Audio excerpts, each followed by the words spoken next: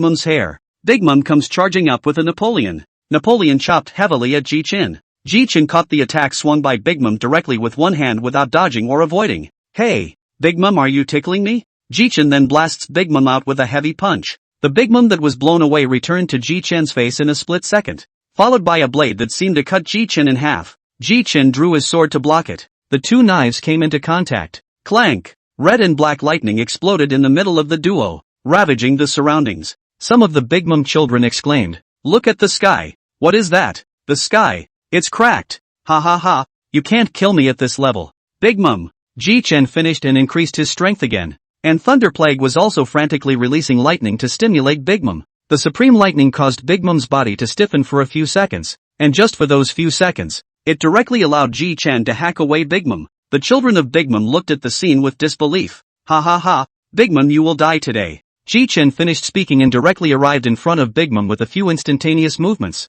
condescendingly looking down at Big Mum. Chapter 105, Killing the Big Mum Pirates, 4. Big Mum flew backwards hundreds of meters and hit the ground hard. Mom! After seeing Jichen directly decapitate Big Mum, the Big Mum children looked at Jichen in shock. Humph! Big Mum, what a waste! Today is the day of your death. Still dare to look for me for half a year. Now the labor is sent to the door. You can't do it. Bastard brat. I want you dead. I want you dead. With Carl's strong seeing color of course, he also sensed the intensity of the battle here. Ha ha ha, you guys really don't take me seriously. Kaji frowned slightly at the guy flickering around in front of him. Roranoa, it looks like you have to be taken care of before we can go help mom. Sauron's aura elevated. Staring closely at Kaji coldly said, it just so happens that I'm feeling a bit impatient. And after I've finished with you, I'll have time to help our captain. Meanwhile, the periphery of the battlefield. Brother Paraspero, aren't we going to help mommy? We can't intervene in a fight of that level right now. And this bastard Jichen's knife isn't a vegetarian. So as long as he gets close he's bound to die. So now we can only hope that mom will win. Big Mom once again chopped away at Jichen. Damn little kid. When I kill you, I'm going to torture those companions of yours. And the Straw Hat Kid is your brother, right? When I kill you, your brother will die too. Jichen stared at Big Mom with wide eyes as his aura turned into substance. Jichen's extremely angry words reached Big Mother's ears. Dead old woman. If you dare to touch a single finger of Luffy, I'll let you die without a burial place. Instantly Jichen raised Thunderstorm high. This move is called Divine Avoidance. A divine avoidance that is stronger than Roger hasn't taken it. Right, let's let you try it this time. In an instant, Jichen's aura reached a peak, and the red and black sword chi followed Jichen's blade as it slashed down hard towards Big Mom. Big Mom's eyes widened. What? Damn it! Big Mom even now wanna hide cannot hide, can only hard to catch, but Jichen's sword although cannot kill her, but let her suffer some injuries or can. The smoke clears and Big Mom stands in place, his left arm hanging down, obviously wounded. Jichen cursed in sadness when he saw that Big Mom had only suffered so much. Damn it, your dead old woman's body is harder than iron. Damn it. Well, asshole kid. That's a familiar trick. You dead old woman is really worthy of the highest defense among the four emperors. Kaido if not for the recovery power. The defense alone can't compare to you bastard. Mud. Hard as a mother asterisk. Big Mom instantly became furious and directly left the ground with both feet, holding a Napoleon in his hand and slashing towards Jichen. Bastard brat. I'm going to cut you in half. Damn old woman. Are you crazy? 2 billion thunderstorms, supreme thunder. Only to see a wall of thunder pillars forming above Big Mom's head rushing towards Big Mom. Emperor's Swordwagwa. I'm gonna kill you, kid. Big Mom cut straight through the thunder column towards Jichen. Jichen raised Thunderstorm to slash against Big Mom, and in an instant red and black lightning exploded between the two of them. And at this time, Jichen dealt with Big Mom with one hand. His left hand had already condensed lightning, covered with the Ryasakura arming color as well as the Overlord color. Jichen then blasted out a punch towards Big Mom. Boo! Jichen's punches hit Big Mom directly in the stomach. The moment it hit Big Mom's stomach, Big Mom instantly flew backwards and spat out a mouthful of blood violently. Dash. And the Big Mom children in the room stared in shock and disbelief that this was true. The mom who was like a monster was actually beaten and spit out blood. And the mom they believed in hadn't hurt Jichen once, while Jichen had hurt her mom several times. This time they were completely flustered. Even the battle was distracted. On the contrary, Old Shah and the others got more and more courageous. Damn brat! You managed to injure me? Jichen coldly smiled. What? Big Mom, do you think my strength is doughy and needed? Now I will use my strongest move to kill you. I was thinking of tearing up the nun's picture in front of you after I found it, but there's no need for that now, so I'll just let you die. Beyond the battlefield the fight between Kaji and Roranoa Solon continues. Sparrow Surge. Instantly Katakuri's arm turned into a glutinous mass encircling the Earth Dragon, and the arm kept rotating towards Sauron to strike. Ha! Interesting ability. Solon instantly stepped back a few hundred meters to avoid the blow. Mobile glutinous dough. The ground. Everything around them turned into glutinous masses covering towards Sauron.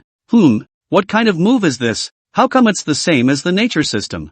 Roranoa, awakening without even knowing is really a waste. Solon slowly bit the Wadoichi text. Instantly the ghost sob on his body came out through his body. At first glance it looked as if Solon had 3 heads and 6 arms. Solon stared intently at the Katakuri in front of him as he prepared to strike with all his might. Ha! It's no use. I've seen. How is that possible? Ghost Key 9 Blade Stream Azura, through might. Sauron's move went straight through Katakuri's chest, leaving a deep smashing wound in his chest. I clearly saw it. As long as you're fast enough, you think you can dodge it if you want to? At hearing the answer Katakuri fell straight down. It's a good thing I didn't kill him, or the head would have gotten mad at me. Dash. Looks like Old Shah and the others are having a tough time fighting too, so we can only go and help them first. Afterwards, Solon turned into a stream of light and arrived beside Old Sand. Rora Noah, you took care of Katakuri? Solon said after killing a minion. Old Shaw, you're not talking crap. Can I come if I don't finish him off? But you guys are holding out pretty long. The 6 of you fighting so many people. Meanwhile Jichen sighed. Big Mom, this move. If you can follow it, I'll surrender immediately. Ha ha ha ha ha. Jichen flew directly into the air above, adjusting his breath to its optimal state. And then his body's aura surged as Jichen poured 90% of his own aura, the overlord color, and thunder and lightning, all of which were poured into the thunder plague. With that, Jichen raised his sword above his head and instantly slashed heavily towards Big Mom. ************************************************************************************************************************************************************************************************************************* Fights. Chapter 106 Conclusion. Jichen's face was filled with an excited smile, while Big Mom's face was filled with the color of pain. Only that he could not hold on any longer. Ah, damn brat. I won't let you go. This attack from Jichen instantly knocked Big Mom down. Rumble. Bang. Big Mom was chopped to the ground by this chop from Jichen, and the ground was instantly smashed out into a huge crater hundreds of meters in size. Ahem. Damn. Kind of out of steam. And the children of Big Mom all looked at Jichen in horror, as if they were looking at monsters. The monster in their eyes, Big Mom, was actually blasted and smashed into the ground by Jichen's sword, which caused their 3 views to explode. Jichen's gaze was firmly fixed on the giant pit. Hey, I'd better go check it out. Mud. In case I'm not dead. Was thinking of having Sauron check it out. This is where Sauron wouldn't be able to find a place to cry if he was ed to death. Soon Jichen was slowly descending with his feet on the thunderbolt and came to Big Mom. Jichen's gaze was fixed on Big Mom. Hey, how does this know if she's dead or not? I don't want to try his nostrils. Just as Jichen hesitated to check, a mechanical tone in Jichen's head entered Jichen's ears. Ding dash. Upon system check, the 4th Emperor Charlotte Lingling has been killed by Jichen. Check complete. Ha! And that's still possible? That's really something. Thunderclaw. Jichen directly used a large hand made of lightning to grab Big Mom's body several hundred meters below the ground and fly upwards. The duo came to the ground, and instantly all eyes looked at the duo of Jichen and Big Mom. Jichen realized that so many people were staring at him with some anger, so his whole body's aura poured out. Hey, you assholes, what are you looking at me for? Do you want to die? This dead old woman is already dead. Why? Do you want to be like them? What? Everyone looked at Jichen in shock, and then tilted their heads to look at Big Mom. Everyone's eyes filled with disbelief. Under Jichen's might as well as shock and awe, already some of Big Mom's henchmen began to gradually faint. Jichen looked condescendingly at the crowd and said, how about giving you guys a choice? Everyone looked up at Jichen with a blank expression. Jichen smiled and said, first join my Thunder God Pirates. And joining my Thunder God Pirates won't be like your previous situation where you were in danger of losing your lives at any time around Big Mom. Secondly, if you don't join my Thor Pirates, you'll be embarrassed. And you'll be killed by me or Sauron.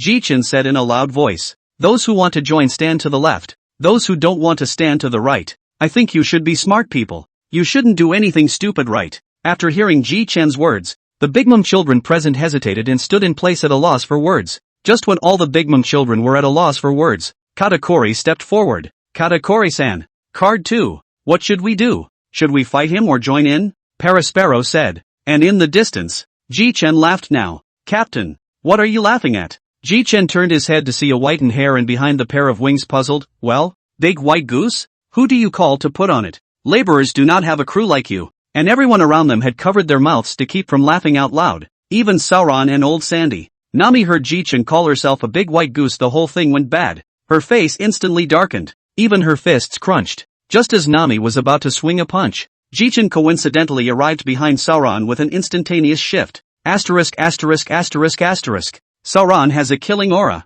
Luckily I dodged it. Sauron looked at Nami with a twitch of horror at the corner of his mouth. Nami's combat power he has just seen. This form of her is a combat power burst. Sauron does not want to provoke Nami. Jichen looked at the slowly approaching person as if he had thought of something. The great white swan. No, you're Nami, aren't you? Nami's face darkened even more, and all she wanted to do now was punch Jichen. Just as the fist was about to land on Jichen's head, a voice came from the distance. Captain Jichen, we've already discussed this. I wonder if Captain Jichen can come over. Jichen's heart rejoiced upon hearing this, and he instantly arrived in front of Katakuri. Have you discussed this? Well, yes. Jichen looked around at the crowd in front of him with interest. Oh, tell me, do you want to fight me or? Captain Jichen is joking. Fighting you? That's no longer realistic. Captain Jichen, you want us to join your Thunder God Pirates, right? Ha ha. The entire world knows that there are less than 10 people on my Jichen ship. So of course I need to recruit partners. So,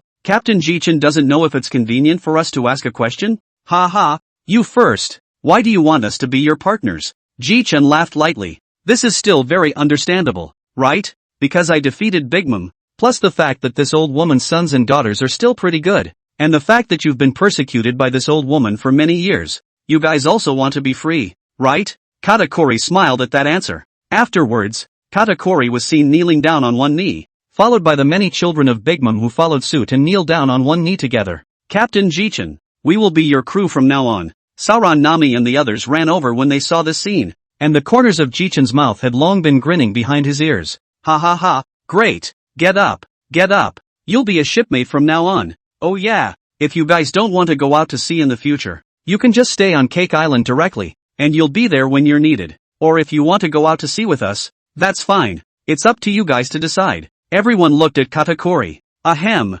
Captain Jichen, please let me follow you. As for my younger siblings, just let them stay on Cake Island. If I have to attack any of the 4 emperors or a powerful enemy, I will notify them. Please don't worry about that, Captain Jichen. Oh, you're going to follow me? Katakuri nodded firmly. Well, it's possible. Your ability is rather similar to my brother Munch D. Luffy. When the time comes it would be good to show him off. Munch D. Luffy. I remember that kid with the straw hat. Right. His ability is rather similar to mine. Then since Big Mom is dead, I'll destroy his body. You sons and daughters of Big Mom, come with me if you want to see it. It's overdue. Jichen finished speaking and brought all of the Thor pirates together to the front of Big Mom's corpse. Chapter 107, Shaking of the Parties.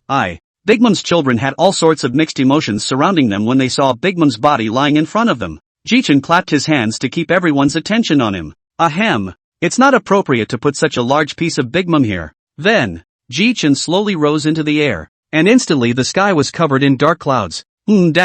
I wonder if a billion thunderbolts will destroy Big Mom's corpse. The people below also looked at Jichen suspiciously when they saw his delay in making a move. With that, Jichen waved his hands. 1 billion thunderstorm, thunder dragon. In an instant, a 100-meter-long thunder dragon rushed out from the sky, directly biting the Big Mom on the ground and bringing it to the sea. The thunder dragon disappeared and the sky returned to clear. Jichen slowly descended and returned to his partner. Because I wasn't sure if my move would break Big Mom's skin, so I had to let Thunder Dragon take Big Mom to the sea. Jichen then touched the pocket on his waist, and then a fruit with spiral ripples all white in color appeared in Jichen's hand. The crowd looked on in shock at seeing the fruit in Jichen's hands. Hey, why do you all have this look on your faces? Say, what kind of fruit is this? Sauron, do you know?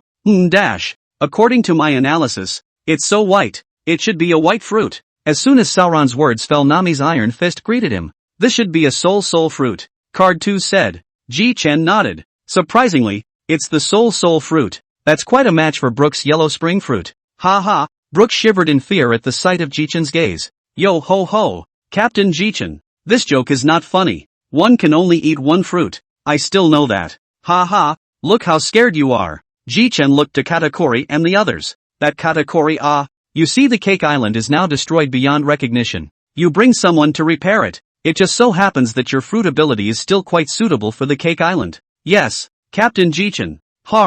No need to call me Captain Jichen. Call me boss. Katakuri then ran off with the crowd of Charlottes to fix Cake Island. And Thor pirates, 8 people killed to Cake Island and also killed Big Mom. News of the major pirate groups and the Navy world government have got the news. Redhead pirates. Intelligence was lost in thought for a moment as he watched the news come back in front of him. And it was only when his partner next to him gave him a pat on the back that he came back to his senses. Hey, wake up. This news must be reported to the head. Yeah, you're right. I just lost my mind a bit. The duo then found the redhead, who was at that moment droning on while sipping a drink. Head? What's wrong? It's like this. There's a piece of news I think I have to tell the head before I can. Soon the redhead was surrounded by people. It's like this. Some time ago the New World Big Mom and Kaido frantically looking for the Thor pirates. Jichen, the head of this matter, you know. You say this, this is naturally remembered. I think these two guys also deserve it. Everyone on the boat laughed. But the intelligence officer's next words shocked everyone in the room. At the same time, when the laughter of the crowd all stopped. That Big Mom has just been killed by Thor pirates Jichen and the rest of his 7 partners, and his body has been sunk into the sea. Silence. In an instant everyone present fell into a dead silence. The redhead even pulled out her ears. What did you say? Say it again. What happened to Big Mom? The intelligence officer could only say it again. Big Mom has been killed by the remaining 7 locks of the Jichen Thor pirates, and Big Mom's body has been sunk into the sea. Lakilu's throat was dry as he looked at the redhead. Head, did I hear you right? Jichen he killed Big Mom? You heard it right, because I heard it too. Jesus preached. Beckman took a deep breath of smoke inside. Jichen, this kid is really not ordinary. Big Mom in this half a year frantically looking for him. He was good half a year later even brought someone to the door to slaughter her. Ha ha ha ha ha ha, that's the personality of this kid. The redhead tapped her head as if she thought of something. Ha ha, Beckman, bring out the door that kid left behind in the first place. Let's go find him and confirm this news. Beckman then found the door and took it from his room. The redhead instantly tried to open it, and Beckman grabbed him and aimed him. Hey, Chief, do you know where that kid is? The redhead laughed. This doesn't know. According to my analysis, if the news just now is true, then this kid should be on top of Cake Island. Let's just go directly to Cake Island. The redhead then opened the arbitrary door directly into the ruins. The redhead and the core members walked on the island full of ruins. This guy, head, by the looks of this, the news should be true. A figure suddenly appeared as the redhead and his group were heading in.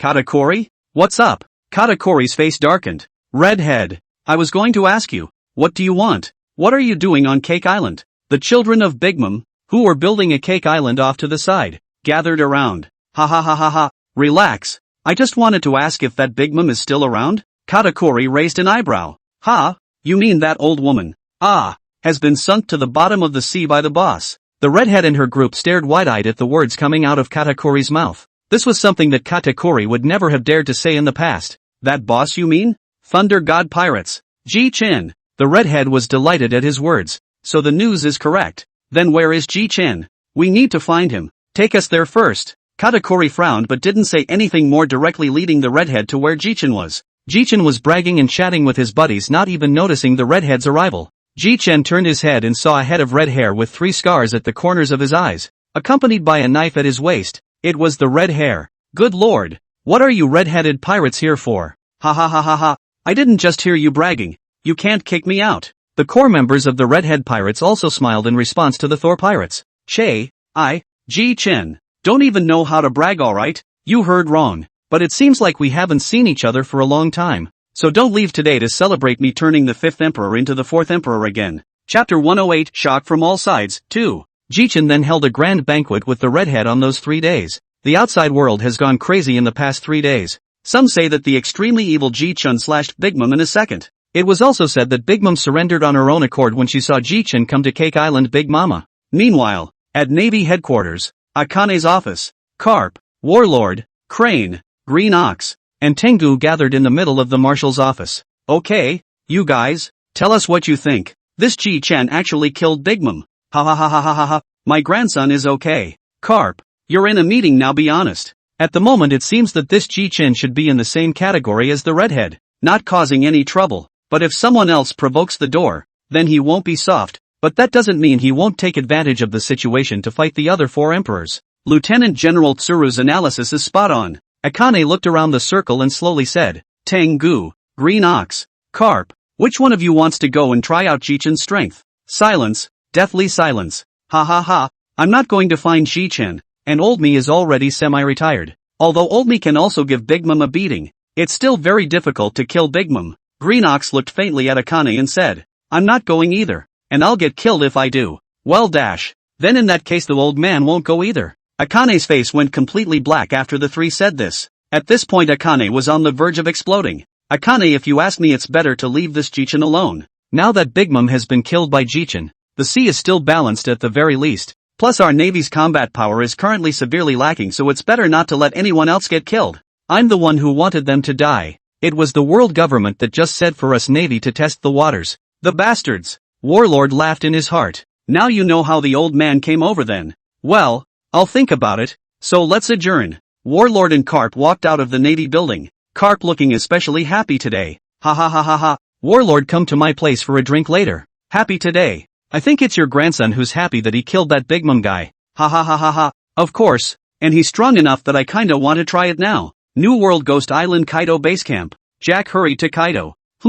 Jack, what's wrong with you? Gobble gobble gobble. Boss Kaido, there's something I need to report to you. Ashes and Quinn also came over to look at Jack curiously. They've never seen Jack in such a hurry. Reporting to Boss Kaido, word has just come in from the people below that the 4th Emperor Big Mom has just been killed by the extremely evil Jichen, who has a $3.5 billion bounty on him, as well as the rest of his 7 companions. Kaido stopped drinking and froze. Even Ashes as well as Quinn looked at Jack incredulously. Jack, what did you just say? Say it again.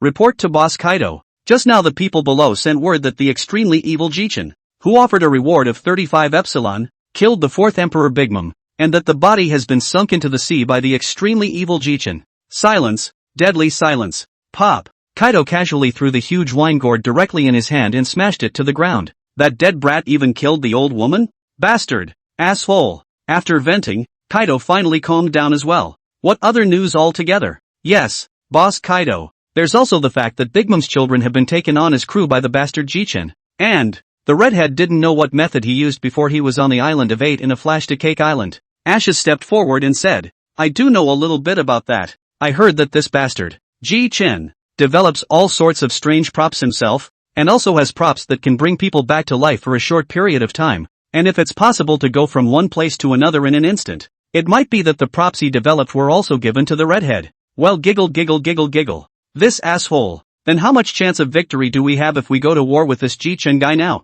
The 3 froze at that. Boss Kaido is going to war with Jichen? Ashes immediately stepped forward. Boss Kaido, I don't think it's a good time to start a warland with Jichen. Firstly, we haven't figured out his strength. Secondly, he could have killed Big Mom before with just 8 people. Now with the addition of Big Mom's children, that's even stronger. Thirdly, he has a lot of strange props. In case he revives a few of the old monsters, then we won't be able to withstand them at all. Kaido rubbed his chin in thought. Ashes, you're right. In case the old man is killed as well, then the bastard would be completely resounding. Boss Kaido, we have a terrain advantage in Kazoku. If that Jichen guy doesn't open his eyes to fight us, then this is where he'll be buried, Jack said. Ashes held his forehead helplessly. Idiot. You forgot how he came to sneak up on our boss Kaido and feed him hot stories in his mouth before? So saying, Jack immediately thought, and then shut up and didn't say anything. Ashes finished and turned his head to Kaido, who had a surprisingly hard look on his face. Get out of here. All of you. The 3 instantly ran away as fast as they could in their lives. After the 3 leave, Kaido sits alone on the floor drinking a mulled wine, thinking back to all the past events with Big Mom. Cake Island. By the coast, the party was over and Jichen was sitting with the redhead duo. Jichen, I've known you for quite a while. As early as before I heard that Big Mom and the New World crazy looking for you for half a year. Only let me did not expect is that half a year's time Big Mom even your shadow did not find. And in half a year after the Strong boarded the Cake Island by virtue of your 8 people to take down the Big Mom pirate group, and sink Big Mom into the sea. Jichen smiled slightly. Do you know why Big Mom, the old woman, didn't find me? I'm not a good-tempered person either. This Big Mom has been harassing old me for half a year, and I've spent all this half a year trying to boost my companion strength. Otherwise I would have killed Cake Island a long time ago. And then there's the fact that my home base is Thor Island. Can you still be seeing Thor's Island now? Although the record pointer would also point to Thor Island. But when you look at it, that's just a sea. Chapter 109, A Talk with the Redhead. I really haven't noticed this one. I'd like to take a look at it sometime. But what's your next step, Jichen? Jichen smiled slightly. After my careful research, there is this one person whose devil fruit is very special, so to speak. Before he was awakened he was of the Superman lineage. I don't really know the exact name though, but I do know that he's of the fruit of man phantom beast species. At this point, the redhead's heart had long been in shock. Jichen followed up with, you said redhead. If I go and slap him to death right now, can I make him awaken? The redhead had been dumbfounded, frozen in place. Ha ha ha, don't worry, at least it's my brother. I won't be willing to shoot him. The redhead finally came back to her senses. You, how did you know? Oops, not really, someone told me before. But this rubber fruit is quite extraordinary, perhaps even more powerful than my thunder fruit now. It can be called a god tier fruit, but let's not tell that Luffy guy about this just yet. Jichen looked at the redhead, as if he was looking at a little cutie. Like, the redhead said in displeasure. Hey, Jichen, what kind of eyes do you have in this guy's eyes? How come it feels like you're looking at a little cutie? Like what? Ha ha ha, I was just looking at the cutie. I remember that rubber fruit was in your hand before, right? How come Luffy ate it? You guys, this is something I can stop. This devil fruit is also choosing Luffy is without a doubt the one he chose. Oh, I see. But I'm looking forward to the day Luffy's fruit awakens. It's going to be awesome. You guys, Jichen then turned his head to see that everyone had woken up from their sleep. Let's go. Everyone seems to have woken up. The duo came before the crowd, and Jichen said in a loud voice, everyone seems to have slept well. Tell you what then, how about going back to my island to rest and relax? Jichen also didn't wait for everyone to refuse, then took out the arbitrary door and directly opened it. It was a blur outside the door, and the crowd of red-haired pirates didn't know which island was beyond the door, so they couldn't go in without the redhead giving the word. In contrast, Thor pirates, one individual went straight through. The redhead said softly, let's go check out Jichen's island and see. The redhead stepped in first when she finished speaking. After everyone arrived at Thunder God Island. This island is normally closed to the public.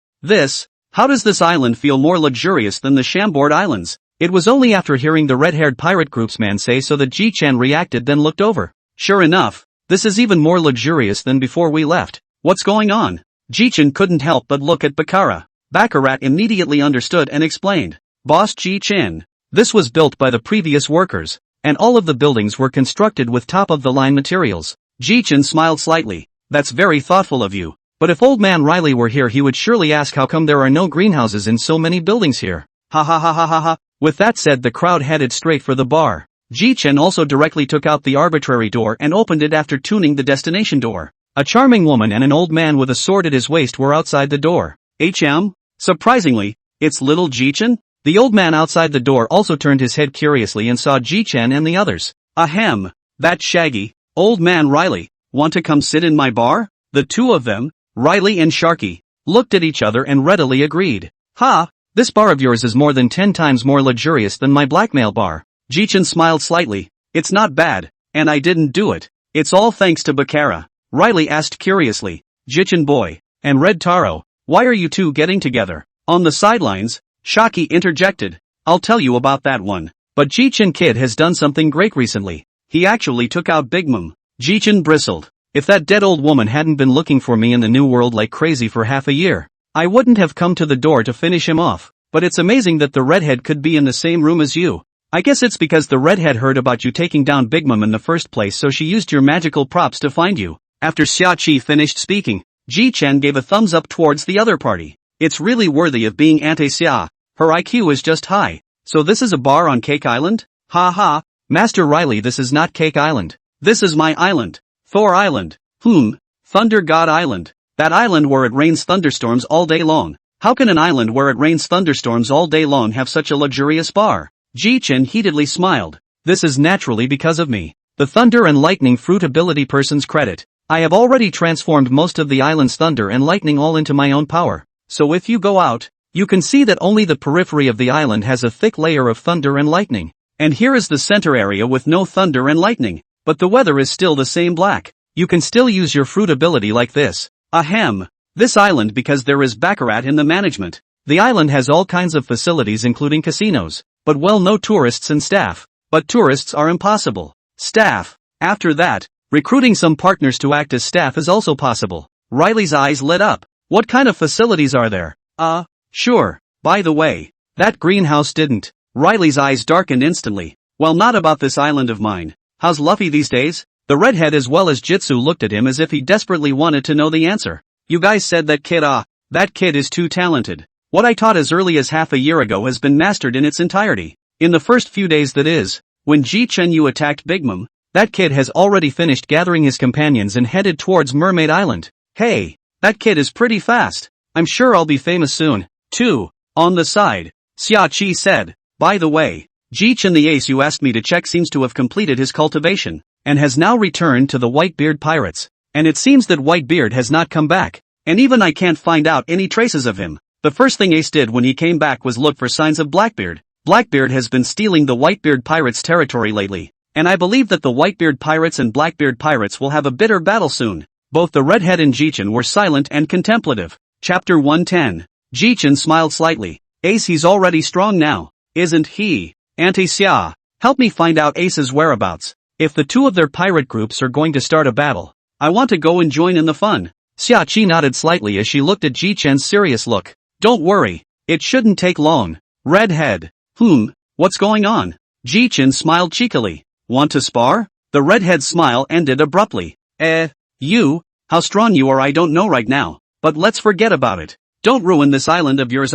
The redhead pirates and Thor pirates all turned their heads to look at the two of them after hearing the words of the two captains. Ha ha, I don't think we need to worry about that. We can find a deserted island. Jichen casually waved his hand. Two devil fruits appeared in front of Jichen. Ha ha, if you win me, you can choose one of these two devil fruits. By the way, the one on the left is claimed to be the most vicious dark fruit and the one on the right is Big Mom's soul fruit. The crowd breathed a little sharply at the sight of these two fruits. Ha ha, this dark fruit was meant to be given to her when she found a new partner. But it was never found. The redhead smiled helplessly. You guy, what luck. In your Jichen's case, devil fruits are like they can be wholesaled. Okay, for the sake of darkness. No, for the sake of trying your strength, I'll take it. Hey, since it's a sparring match, you can't have no audience. Wait for me. With that, Jichen directly opened any door. And outside the door, Saber was staring blankly at Jichen, who yanked him over with one hand. Immediately after, Jichen eats a candy bar. And shortly after, Roger appears in front of everyone. Ha ha ha, I know, it's the Jichen kid again, isn't it? Saber looked at Jichen with an agitated face. Jichen, you guy, how did you drag me here? But where is this place? Saber, this is my island. Thor's island. And as for calling you an Uncle Roger here, of course it's no fun. Jichen pointed at the redhead. Redhead and I are going to have a sparring session, and I think you're bored staying at the base, so come and watch. Well, Jichen boy, you're actually going to compete with the redhead. Ha ha ha, not bad, not bad. So the men are in place. So I'll just find a place first. Subsequently, when Jichen opened and closed the door more than 30 times in a row, Jichen and the others finally found a deserted island. All of them went through the arbitrary door and soon arrived on top of this deserted island. The redhead looked at Jichen with a kind face and preached. Jichen, let's both use divine avoidance. It's significantly fairer. Ha ha, that's fine. Then Uncle Roger, you'll be the referee. Ha ha ha ha ha, of course it's good. The two stood opposite each other. Meanwhile, the redhead pirates and Thor pirates led by Nami are surprisingly predicting who will win. Ha ha, I'll take the bet. If your ship loses, I'll have all the Baileys here. The aura of the two grew stronger and stronger, and in an instant they both drew their matching swords at the same time. The two raised their swords high above their heads. Huge red and black sword chi intertwined with the dominating aura as the two slashed down heavily towards each other. The moment the two sword chi intersected, the sky seemed to have been smashed open by something in general eye. The sky cracked open. These two guys actually cracked the sky. Roger watched the scene with a serious face, but the smile at the corner of his mouth could not be hidden. Riley, who do you think is going to win between these two guys? One of these two guys is a freshly risen 4 Emperor, and the other is an old 4 Emperor. Both of their strengths are at the top of the heap, and I won't know until we've split up the winners and losers. Solon watched as the smiles on the corners of the two's mouths grew more and more excited. Ha ha ha ha ha ha, these two guys? Interesting, is this the pinnacle of swordsmanship? Solon licked his lips. Hey, I still have to improve my strength. The aura of the two continued to rise, which surprised everyone present. These two guys, Jia. After 5 minutes had passed, it was as if the two of them had a tacit understanding, and they directly used their full strength to blast towards each other. In an instant, the airwave generated by the Baji directly affected the redhead pirates and the Thor pirates. Smoke and dust rose in all directions, and when it disappeared, both of them were half crouching on the ground, gasping for breath. Ha ha ha ha ha, Red Tarantula, Jichen, you two boys, so it's kind of a tie? Riley cleared his throat, sort of. Jichen was full of regret. Oops, what the heck?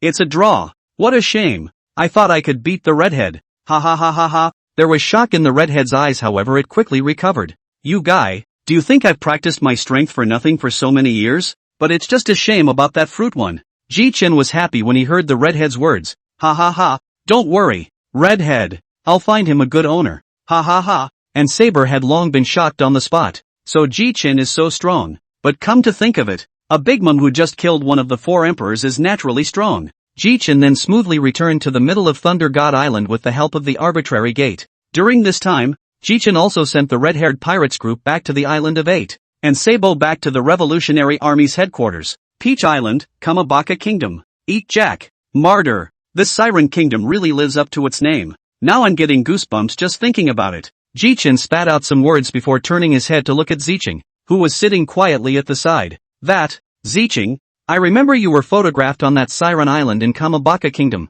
right? Zicheng lifted her head to look at Jichen and laughed. Yes, Captain, the people up there are nice, and so is the king. For a moment everyone was confused. They had all seen Peach Island too and had just been there, and they didn't feel good about it. If it wasn't for the captain and Sauron erupting their overlord colors together to force those people back, we would have been poisoned by them. Jichen recalled. I remember when I was just tapped. They were still very good. When Miss Eva came back, I asked them about that attack cuisine, asking if they could teach me about it. And that king let me improve my strength first, and then challenge afterwards to get the 99 vitality menu. All in all, the people are still good. They are just a little bit nervous. Ha ha ha. That Eva does yell and scream at times. The crowd suddenly felt that their cultivation was still quite good after hearing what Jichen had told them. Jichen looked at Riley. How is it, Elder Laylee? My place is not bad, right? Do you want to stay for a long time? Staying for a long time? Think about it. Palm 111. Lock. 5 days later. Ha? Auntie Xia. Looking for me? Natsuki said in a disgruntled voice. You're the one who asked me to check Ace's trail for you, aren't you, kid? Ha ha. Did you find it? Well, found it. The Whitebeard pirates are currently heading to Blackbeard's home base of Hive Island. Jichen's pupil shrunk. Oh, is there going to be a fight? You look like you're pretty excited. I can tell you that Hive Island is a very dangerous island. There are still numerous pirates on the island, and Blackbeard seems to have a very powerful devil fruit. Hey.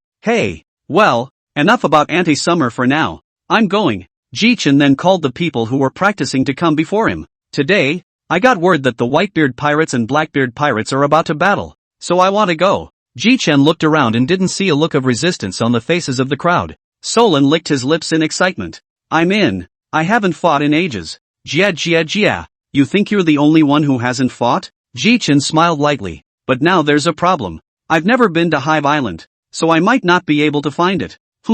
I'll take care of this one. The Hive Island, if you need to sail for almost a day, can be said to be very close. Ha ha, having a navigator is pretty convenient, so prepare to set sail. The crowd then boarded the ship directly, and the Thor sailed quickly along its route. The Thunder God was sailing along its route. Jichen was lazily sitting on the bow seat, when suddenly Jichen looked towards what seemed to be something in the sea in the distance. Hey, Sauron, come here. Jichen called up Sauron, who was drifting off to sleep. What's the matter? I'm just about to get a good night's sleep here. Sauron, do you see something in the sea up ahead? Solon looked forward. It looks like a person. Alright then, Sauron, you can go and bring him up. Jichen kicked Sauron down as soon as he finished speaking. Bastard! I'll kill you sooner or later. After an interval of almost a minute or so, Sauron returned with a small boy. As soon as the little boy came up, Chopper came over to check on the little boy. It's okay, just too much water. So, then, Jichen's hand rested directly on the little boy's body,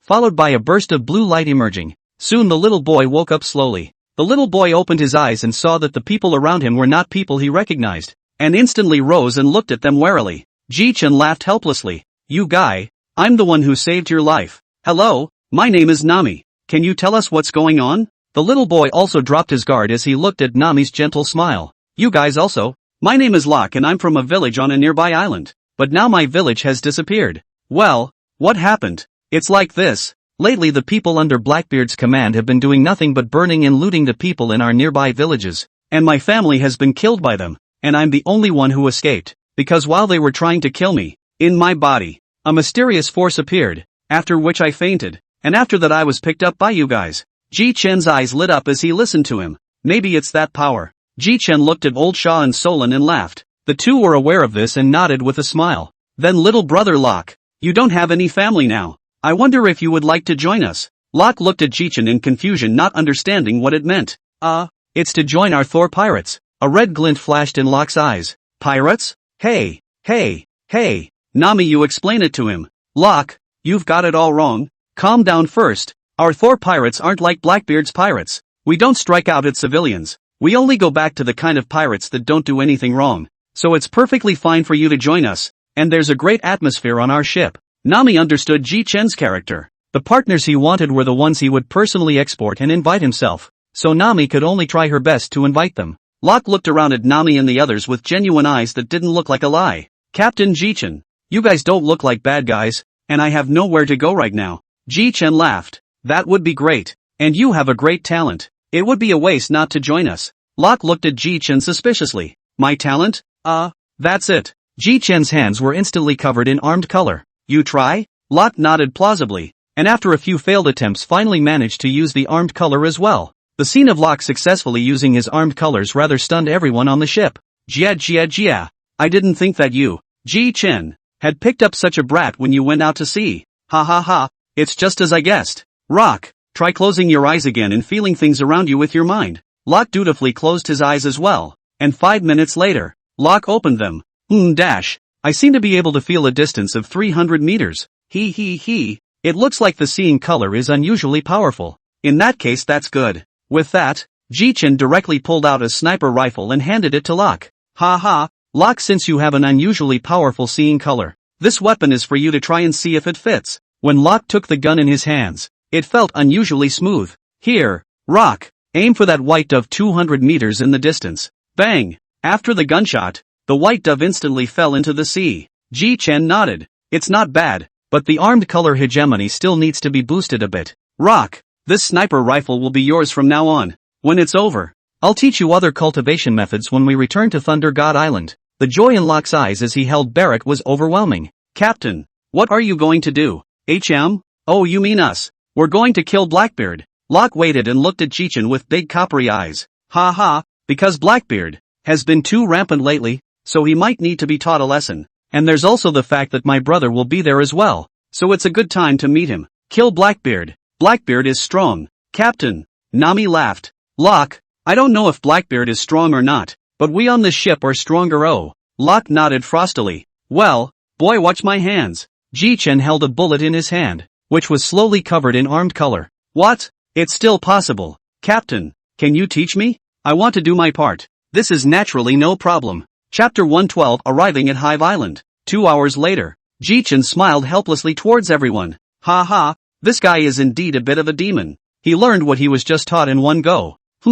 Why aren't any of you surprised? How can we be surprised with you? The most demonic captain ever. Yo ho ho ho ho. Mr. Jichen is almost at his destination. What's almost there already? Brooke stopped the boat. When the boats had all stopped, the crowd leaned over and inquired. Captain, why are we stopping? The dock is just ahead. Jichen looked at Nami as if she was looking at a retard. You still know it's a pier, huh? Since it's a pier, then may I ask Nami-san if the people on the island will notice if you dock at someone else's pier? Nami then realized. I'm sure the captain is still smart. Jichen looked around to make sure there were no missing people before he was relieved. Bring your own belongings, and Sauron don't carry 4 swords. Jichen finished. The lightning climbed up the body of the crowd like a spider web, and in an instant Jichen directly flew up, along with his partner. The moment he flew into the air, Jichen directly put the thunder god away with a single thought. Jichen led the crowd to a corner of the Fungus Nest Island. Hey, Captain, look at the shore. Jichen looked in the direction that Nami's hand was pointing to. It was clearly the captain of Whitebeard's first team, Marco, who was now in a bad state. And standing in front of him was the former Admiral Aozora Kuzan. Oh, interesting, but how did Marco get here? What an idiot, eh? Jichen suddenly disappeared in a flash as he spoke, and when he reappeared he had already tightened his grip on Green Pheasant's fist. Hey, at least you were once a great general, but you're so cold-blooded. Green Pheasant's pupils shrunk. Ha, Jichen, how did you guys show up here? Jichen ignored him, while throwing Marco right in front of Joba. Ah, Hara, so it's hurt. Don't talk yet. You're hurt too badly. You must be treated immediately. Meanwhile, the two who were confronting each other, Green Pheasant and Jichen, stood opposite each other. Hey, is Kuzan surprised? Kuzan's face hardened at a rate visible to the naked eye. It's troublesome that such a dangerous guy like you showed up here. Well, would His Excellency Kuzan like to fight me?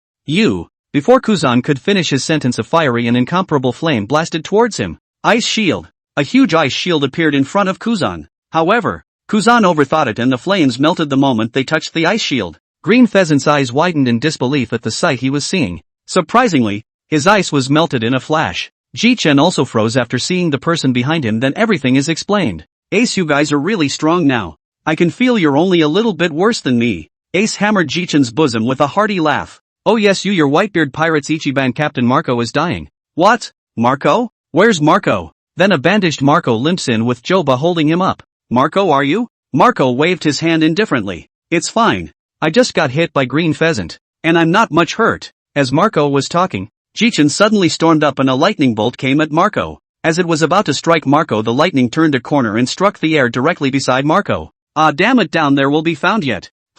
Transparent fruit. Although I don't know how you got the transparent fruit I auctioned off earlier, but you're dead today. Dare to hurt someone under my nose. Do you think your life is too long? Shilu keenly sensed the surge of killing intent. And Rain Hiryu also revealed himself under the strike from Jichen. Transparent fruit. Really? Then you can die. 5 billion thunderstorm Chidori Ryu. The thunderbolt in Jichen's hand directly transformed into a green bird and shot towards Rain Hiryu. Hiryu's eyes widened. There's no way to dodge from this distance. Damn it! Hiryu saw that he couldn't dodge the blow in a smooth manner and placed his famous sword, Thunderstorm, across his chest. But what Shilu didn't expect was that Jichen used the green bird transformed by lightning to directly bypass him. Then the green bird shot heavily towards his back, directly piercing a large hole through his back. What? More of this? Jichen snorted coldly. Marred. You think I've been playing with thunder and lightning for so long because I'm messing with you? Jichen then fumbled for a moment from his waist pocket, and a greenish-blue fruit appeared in front of everyone. Ha ha ha. Jichen, do you guys always carry fruit around your waist every time? Ace, if I didn't meet a power user every time, would I have to carry fruit every time? Suddenly a cold voice rang out. Hey, hey, hey, hey, are you guys forgetting something? What? Green Pheasant's still here. Captain. Jichen grinned. Of course I know you're still here, Green Pheasant Kuzan. It's not like I just took care of a troublesome guy, so I got a little delayed. Green Pheasant Kuzan, the former admiral, would even join the command of a pirate renegade. Hey, what a pain in the ass. Fire Fist Ace. No one would believe that Green Pheasant alone was facing so many powerful people and saying that he wasn't nervous. Just then a laugh rang out. Thief, ha ha ha ha ha. Are you in trouble, Green Pheasant? The moment this voice rang out, Ace looked up directly to see an extremely evil-looking man. Humph. Blackbeard Marshal D. Tyke. How dare you show up? Thief, ha ha ha ha ha. If it isn't Captain Ace. It's been a long time. I don't think we've seen each other for years. Ace. Pops he. Marco, you're still a bit injured right now, don't talk for now. I'll talk to you slowly when I've solved this tiki guy. Marco didn't say anything when he nodded. Buzz. Small flames surged up from all parts of Ace's body, and Ace instantly jumped up. The flames on Ace's body seemed to have a consciousness and flew directly to the ship of Blackbeard's crowd at the pier. These several small flames in the fall to the Blackbeard pirate group, the 10 pirate ship. The moment the original small fire will instantly 10 pirate ship burned into ashes. Some of the pirates who were on the ship and hadn't left yet were instantly burned to a pile of white bones. What? Our ship? Damn Ace. Jichen was also very surprised as he looked at the 10 pirate ships. Ha ha ha, Ace, you feel so powerful with this move. Chapter 113, Death of Chishasbashes. Ha ha, it was just something I developed earlier in my spare time. Ha, it's amazing that all 10 ships were destroyed by Ace. Blackbeard's face went straight black, still a bit grim. Who would have thought that the first thing Ace would do when he saw Blackbeard would be to destroy their ship? And a bunch of captains were a little dumbfounded. These unnamed pirates then cursed directly at Ace. He. It seems that now these pirates are going to throw their lives away. Only by putting everything on the line can they survive. Jichen laughed. Jichen, these pirates including Blackbeard's gang are some vicious guys. Leave them in the world, sooner or later they will go and brutalize the civilians. It's better to kill them all at once. Why, ha ha ha ha ha. Standing tall Bashes jumped straight up and heaved a blow into the air, targeting none other than Ace. Wave elbow strike. There was an ear-piercingly loud sound in the air, and a huge forceful aura struck towards Ace. Captain Bashes. The Black Regiment's band of pirates shouted excitedly at Bashes. Ace smiled weakly at the huge blast of energy and took a step forward. Fire Fist. The huge flaming fist struck directly at the powerful aura. Ace's huge fire fist power shattered Bashes' attack, not stopping immediately afterward towards the Black Regiment crowd. Blackbeard grimly stepped forward heavily with his left arm directly transformed into an ape's arm, heavily flung against the fire fist that was about to hit. And instantly the flames transformed into a fist dissipated. Jichen was slightly surprised at the sight of Blackbeard's arm. Oh, I can't believe it's an animal-based fruit ability. Seeing this, a bad idea popped up in Jichen's mind. At that moment a dark purple fruit appeared out of thin air in Jichen's left hand. Jichen shouted, Blackbeard, look at what's in my hand. Blackbeard heard the voice and turned his head to see Jichen. Those a devil fruit there smiling. Blackbeard looked at Jichen with a gloomy face, then greedily looked at the dark fruit in Jichen's hand. Asshole. If it was not for the strength of Jichen, and the Whitebeard ship was too strong at that time, when the dark fruit in his hands gun also cannot snatch. But Sachi came back to the hands of more than one devil fruit, only as an animal system fantasy beast species adamantine fruit. Listening to the Sachi said that this devil fruit is from the sea floated over. So the Blackbeard can only kill the Sachi. The time he did not know what fruit this is. Jichen took out the darkness fruit and waved it around in his hand for a while before putting it back.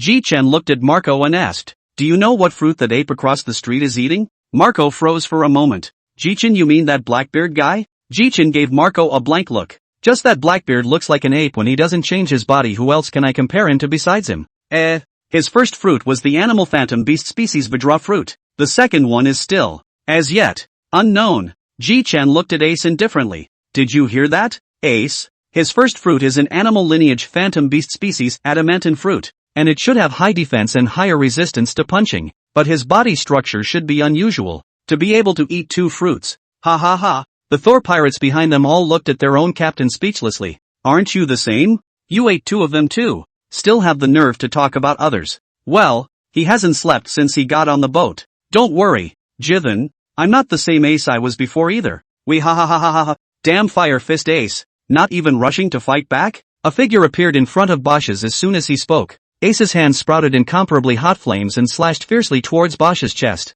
Bosch's defends himself with a timely application of armed color, but it's no use. Ace ignored the defense of the armed color. 2 cuts finished Bosch's chest, 2 deep wounds kept flowing blood. Well, poof. A mouthful of blood spurts to the ground and Bosch's sits down instantly. The Black Regiment crowd rushed forward to check the situation. Even Blackbeard looked anxiously at Bosch's, realizing that Bosch's was his most loyal partner. Toxic Q, hurry over here and see what's wrong with this Bosch's guy? Poison Q drunkenly walked over to check up on Bosch's. Poison Q sighed slightly. This Bosch's guy's internal organs should have been burned by all of that Ace guy's flames, so he won't be able to survive. Captain Bosch's. All the surrounding pirates looked at Bosch's with teary eyes. Bosch's also heard what Poison Q said, then laughed out loud. Way ha ha ha ha ha ha. Accompanied by the fall of this laughter, Blackbeard's pirate group's one ship captain, Shishas Bosch's, completely fell off the face of the earth. Jichen looked at Ace's move and couldn't help but be surprised. Holy, Ace, you're really fierce with this move.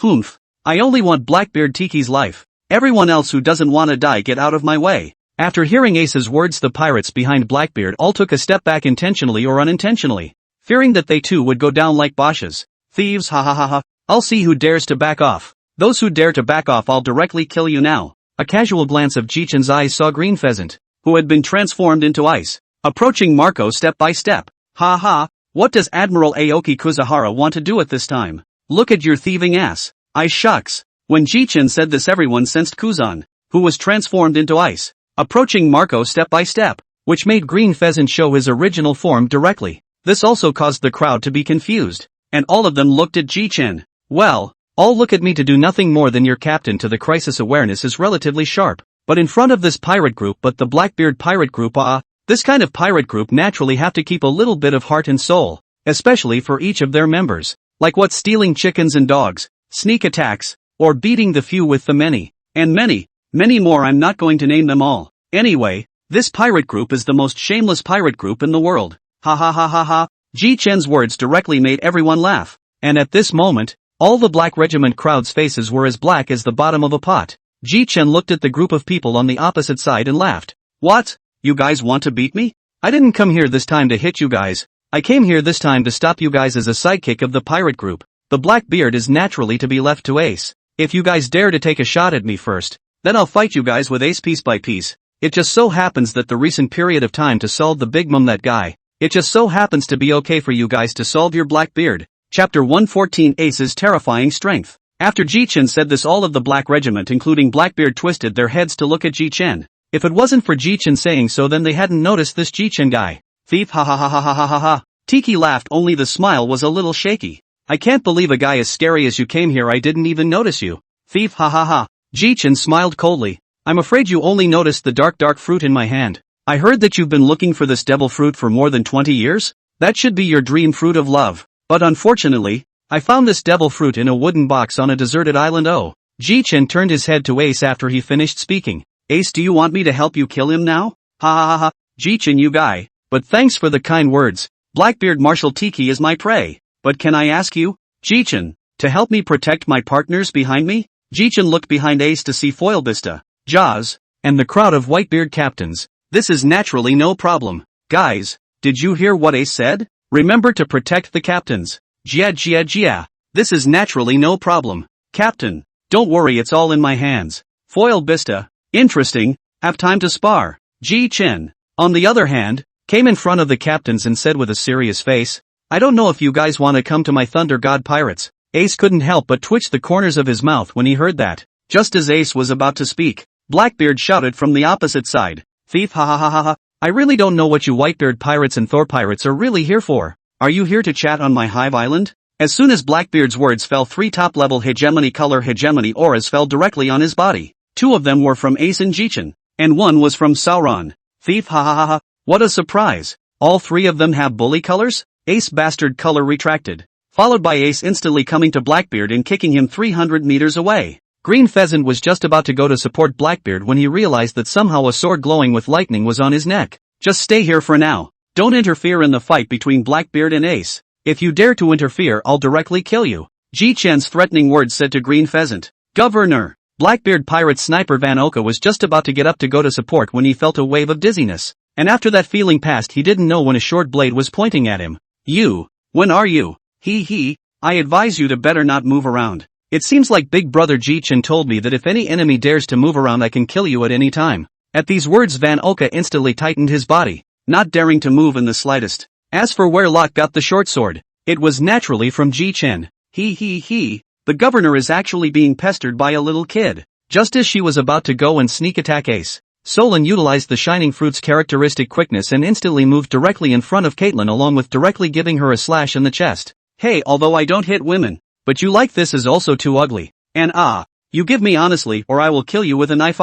Solon's cold and icy words reached Caitlyn's ears. This made Caitlyn, who had always felt strong, instantly wince. She could feel that if she moved the cold man in front of her would surely kill her. This was the closest he had ever come to death. Oh, you're still a long-nosed woman. Is it because you're so good at lying that your nose is so long? Caitlyn, who Solon was pointing at with his magic weapon on the side, didn't dare to move in the slightest. Poison Q was lying on the back of a donkey while holding a bottle of poison in his hand. Just as he was about to aim to throw it at Ace, Crocodile appeared in front of Poison Q, and old Sandy utilized the sand to directly encase the poison in his hand. Gia. What a dangerous guy. The poisonous Q nicknamed Death. You are Crocodile? Crocodile swung the sand blade in his hand and slashed down, finally encompassing Poison Q's entire body as the iron sand went straight through his body. Bah! Old me doesn't listen to that Jichen guy. It's better for a dangerous guy like you to die early. Old Sand then directly wrapped Poison Q's body into a sphere and sat down. Jichen, who was watching all of this from afar, couldn't help but twitch the corners of his mouth. This guy, he's really a pirate among pirates. Boom! A loud bang rang out in the distance. Ace kicked Blackbeard right into that mountain wall. Thief, ha ha ha ha ha ha. Captain Ace's feet are really as gentle as before. Ace looked at Blackbeard's body, did not have any injuries in his heart. Ha! What a life force! Then let's try this one. Flame laser. Ace aimed at Blackbeard and shot a long laser straight from his fist. Blackbeard saw that this move is flat, also a slight side of the head, and then dodged. And that flame laser grazed past Blackbeard's ear straight toward the opposite peak. A move that directly blew a hole in that peak. I can't believe how terrifying Ace's strength has become. Marco muttered. Phew. Thief, ha ha ha ha ha ha. That was close. Almost got Captain Ace. A single move was able to punch a hole in the mountain peak, almost destroying it, which made the Black Regiment crowd on the side look dumbfounded. What kind of attack could blast a hole in a mountain peak and still be of the extremely deep kind? Ace disappeared again and instantly arrived in front of Blackbeard. And Jichen, who was holding up his sword and looking at Green Pheasant, was shocked for a moment. This Ace guy is actually as fast as even me. Is this still the same burnt fruit that dogs don't even eat? Or did that old man Whitebeard teach it to him? Mard, how in the world did Ace cultivate in these 2 years? This guy can be so powerful. If I had known, I would have used the arbitrary door to go to the place where Ace cultivated together. Ace put his hands together directly in front of him and used the flame to make the shape of a sword, then picked up the flame sword and slashed towards Blackbeard. When Ace slashed at it, a layer of golden armor surfaced on Blackbeard's body. Ace's eyes widened.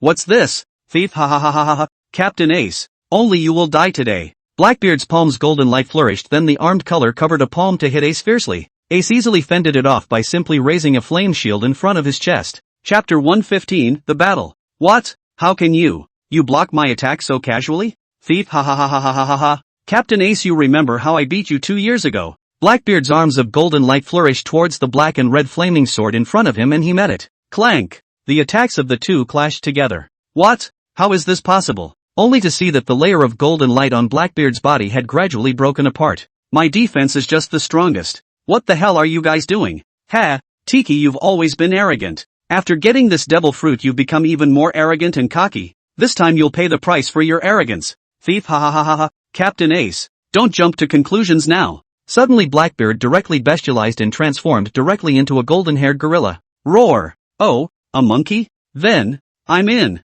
With that Ace slowly rose into the air. spinning around twice before a flamingo appeared in front of the crowd. The two came crashing straight towards each other. Who dash? It's so cool, Ace. I can't believe the nature fruit can be used like that. I want to try it too. I want to transform into a thunderbird. After a few collisions, Blackbeard finally couldn't bear it and recovered his prototype. And the restored prototype of Blackbeard had burn marks on all parts of his body, and appeared to be extremely lousy. Meteor rocket rain. Ace didn't give Blackbeard time to catch his breath, but instead rode the wave of victory. Ace returned to his original form, while the right hand of the flame is the color of magma. Ace raised his right arm, countless flame bombs fired out towards the sky, and then the flame bombs as a meteor-like rapid descending to hit Blackbeard's body. Spare Blackbeard's high defense, but he was still burned to death. Hey, Ace, that's the same move as the dog in the Navy you stayed with before. Oh, where do we have dogs in the Navy? And it makes such a powerful move? Kuzan queried. Had, you're a Kane general,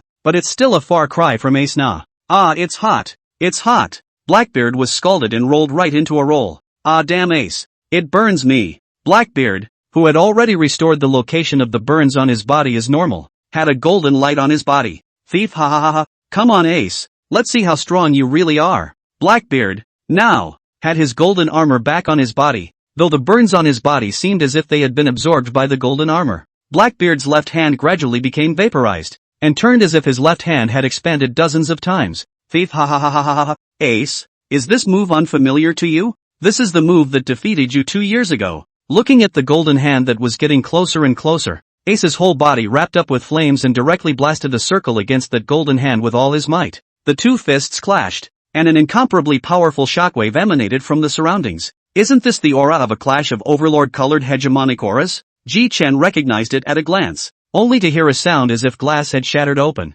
The golden hand that Blackbeard had manifested shattered open with a loud bang. Blackbeard landed heavily on the ground, and had wanted to take advantage of this gaping moment to catch his breath. But he hadn't expected Ace to charge over with flames wrapped around his body, not giving Blackbeard the slightest bit of time to catch his breath. At the same time, Jichen couldn't help but lament. Hey, so many of Ace's skills are so cool. When it's over, Lousy must ask him how he developed them. Kuzan, who was being pointed at by a knife on the side, looked at Jichen with a speechless face. Hey, green pheasant Kuzan, what the hell are you laughing at? I just don't understand you. Why do moves have to be cool? Jichen bristled. Kuzan, at first glance you're old and don't understand at all. And do you see any of the moves you've developed that are handsome? Ace in the air with the flame to create a 3-meter flame big knife. The knife covered with the overlord color hegemony, so that the apparent this knife is a bit demonic. The greatsword chopped heavily on Blackbeard's body, but Ace found that in addition to a layer of armor on the outside, Blackbeard's epidermis had become a second layer of armor.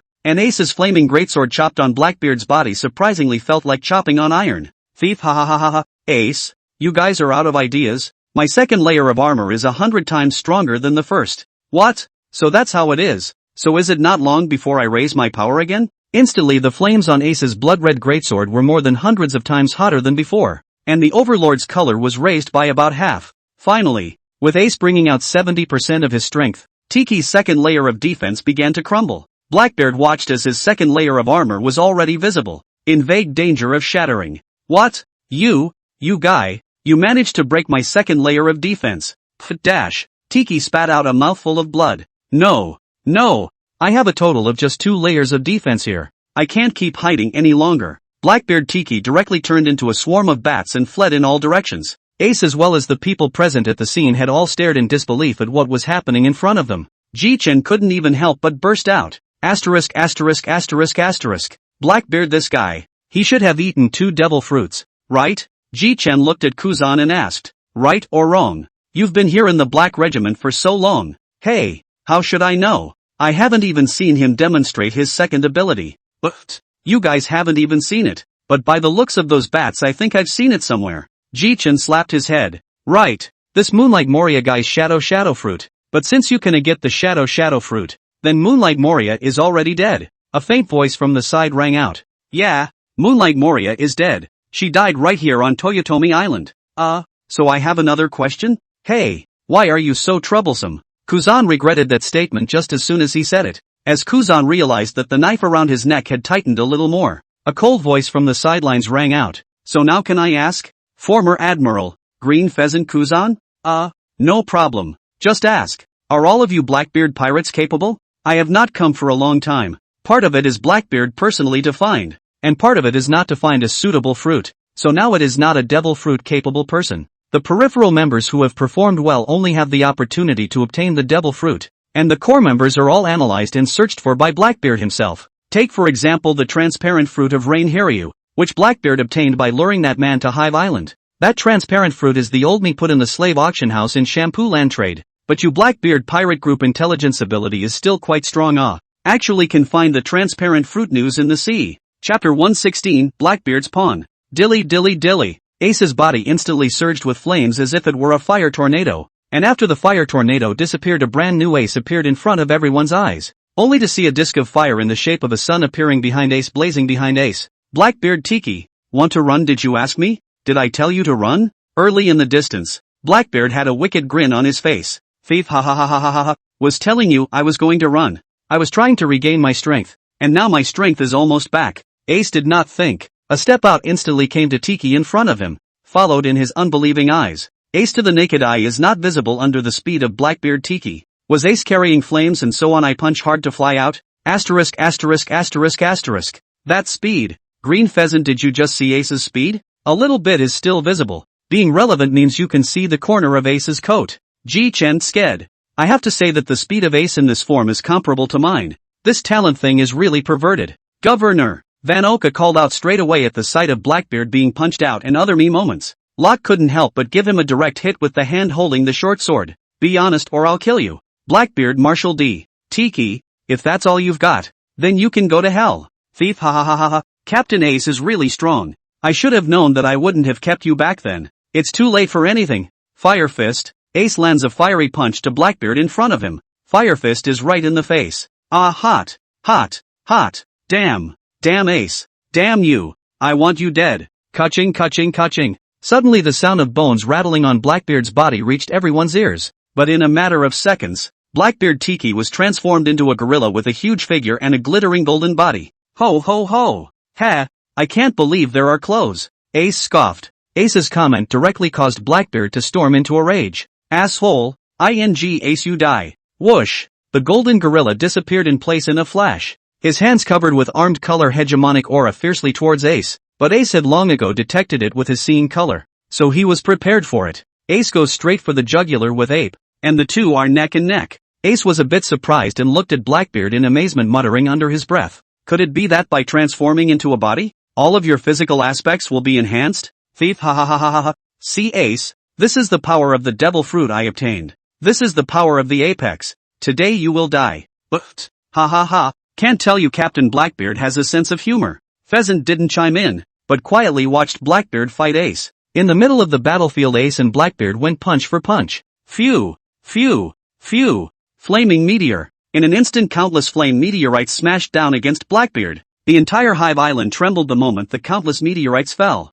Governor! The Black Regiment crowd shouted as they looked at Blackbeard, who was buried under a meteorite. Blackbeard and Ace, this battle is almost by Ace one-sided crushing. And now by dozens of powerful meteorite right in the deep meaning, even if not dead will not live long. For a moment everyone in the room looked at in the pile of rocks, wondering if Blackbeard would ever get up again. After a long time, a large and somewhat weak hand reached out from the pile of stones. Thieves, ha ha ha ha, thieves, ha ha ha ha ha, didn't think so. Ace, I'd still be out. I'm not dead yet. Only Blackbeard has returned to his original form, and there is still a light layer of armor on his body surface. Thief, ha ha ha ha, thanks to Captain Ace, I made a breakthrough in such a deadly situation. Thieves, ha ha ha ha. What? More of this? The crowd looked at Blackbeard in amazement. The corner of Jichen's mouth twitched secretly. If Luffy breaks through in the middle of a fight I'd still believe it. Luffy can still be somewhat credible. But what's the deal with this Blackbeard? With that, Jichen stood up, his body glowing with lightning, and said to Ace,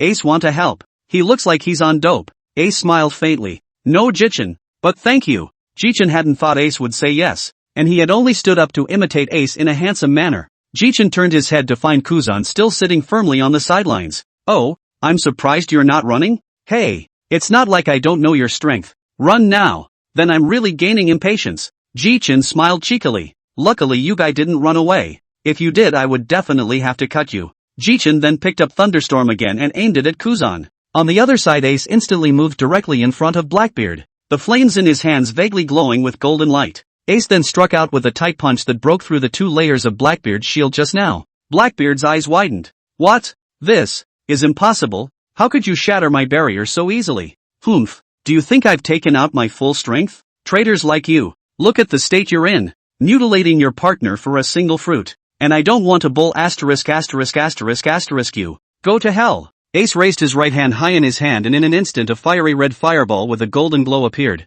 With that, Jichen directly pressed down on Blackbeard's ugly face. Die. Emperor Yen. But, ahem. Ace moves to hit Blackbeard directly, which also leaves Blackbeard dying and coughing up blood. Ahem. Thief, ha ha ha ha ha ha ha. It looks like old me is really going to die this time. Ace, are you saying I'm wrong? For the first time, an angry expression showed on Ace's face. Do you think you're at fault for killing your companion? Thief, ha ha ha ha ha. Any person has a dream, not to mention that I am a pirate. Which pirate does not want to be the king of thieves? What's more, I think I'm right. I dreamed of the dark fruit in the hands of that called Jichen. At that time, because of the lack of strength, coincidentally at this time Sachi came back, and also brought back a phantom beast species and so on fruit. So Jichen I killed Sachi, snatched from his hands, and then later on there is a chance to kill Jichen again. But after getting the Vajra fruit, almost every day there was information about that guy named Jichen, whose strength grew at an incredible rate. And after that I realized that it was impossible for me to defeat him.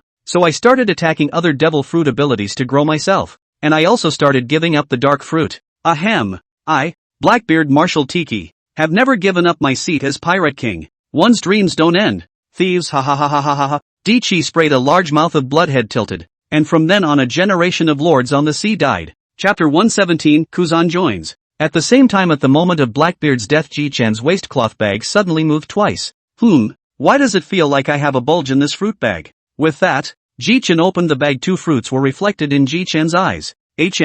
This golden one is the animal lineage phantom beast seed Vajra fruit, isn't it? Then on the other side is the shadow fruit, which is quite a good looking fruit. But the adamantine fruit, which Jitsu also associates with Blackbeard's animalistic appearance. Jichen skimmed his mouth and took out the adamantine fruit, and pinched this phantom beast species adamantine fruit directly with his palm force. Yale. Jichen, you even destroyed such a powerful fruit. Really unexpected.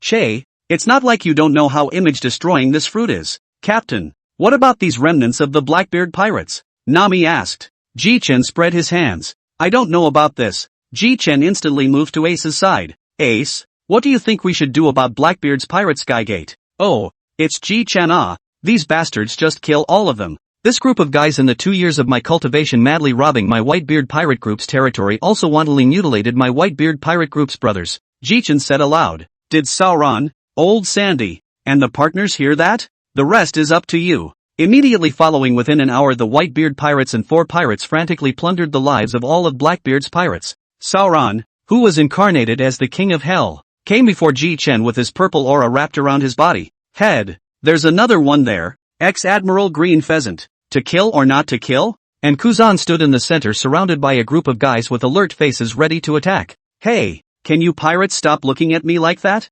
Jichen frowned and thought. Green Pheasant, on the other hand, came directly to Jichen's side and sidled up to him and whispered in his ear. Jichen looked shocked. You detached from the Navy just to investigate this? This is naturally not, because wanted to go undercover in the Blackbeard's pirates. But now the Blackbeard's pirates have been destroyed. What Green Pheasant had just said to Jichen, on the other hand, was the secret of Blackbeard's ability to take over the devil fruit ability. The first is that after the death of an ability, the demon in the body stays for about a minute, and the ability can be gained by eating the body of that ability within that minute. But this is not something that anyone would normally do. The second point is to carry a bag of fruits with you, because the first choice of the devil fruits respawn is to find a nearby place with fruits to choose to respawn. Of course, maybe the devil fruit will choose other places to choose to respawn. All corners of the world can be. And the first one ate the devil fruit powerhouse quickly, and that's how the Big Mom you killed did it. According to my previous research, in Big Mom's last soul fruit was a woman named Sister Carmelo, and Big Mom obtained the soul fruit by eating the sister when she was a young child. As for why Blackbeard has 2 powers, it's probably because his body is heterosexual. Heterosexual? Well, Blackbeard almost never sleeps, and he has 2 hearts that can withstand the energy from 2 devil fruits. In fact, one's own strength is the most important thing. And of course I don't deny the great power brought by devil fruit. Take Sauron for example. That shining fruit I gave him made up for what he lacked in speed. Jichen stared at Changfei. But why are you guys telling me the information you've worked so hard to investigate? Green Pheasant looked unconcerned. Because of what you did before. Hunting the Tenryujin right out of the sea and beheading them right at the top. A few of you new generation guys might actually overthrow the world government in the future. Ha ha ha, Kuzan, the Blackbeard pirates are now reunited. Are you interested in joining a new pirate group? Kuzan looked at Jichen with a surprised expression. You want me to join your Thunder God pirates? Yes, a strong man like you I wouldn't want to take advantage of. And you can't get back on the Navy side now, can you? Well, then join your Thor pirates. At that moment, Jichen extended his hand and looked at Kuzan with a smile. Welcome to my Thunder God pirates. Kuzan. Jichen then led Kuzan to his partners. Come, let me introduce you all. This is Kuzan, who has now joined our Thor pirates and become a member of my Thor pirates. Jia. I didn't think that you guys would also join Jichen's pirate group. Well, let me introduce you. Ah, what a pain in the ass. I actually know all of them. I've seen the wanted posters for all of these before. Except for that little guy. Kuzan pointed his finger and Rock, who was standing in the corner, looked over as well. This guy, I'm more curious. I think he's 15 years old by the looks of him. Jichen laughed lightly. This little guy was picked up when I was on the road, called Rock, but this little guy can skillfully use the three-colored hegemonic energy, and still learned it after watching me demonstrate it. Immediately, Kuzan looked at Jichen with wide eyes. You're telling the truth? Harm, do you think old me, a fourth emperor, would tell any lies? Solon followed up by handing over a fruit that was all white in color. Chief, it's that sniper's fruit. A sniper? Van Oka. Green Pheasant warned from the sidelines. What's his fruit ability? It seems to be an animal-based white dove fruit. Well, put it away for now. But it's kinda plain. Jichen. Jichen turned his head to look at a familiar person reflected in Jichen's eyes. Ace. Ha ha ha. That's pretty strong. But it's still close to me, that is. Ace raised an eyebrow. Want to give it a try? Jichen waved his hand. Forget it. It's not good if I hurt you. In his mouth Ace still didn't bother with Jichen. Ace, you're back? In the distance a crowd of Whitebeard pirates were running this way. Bista, Marco, Jaws, everyone. It's been quite a couple years. Jaws grinned broadly and put his arm directly around Ace's shoulders. Ace, you're surprisingly strong now. You've suffered a lot these past 2 years. I'm so sorry, everyone.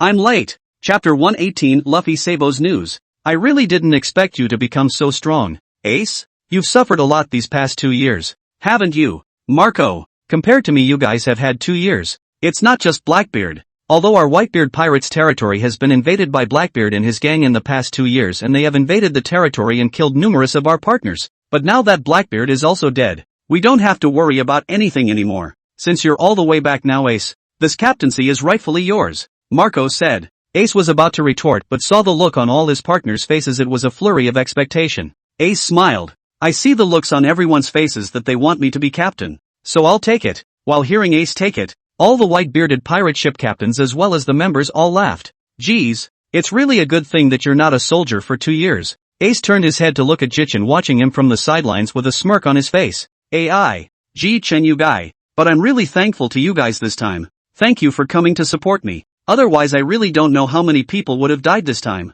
And don't thank me? I'm here for him most of all. Jitsu said and patted Kuzan on the shoulder. I had my eye on him the day he got out of the Navy. And pulling him in that was premeditated. Ahem. That Kuzan. You can pretend you didn't hear those words. Ace looked at Jichen and smiled. Jichen. I was wondering if I haven't heard from Luffy and Sabo in the past 2 years? That idiot Luffy and Sabo. Let's talk about Luffy first. Luffy is still the same as when he was a kid. He knows how to eat. But he has a good eye to find a group of reliable partners. There is a swordsman, even I want it. But compared to Sauron is still far from it. If we project according to the time, we should have reached Dressrosa by now. That country is controlled by a guy named Doflamingo. If Luffy finds out, then according to his character then he should make a big mess in Dressrosa.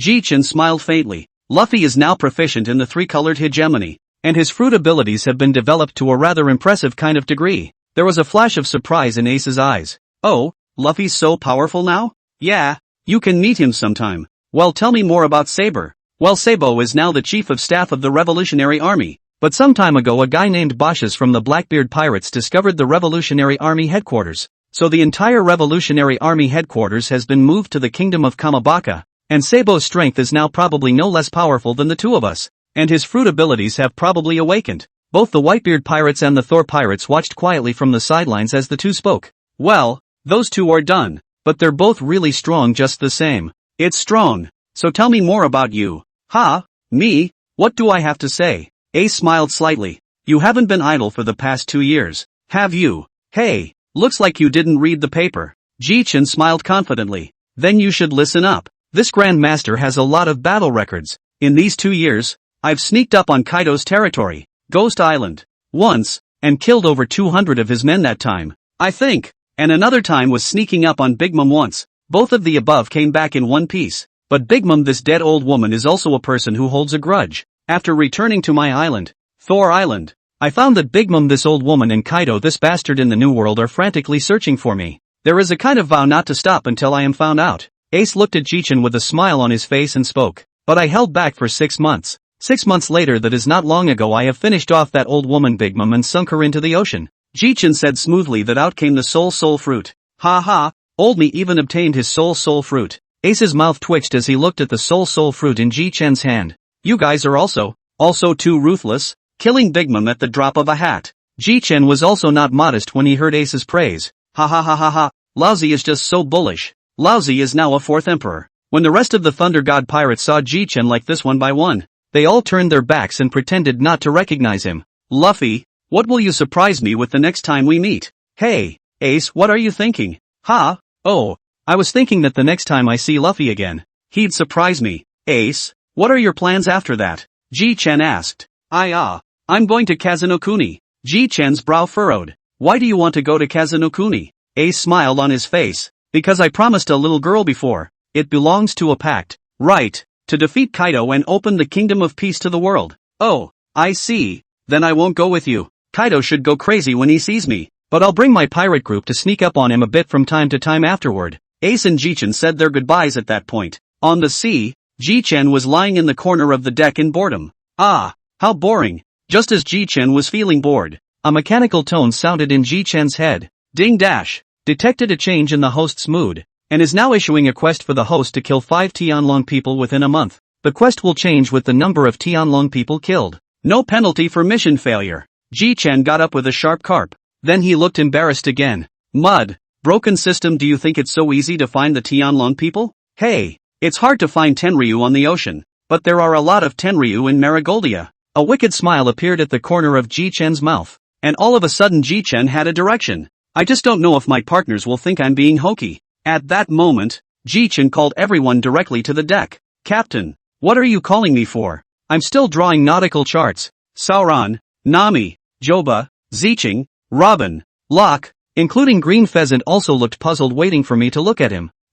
Yeah, it's been a little too boring lately, and I just gave up that asshole Kaido to Ace. So yeah, I'm going to kill some Tenryu for fun. The crowd all looked at Jichen with shocked faces. What do you mean kill a few Skrulls for fun? Captain, then when we get back we'll first have Bakara check to see if there are any Skrulls out for fun lately, and if there are then you can just go. Captain. Jichen grinned. Well then, let's do it. Chapter 119, 2 Sky Dragons. Thor Island. At the coast, the Thor slowly pulled up inside the dock, and the crowd then disembarked. No, you, Jichen, this island is how to come in. Obviously just in front of nothing.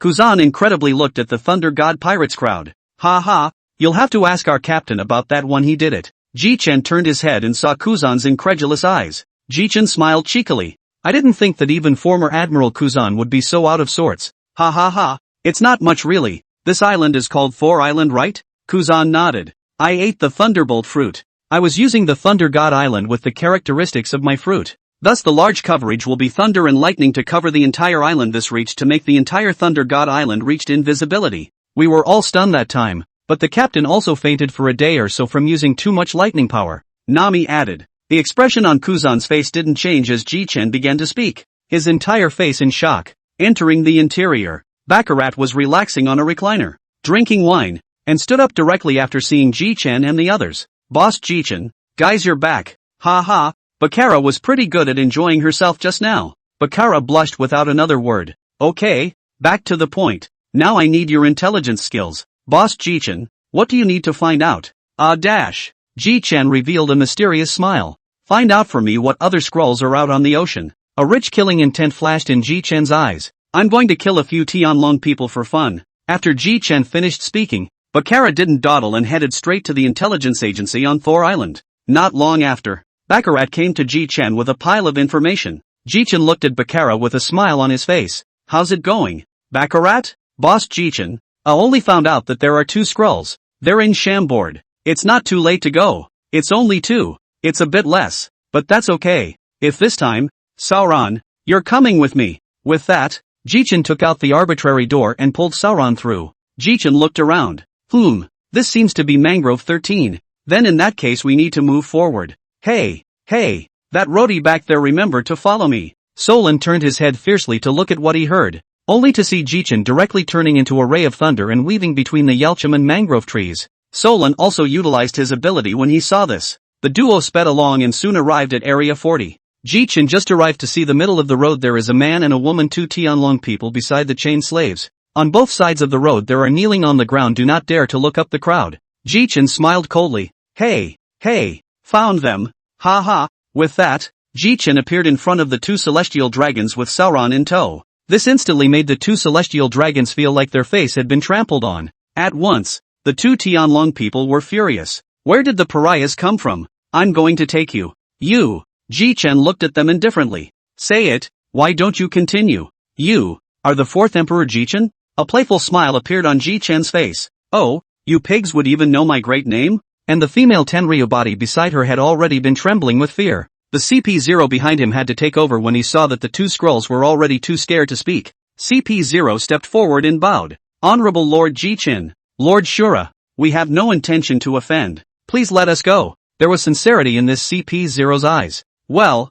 even though what you said sounds quite sincere, but then again you guys have investigated me. And I specialize in hunting this kind of Tenryu who appeared in Shampooland now. So you guys die together with your master. At the same time that Jichen's words fell, Sauron dodged and sheathed his magic weapon, and in a few round trips, he decimated the 2 celestial dragons, as well as the CP0 behind them. Jichen gave a thumbs up. Good job, Sauron. I was just about to do it myself. What should we do about these people with collars? Solon said. That's easy. Just take their collars off. Jichen revealed a very beaten expression. Wouldn't you? Che, it's just the advanced internal destruction of the armed color. I can do that too. Gee, I can't believe you can. Sauron. The duo freed the 3 slaves straight away as they joked and laughed. The 3 kneeled down and heavily kowtowed to the duo. Thank you both for saving my life. Jichen smiled and waved his hand. It's fine. I'm just here for these 2 guys. If it wasn't for the sake of killing these 2 guys, I wouldn't have come here. So I can only say that you guys are more lucky. Jichen looked at the 3. Alright, it's time for you guys to leave. Go back to your relatives and friends. And remember not to get caught next time. The woman then thanked Jichen and left, while the 2 men were slow to leave. What are you 2? Jichen wondered. The duo both knelt on the ground after hearing Jichen's query. My lord, our 2 brothers have been dependent on each other since we were young, and now that you've saved us, we can't repay your great kindness enough, so please let me join you. The 2 finished double kowtowing. Jichen frowned as he looked at the duo. Jichen frowned because he hated the habit of kowtowing. Hey, you 2, get up. Mud. The 2 stood up warily, looking at Jichen in fear. Hey, you 2, I'm not saying I reject you. You'll change that for me in the future. For you to join my Thunder God pirates, I promise. But for the time being, let's be trainee crew members. The 2 of them nodded their heads in response. Jokes aside, it's not bad to be a trainee crew member in the 4 Emperors Corps. And they didn't pick and choose. By the way, what are your names? He's Dragon 2. I'm Dragon 1. Oh, the names of the 2 brothers are also ruthlessly succinct. Not bad. It saves me from forgetting. Jichen looked at Sauron next to him. However, turning his head to look at me, Sauron surprisingly ran off to a place 100 meters away. You guys wait a minute. Jichen finished a lightning flash. Instantly reached behind Sauron. Jichen immediately yanked the back of Sauron's neck collar, grabbed and returned to the front of the dragon. Big Dragon 2. Cough cough. Mud. How dare you cough? What if you get lost again? By the way, these 2 are our trainee crew members, Long De and Long Air. Well, get ready to go back. Chapter 120. Long De Long Air enters Thunder God Island for the first time. With a quick wave of his left hand, a door appeared in front of Jichen, and with a single strut of Jichen's thunder net he brought the 3 of them back to the Thunder God Island. Just after stepping into the Thunder God Island, Long De and Long Air both looked around curiously. Soon everyone in the Thunder God Pirates had arrived in front of Jichen. Ha! Captain, who are these two? Nami looked curiously at the two burly men in front of her. Oh, you mean both of them? Jichen beckoned the duo to quickly come to Jichen's side. These two were rescued by Sauron and I after we ran into the Skrulls in Shampoo Land, and I've currently taken them both on as interns for our Thor pirates. Hello seniors, my name is Longda and this is my brother called Longair. Please take care of me in the future. Ha ha, suddenly being called senior feels kinda shy. Chopper laughed sheepishly. Oops, I forgot to introduce you too. There aren't many of us in the pirates anyway, so I'll do it. Jichen clapped his hands. Everyone line up for me. Soon all of them lined up. And naturally Sauron didn't listen to Jichen. Sauron sat down next to Jichen and drank his wine. Well, first let's introduce this Raijin Pirates Vice Captain Roranoa Solon. By my feet the bounty I seem to remember is 1 billion belly. What ah? Captain stupid. Say 50 million less okay. Jichen glanced at Sauron. Che, it's only 50 million. Not a big problem.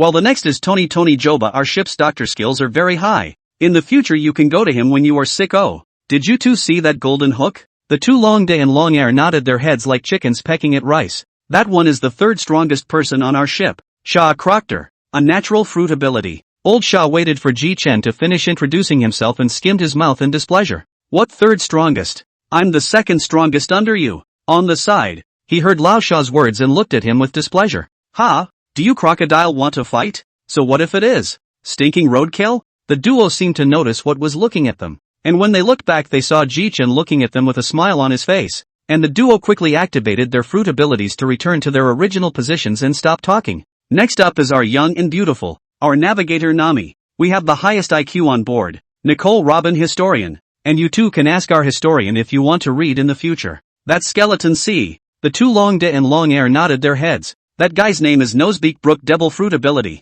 Superman's system Yellow Springs Fruit. The musician on the ship is also a swordsman. Yo ho ho ho ho, please teach me more. Elder Brook, please teach me more. And our lovely head chef Zicheng. In the future, you can't decide what you want to eat but you have to listen to our Zicheng in everything. Violet Green just looked at the two with a faint smile. Well, almost finished the introduction. There is one more thing is that all of us Thor pirates are basically devil fruit ability. But although we are devil fruit ability, but devil fruit is just for us to play a supporting role.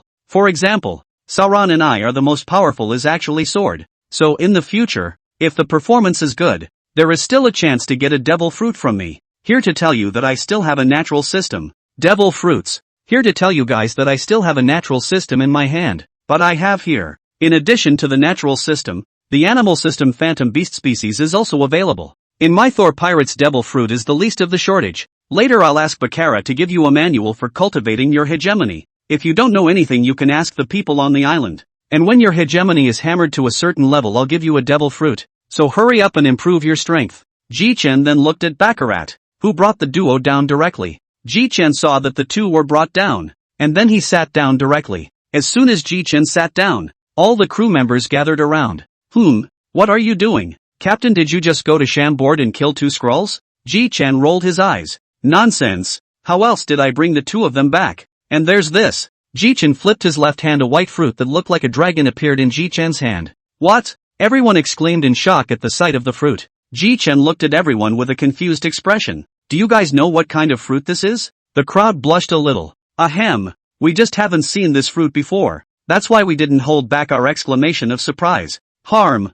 I thought you guys knew what kind of fruit this was. I've seen the fruit illustration. There is no information about this fruit recorded on it. Could it be that this is a fruit that just appeared? Old San said thoughtfully as he looked at the fruit. Jichen stared at the fruit and secretly thought, this is a damn thing that popped out of them from killing celestial dragons. Who knows what kind of fruit this is? Well this fruit is a phantom beast species, but the specifics are unknown for now. Those two brothers, I look at them both should be good. After a certain degree of dominance I'll let them come and choose for themselves between the dark fruit and this fruit in my hand. The people looked at each other, all of them looking at each other with bitter smiles. In Jichen's case, devil fruit is really not a rare thing. It's like the rum in the pirate world. In Jichen's case, how rare devil fruit he can find. Well, don't be envious. If you all hadn't eaten the devil fruit, I'd be tempted to shove another devil fruit in there for you to eat. Ahem.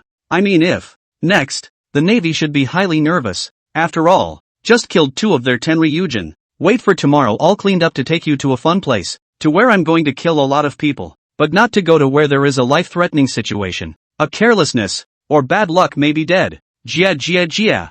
Old me likes this kind of exciting place. Jichen, tell us quickly. Where is it there? I can't wait. The corner of Solan's mouth also showed a smirk as he looked at Jichen. I've said I'll tell you all tomorrow. But if this thing is done, the world should shake. So it's better to tell you all tomorrow. Right, Ziggy Green. And Robin. Never mind. Just wait until tomorrow. Tonight, go to bed early. Tomorrow could be a busy day. With a smile on his face, Jichen returned to his own residence. The rest of the crowd looked at me. I looked at you, all at a loss for words, and with no desire to sleep. Chapter 121, Killing Manhwa, Prequel. The next day, everyone assembled in the Thor Island clearing. Well you fellows all look curious as to what it is I'm going to do. Don't you? Naomi whitened her eyes at Jichen. Captain, not curious that we would be here so early in the morning. Ha ha, that's right too. With that, Jichen waved his left hand. 10 small bags wrapped in cloth appeared in front of the crowd. Here, you keep these. Puzzled, Joba asked. Captain, what are these things? Ha, you guys are talking about this. This is a healing medicine I developed earlier. You guys might get hurt today, so make sure you keep it. Everyone present all stared in disbelief after hearing Jichen's words. What? Captain, are you saying that just one like Sauron could be injured even today? Jichen thought for a moment then replied. If it's going to be a fight, then Sauron will really get hurt. A small smile appeared on Solan's face. Ha ha ha, where the hell are we going, Chief? I can't wait. Don't worry. You'll find out when the time comes. The time soon came to midday. Jichen walked slowly. Yo guys, where's dinner? Eat more. We're going to have a fight later anyway. Hearing Jichen's words, the crowd ate more quickly. Hey, since we're all done eating, let me talk about where we're going this time. Jichen smiled mysteriously. Listen up. The place we're going to attack this time is Manhwa. I heard that there are quite a lot of celestial dragons there, and I want to go kill some. Sauron and Old San had an excited smile on their faces, and Chopper and Nami instantly froze with a motionless expression on their faces. Ship, Captain, you don't think you're talking about Mary Joa? Ha ha, yes, that's what you had in mind. I grew up hating the Skrulls because I ran into them when I was little, so I made sure to kill all of them. Jichen seriously looked around the week. If there are don't want to go now can say out. I then will not blame you. If with me to go, I then although can't guarantee that you suffered no injury, but the least of your life I can still guarantee. Everyone didn't make a sound after Jichen finished. Ha, you're all going? Hey, I wouldn't want to miss out on something this interesting, and with the captain here, I don't have to be afraid of the others. Solan said excitedly. Jia, me too. Jichen looked to the timid duo. Humph, since it's where the captain is going and it won't kill him, what's wrong with accompanying the captain on his journey? And I'm still very strong now. Kuzan, you're going too? Oh, why not go to something so interesting? And it's pretty interesting to know that we've only accompanied Mr. Warlord before, but this time we're going to attack them. In that case, then, I'll distribute them. This time we're going to kill the skinks, not just hang around. So kill as many as you can. Sauron, Joba, Purple and Green Group, Old Sandy, Nami, Robin Group, Kuzan, Brook Group. Hey, the two of you. One of you with the coldness of your fruit abilities and the other with the coldness from the Yellow Springs are a good match. Ha ha, if you sense someone with a powerful aura coming, the natural ones must take their partners and run away. If I know who doesn't, wait until afterward, then I won't be so polite. Jichen then said with a smile. If you can beat it, then naturally you don't have to run. Ha ha. Jichen then took out dozens of invisibility cloaks and threw them to his partners. Okay, this you guys put on. One by one. All of them then put on their invisibility cloaks. Jichen directly took out a teleportation talisman. And soon the 9 people held hands for a split second and a purple light disappeared in place with these 9 people. Brush. Jichen and his gang opened their eyes again to the beautiful environment and pleasant scenery. Ha! That's a nice place for a bunch of pigs to live. Jichen looks beside you. Alright, a few of you, just follow the grouping just now. Let's get started. Let's make it quick. And we'll still meet here in 2 hours. Or just find a place to take you guys out. After Jichen finished speaking, Solan, Old Sand, and Kuzan left the area with their respective groups. Ha ha, just let me kill enough Tenria people today. I hope that emu guy doesn't come in the way, though I can't beat him yet. Jichen unfolded, and Harknet then saw that Sauron's side was already open. Oh, I'm surprised Sauron didn't get lost. Jichen then took one step and instantly arrived outside the door of a villa. Ha, cherish those few seconds you have left. Chapter 122, Killing Marigold. Jichen directly pushed open the door of the villa where the Sky Dragon Man was located. Ha! Even the gate is so luxurious. Not bad for this group of pigs. Jichen looked around, only to see that the villa was empty. Ha! I can't believe there's no one there. Jichen directly opened the heart network toward the upstairs. While walking, that unpleasant sound is getting louder and louder. Jichen couldn't help but frown as he came to the door where the voice was. The door was open and there were 7 women on the bed as well as a male scroll. They were playing a game. Jichen could not help but sneer. Jichen's left hand supreme lightning instantly launched towards the Tianlong people who were doing the game to hit. In an instant all the people on the bed instantly died. Even the screams did not come out. Humph. Just this bunch of trash doesn't deserve for me to use thunderstorm. That's disgusting. Ding dash. The system has detected that the host has arrived at the area where the celestial dragons are located. Please try your best to eliminate the celestial dragons. The final reward will be against how many celestial dragons the host kills. The more Sky Rangers you eliminate, the more generous the reward. Jichen's eyes instantly brightened. But what rewards could there be that would make my heart sing? Cut. Ding dash. The final reward is only what the host can't think of, not what the system can't do. Hey, I told you so. Jichen reached the outside of the villa with a single step. I can't believe there weren't any screams? Kind of interesting. Jichen pondered for a moment, quickly coming up with the answer in his head. It should be the girls among the various teams who came up with the idea. Or else with Sauron and Old Sandy they definitely wouldn't have thought of it. Jichen finished. The heartnet was also continuously on, followed by Jichen frantically traveling to one villa after another to kill the sky dragons. At the same time, the deepest part of Manhwa, the ancient city of Pan, between the flowers, Im's red pupils instantly opened. It looks like a couple of little bugs got in. Not long after he said this, the 5 elder stars soon came before him. The 5 guys were seen kneeling down as soon as they arrived in front of him. Lord Im, what are your orders for summoning the 5 of us? Im, full of murderous intent, glanced at the 5 old guys, which caused the 5 old guys to instantly fight. But they didn't dare to speak. Im spoke slowly. Has it been so long since you 5 old men have fought that Manhwa didn't notice a few rats mixed in? What? Does that mean someone's already come into Manhwa? It seems that the name Jichen as well as his pirate group have come, and are slaughtering the celestial dragons. The 5 old guys instantly panicked, shivering at the words. Lord Im, that. Im faintly looked at the 5 old men, and then the door between the flowers closed, and the 5 people quickly got up and headed towards where Jichen was at an extremely fast speed. If they didn't go soon, all the sky dragons could be slaughtered by Jichen and the others, and right now they didn't have time to call the navy. And Jichen just happened to finish killing 3 Tianlong people. Seem to feel something. Directly a few dodges will directly bring the remaining 8 people to their side. Ouch. What's up, boss? I'm in the middle of a kill. Sauron said lazily. Jia. It's the first time I've had such a good time killing too. Ahem. There are 5 old things coming this way, and I'm afraid you'll be killed if you're not with me. What? 5 old things? Could it be the 5 old stars? Green Pheasant looked at Jichen with wide eyes. Harm. These 5 old things are not to be feared. First let's talk about how many Skrulls you have killed. Our pair were all Sauron's hands, killing almost 120 Skylanders in total. Joba and Zicheng said with slight excitement. Jia. I don't know how many I've killed, but it's only a little more than that. Roranoa. Solan's forehead veins stood out. You guys want to get your ass kicked, don't you? Old Sandy was just about to reply when Nami, who was on the sidelines, said, our group is almost 150 or so, since I've been killing as well. Jichen nodded in satisfaction.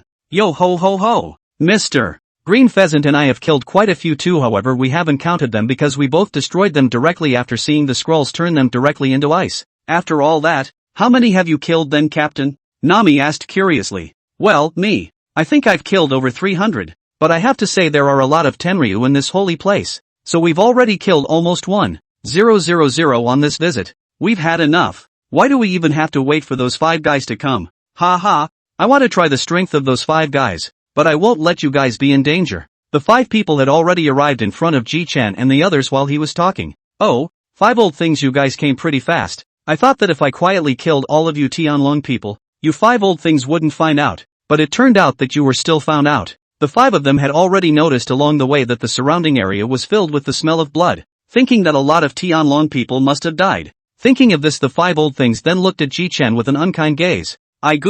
What are you 5 old things looking at us like that for? It wasn't just killing a couple hundred of your Skrulls. What? Got a problem with that? A few hundreds? Ha. All killed by SO. Jia. Hearing this, these 5 old things instantly gloomed, a hegemonic color penetrating their bodies. Jichen and Sauron both hurriedly used their overlord colors to fend them off as well. Jichen instantly sheathed a domineering and incomparable sword chi from the thunder disaster at his waist and chopped at the 5 elder stars. Clank! The sword chi chopped out by Jichen was directly blocked by the sword-wielding 5 Elder Stars. Jichen's eyes narrowed. Hatsuyo Gekijo. Hey, not a bad sword. Jichen instantly brought all the Thunder God pirates crowd back 100 meters, followed by Jichen raising the thunder disaster. For a moment the sky was filled with thunder and lightning. Countless thunder and lightning converged towards Jichen. I'll take your Hatsune Makoto. The lightning in the sky gradually changed into the appearance of a unicorn. The next moment interspersed with Supreme Sword Dao as well as Overlord Color Winding as well as the power of thunder and lightning slashed towards the sword-wielding 5 Elder Stars. Roar! And the sword-wielding 5 Elder Stars instantly drew off the primordial Oni Toru. And in an instant the ghostly aura on the sword condensed into substance transforming into the appearance of a Shinigami.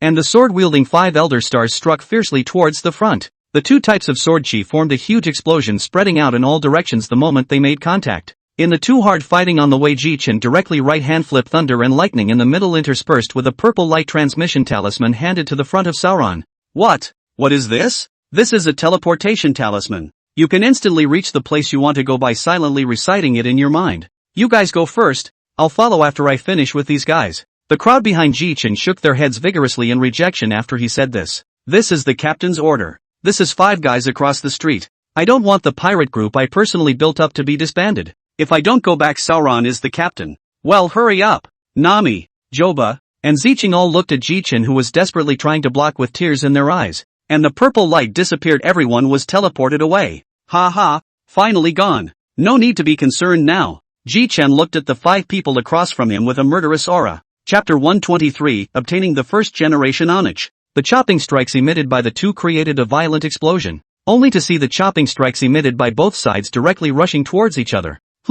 With that, Jichen dodged the chopping blow with a few instantaneous movements, while the sword-wielding 5 Elder Stars slightly sidestepped but he still overestimated himself. The sword chi with the power of thunder that Jichen had struck rushed straight at the sword-wielding 5 Elder Stars' left arm and chopped it off. Zambulan v. Nasashiro Saint instantly stared with wide eyes dumbfounded as the chopping blow passed through his left arm. The blow directly chopped off Zambulan v. Nasashiro Saint's left arm. At the same time holding the primordial ghost chew in his left hand also fell down. Jichen's eyes lit up as he directly exerted his lightning's extreme speed to swipe towards the fallen left arm. What? Boom! Topman War Bally Saint threw a punch, which surprisingly made a sonic boom sound. Blood seeped from the corner of Jichen's mouth. Ahem! Although Jichen had blood seeping from the corners of his mouth but the excitement in his eyes couldn't be hidden in any way. Only to see that he slowly raised his right hand. The left arm of Zambulan v. Nasashiro Saint was picked up by him. However the supreme great fast sword Hatsune Gekijutsu was also in his hand at the same time.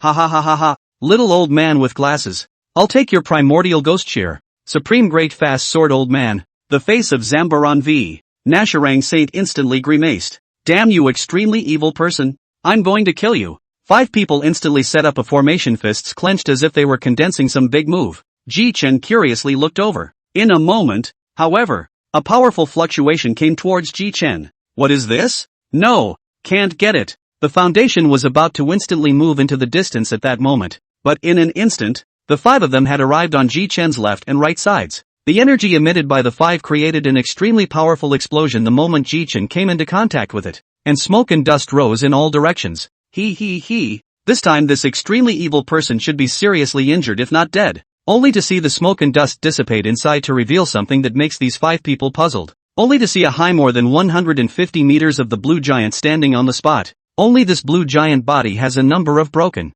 Almost in the carry once such an attack will be dissipated. Jichen, who was inside the Susanoo, cursed and looked at the 5 Elder Stars. Mud, damn you 5 old men, you deserve to die. If it weren't for the fact that I still have this trick I'm afraid I'd have to suffer some injuries too. Jichen's eyes had turned into a spiral pattern, only these eyes were slowly bleeding. The 5 Elder Stars looked at the blue giant in surprise. What is this thing? I do know a little bit about this thing. It seems like this extremely evil person used it to beat Sakaski when he was in the Shambaldi Islands before. Except that I heard Sakaski report that this blue giant is unusually sturdy and has a notable strength. Jichen's veins rippled as he looked at the 5 Elder Stars who were in the middle of a conversation and instantly became furious. Bastards! Raoul has even revealed this form and you guys still dare to ignore it. Since you're ignoring it then go to hell. Jichen directly condensed a thunderstorm with lightning in the air, and Susunanashi took the blade and looked at the 5 Elder Stars. The thunderbolt entwined with the Overlord's color was no joke, directly causing these 5 old men to retreat 100 meters back. Just as Jichen was about to slash at the Zambulan v. Nasharang Saint the 8-bearded 5 elder stars instantly appeared under Jichen's blade. Ultra life restitution guy. Immediately, white light flashed in front of the 8-bearded man, and this white light directly formed the appearance of a shield, blocking Jichen's attack. Life return? It's the same as Luffy's one that can be restored by eating meat, right? It's still unbelievable that there's even this kind of move. Humph. Extremely evil person, today is the day of your death. Super 6 styles of Upanishad breaking. 8-bearded 5 elder stars of fist blast on Jichen's Suzaku. This group of great power surprisingly directs Suzaku to a shattered. After all, Suzaku was also close to holding on to it. Jichen descended in a smooth manner, backing up nearly 100 meters the moment he descended. Mud. Yuck. Next, let's give you guys a taste of the fruit abilities I've been cultivating for the past 2 years. And this is the first time I've ever performed them. Extinction Thunder. In an instant the sky was covered with dark clouds. Black thunderbolts circled in the air. There were dragons as well as tigers made up of black thunderbolts, a phenomenon that shook the 5 elder stars present. Hey! Drop! Instantly black thunder dragons, thunder tigers, and thunder rats instantly landed on the bodies of the 5 old men, who could only use their armed colors to defend. What? This lightning was actually able to ignore the armed color hegemony. Damn it! Super 6 styles of Arcanago. The white light directly enveloped the 5 people. This move can be defended, but it also made their 5 old things suffer a little. Huffing and puffing. It's over. No stamina left. This move consumes too much. The 5 watched as Jichen unleashed his strongest strike so instantly. Super 6 styles of Upanishad breaking. Super 6 style AoE attack. In an instant, the 5 people's attack produced a sonic boom sound, and all 5 of them punched Jichen's chest in unison. Ah, but that's not a bad move. Ha ha ha ha ha. I'll come back next time. The 5 people's faces were shocked, but it was already too late. Jichen directly moved his mind, and Jichen was directly wrapped in purple light and teleported back to Thunder God Island. Chapter 124, Returning to Thunder God Island. Thor Island. Near the Thor bar, Sauron and the others were all silent and somber after being teleported back, when suddenly they heard a loud thud, as if something heavy had fallen to the ground. Everyone turned their heads to look, and their faces were suddenly shocked. Captain! I can't believe it's the captain. Sauron was the first to rush over, and Jichen smiled faintly towards him, except that his smile tore into a wound, instantly causing him pain. Hiss! It hurts. It's still a mess. Chopper looked at Jichen lying on the ground with his breath weak. Oh, Solon, hurry up and get the captain into the medical room. That's right, no moving around now. Joba spoke words that instantly made Sauron's newly outstretched hand retract again. The captain is now badly injured and has broken bones in multiple places on his body. Solon directly used the ability of the shining fruit at this time. Suddenly out of thin air appeared countless points of light. Countless points of light toward Jichen's body drilled underneath. Gradually formed a bed of light. Then Solon beckoned to let that window of light follow Joba to the medical room. The crowd's heartstrings relaxed as Jichen entered the medical room with Joba. Phew! Luckily the captain is back. Yeah, but to be able to injure such a tough, powerful captain like that, those 5 guys are not to be underestimated. Solon's murderous eyes looked to Robin. Robin, do you know those 5 old guys? Geez. Nicole, Robin might not be so understanding. Let me tell you. Those 5 old guys are called the 5 Elder Stars by the people here in the world, and the Navy is their dog. But I really didn't expect Jichen to be injured like that by them. The 5 old stars. I'll chop them up sooner or later. Everyone in the Thunder God Pirates gathered around the medical room, but within an hour, Jichen walked out of there in one piece. There was surprise, delight, and incredulity in the crowd when they saw Jichen. The moment Jichen came out, Nami directly pounced on him. Oh, good thing you're not dead. Jichen's head was filled with black lines. Labor hasn't killed all the Tianlong people yet, so how could he die so quickly? Jichen covered his chest with a vague pain. Martyr this revenge. Sooner or later, I will have to report. Damn the 5 dead old men who dared to combine their efforts to beat me. Jia. Jichen, your life is really hard, but it's good that you didn't die. Jichen gave old Sha a blank look, even though what old Sha said was easily misunderstood. Jichen nevertheless understood that old Sha was concerned about him as a captain. Yo ho, it's really great that Mr. Jichen is fine, but it's unbelievable that Mr. Jichen was injured so badly that he got well so quickly. Brooke, you ask? That's because I ate this. Jichen pulled a green bean out of his pocket and showed it to the crowd. Yes, that's right, and I only bandaged the captain's chest a little when we went in, but this little bean is pretty amazing. Jia. But I've heard before that those 5 old guys don't lose to the strength of a great general. So being surrounded by 5 great general level strengths, Jichen, you're injured. I feel like you're not injured that badly. Mud. Old Sandy, do you think I'm going to die? Jichen glared at the old sand in his hand. Lightning slowly emerged. Damn. It's good that I'm still alive. Martyr those 5 old things, I'll kill them sooner or later. Rather. You old Shah. Let's practice. Old Sandy was alarmed at the words, and the sand floated in his hand soon as Sandball appeared beside the crowd, and old Sandy stayed in it. Jichen couldn't help but poof a laugh at the ball. Okay, you guys come on out. I'm not going to beat you up. Only when he heard Jichen say he wouldn't beat him up did old Shah slowly walk out, but he still had a haughty look on his face. Jichen seemed to have thought of something. A slap on the head, a wave of his left hand, a bloody arm holding a sword appeared in front of the crowd. Everyone looked at the arm as well as Jichen with wide eyes. Is this? Jichen smiled cheekily. That's right, this is the 5 old things, that sword-wielding old man's arm. At that time by a fluke I was given the chopper dragon down, along with this supreme great fast sword, demon sword, primordial ghost chi together with me to put away. Jichen directly had lightning appear in his hand to electrocute this arm into slag. Unbelievable. To be surrounded by 5 people and still be able to chop off the arm of one of them. The captain is too strong, Nami said excitedly with little stars in her eyes. Solan, on the other hand, was looking at the demon sword Hatsune Makoto beside Jichen with interest. Jichen picked up the primordial ghost cheer. In an instant the ghost energy on the primordial ghost cheer seemed to have condensed into substance and attacked Jichen. Jichen raised an eyebrow. It's just a blade. You're too arrogant. Jichen's entire body's overlord color hegemonic aura erupted as well as his body's thunder power together to attack Hatsune Makoto. Hatsuyo Gekijo instantly quieted down after being attacked. Marred. From now on you are my sword. If you dare to do this again, I will destroy you. Just a sword and still dare to do this. Your master is not even my opponent. Seeing the first generation of Ghost Chu quieted down, Jitsu then sat down. Mud. First time I've seen this kind of sword. No wonder it's called a demon sword. Primordial ghost check? This ghostly aura is really huge. But, head, are you going to go dual sword flow from now on? Solan asked. Jichen laughed. What's the matter, Sauron? Could it be that you've taken a liking to my sword as well, and you're going to go for the 4-blade stream? Solan turned his head aside with a darkened face. Ahem. Don't be mad. Ha, I'm going to go dual blade flow. Not too sure about that. Maybe swap the 2 blades when fighting. They're both good after all, but it's still better and smoother to go 1-blade flow. I'll still hang both of them on my belt normally. The corner of Solan's mouth twitched. Naya, 2 supreme fast knives hanging from your waist. That's really you. Head. Jichen vigorously patted Sauron's shoulder and laughed. Don't worry, Sauron, in the future if your sword breaks, I'll help you find a sword or go and grab someone else's famous sword. Ha, ahem. My knife is still intact.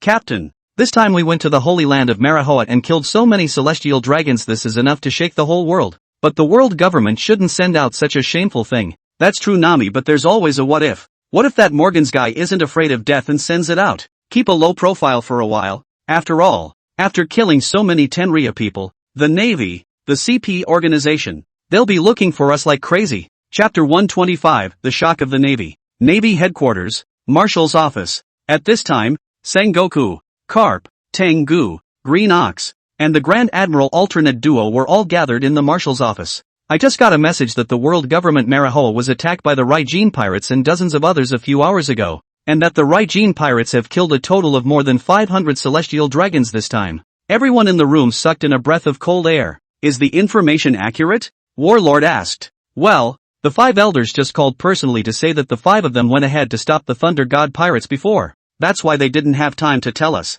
Another thing is that the 4th Emperor Thunder God Jichen used something mysterious to send all of his partners away after the 5 Elder Stars came. And the sword-wielding 5 Elder Stars' left arm was chopped down by Jichen with a single stroke. And his weapon, the supreme great fast sword Primordial Ghost Chewer, was snatched away by Jichen. They demanded that we must find Jichen's hideout and get his Primordial Ghost check back. Everyone looked at Akane in shock. This is pretty strong news. What a time for a green cow to be hemming and hawing now. Akane was obviously a little pissed off. And everyone was silent and didn't say anything. Ha. This brat Jichen. Old me might not even be his opponent now. The main thing now is that we have to find where Jichen and his gang are hiding. Just then Lieutenant General Crane said, trying to find Jichen, that's really a bit difficult. Not to mention his strength. The intelligence department couldn't find him at all when they were looking for him before. Akane melted the desk with an angry punch. But even before that, there were intelligence services that discovered that the next island after getting out of Fishman Island had a total of 3 directions. But one of them, Thor Island, had mysteriously disappeared into the ocean. Akane, do you think it could be the Thor pirates and the others? Very useful information.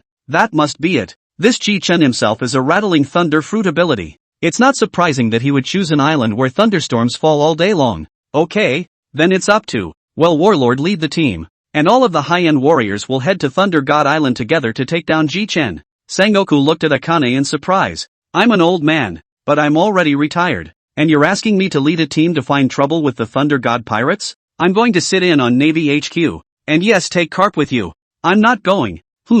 Garp frowned at Akane. What? So what if I don't go? Believe it or not, I'll beat you up right now to get out of it? You. Forget it. Love to go not to go. In short, the war country is definitely going to go. To where the war country you direct command on good not need you out of the station. The crowd then walked out of the marshal's office. Bastard Sakaski. How dare you order me around? I'll make him suffer sooner or later. Warlord patted Garp on the shoulder. Come on. I'm going to Rakeage Island this time anyway. Why don't you check it out too? Garp looked at Warlord. Well, I don't see you as much of a fighter anyway, and I can save your life in a pinch. What? Garp, you bastard. I don't need you, a Sunbay thief, to save me. Warlord, you want to practice with me, can't you? Che, I don't have time for this. Soon within 3 days the Navy side had assembled more than 24 Vice Admirals as well as 4 Grand Admiral warriors, and 2 Grand Admiral alternates, a lineup that was even larger than the Demon Slayer order. Very well, sail immediately for Thor Island. Yes, the movements on the naval side were naturally known to the major powers. Redhead pirates, on the red power. Head. It's no good. The redhead was sipping his drink looking at the panting Lakilu and couldn't help but laugh. Lakilu, what's wrong with panting? Ha ha ha. Head. Just now the intelligence department sent word that the Navy headquarters has gathered tens of thousands of soldiers as well as 24 vice admirals and 4 admirals and 2 admiral candidates all heading towards the New World. Since Jichen went to kill the Tianlong man was very secretive, so the red-haired pirates didn't know about it. For a time the entire red-headed pirate group exploded. The redhead covered her head and panicked. It's over. It must be because they encountered a naval warship earlier that robbed them of their wine and treasure. And their navy came to take revenge. Off to the side. Beckman looked at his captain breathlessly. I knew it couldn't be done even if I thought about it. Captain stupid. Ahahaha. Yes. And where the hell are they going with all this troop buildup? This army is led by the retired warlord. But Garp is also there. And looking at Garp's laid-back look, it doesn't seem like he's going to war, but rather like he's on vacation. Well, it's better to wait and see what the Navy is up to. Meanwhile, Navy warships sailed the seas. Garp, it's almost a week until we reach Raijin Island. Are you sure you won't be able to make a move by then? If that kid is impolite, old me will beat him up even if I can't beat him. Chapter 126 Seeking Support. The time came a week later. All the warships had arrived on the sea near Thor Island. Reporting to Chief Warlord, the battleships have reached the vicinity of Raijin Island. Only there's no Raijin Island in sight. Warlord looked faintly at the sea in front of him. Alright, you go down first. Yes. By now all the generals had come to the side of the warring nations. Well, this front is indeed the Thunder God Island. And old me has passed by here before and remembers it quite clearly. Garp, you take a cannonball and throw one over towards the sea in front of you and see. Garp snorted coldly. I'm just here to look around. I'm not going to throw it. Asshole Garp. Since Mr. Garp doesn't have time, it's up to the old man. In an instant, Tonghu unleashed his gravity fruit ability, followed by a huge meteorite in the sky that smashed into the original location of Thunder God Island. Sauron was outside on Thor Island, drunkenly drinking, when he suddenly felt a meteorite in the sky coming towards him. Hey! Demon soldiers instantly sheathed, using the ability of the shining fruit to directly cut towards that huge meteorite. Under the power of the Overlord color winding and sword chi, this meteorite was directly blown into powder floating in the mid-air of Thor Island. Jichen watched Sauron land. It should be the work of Grand General Tonghu. His gravity fruit attracted the meteor. Jichen's face was very ugly. You guys wait here first, I'll go out and take a look. Jichen arrived over Thunder God Island in a few instantaneous movements. Jichen's pupils shrunk. Asterisk. Nima. So many navies. Ha ha ha bastard. Long time no see. Jichen's face was ugly as he looked at the fleet in front of him that was even more terrifying than the Demon Slaughter Order. Damn old man. You can't believe you're here too? It looks like the world government sent you dogs to eliminate me. So I don't have to be polite to you. The Hatsuyo Gekijutsu instantly came out of its sheath. And in an instant the Hatsuyo Gekijutsu interspersed with Overlord color and Ghost Aura directly chopped towards Warlord and the others. This strike changed the color of heaven and earth. Everyone joined together to block this sword chi. Warlord panicked. When the sword chi completely dissipated, Jichen's face grew more and more somber. Since you dare to come here, then none of you should go back. All of you give your labor to die here. Jichen returned directly to Thunder God Island after he finished speaking. And the first thing Jichen did when he returned to Thunder God Island was to enter the system store and purchase 10,000 protection talismans. When the protection talisman was pinched, it would form a huge protective shield with enough range to cover the entire Thunder God Island. Jichen directly took out the protection talisman and directly pinched it. And instantly a blue protective cover centered on Jichen directly enveloped the entire Thunder God Island. The Navy and others who were on the outskirts of Raijin Island were a little uncertain about the protective shield that had suddenly appeared.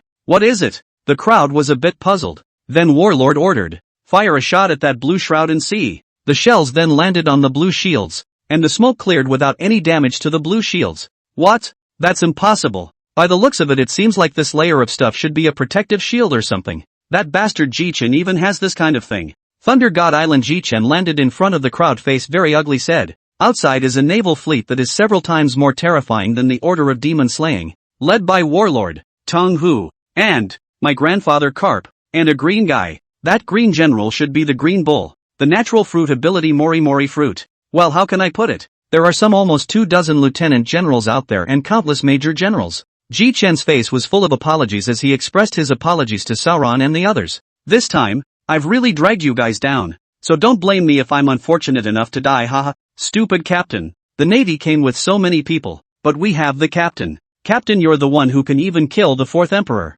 Don't worry, Captain, in time I'll die and pull a great general with me," Solon said leisurely. Jichen was instantly a violent, marred. "Lousy still has so many means to save his life. You won't die if I die. Not to mention that Lousy still has reinforcements. Only there's no telling if they'll come to help." Nami instantly swept away the previous disheveled, yes, the red-haired pirate group, the white-bearded pirate group, as well as the captain's previous 2 younger brothers, as well as the previous members of the Big Mother pirate group. So many people, to solve the outside of the group of people easily. This is a protective talisman I made right before. It will last about 3 days, maybe less. Before that, labor has to find someone good. By the way, Green Pheasant, if you're undercover, squeak out. I don't want my partner to get hurt. Jichen coldly came to such a sentence, so that Ching Pheasant froze, then reacted somewhat helplessly. "Hey, I have joined the Thunder God Pirates. Not to mention that Captain Jichen, you are so strong, and I do not want to die." Jichen only let go of his heart when he heard this. That's good, that's good. Ha ha ha. Jichen then took Sauron to Jichen's house. We're not hiring outside help, so what's the point of coming to your room, idiot? The free door that labor put in is here. Jichen turned the arbitrary door. Snowflakes were drifting on the other side of the door. Yes, this was the Island of 8. Oh, a redhead. Jichen smiled faintly. His palm thundered loudly, and he released a lightning salute right towards the sky. Boom! Explosive thunder resounded directly in the sky above the Island of 8, which scared everyone on the Island of 8. Shortly after, Redhead arrived with all the Redhead pirates. Ha ha ha, I knew it was you, kid. You scared me. Redhead, I won't be going to your Island of 8.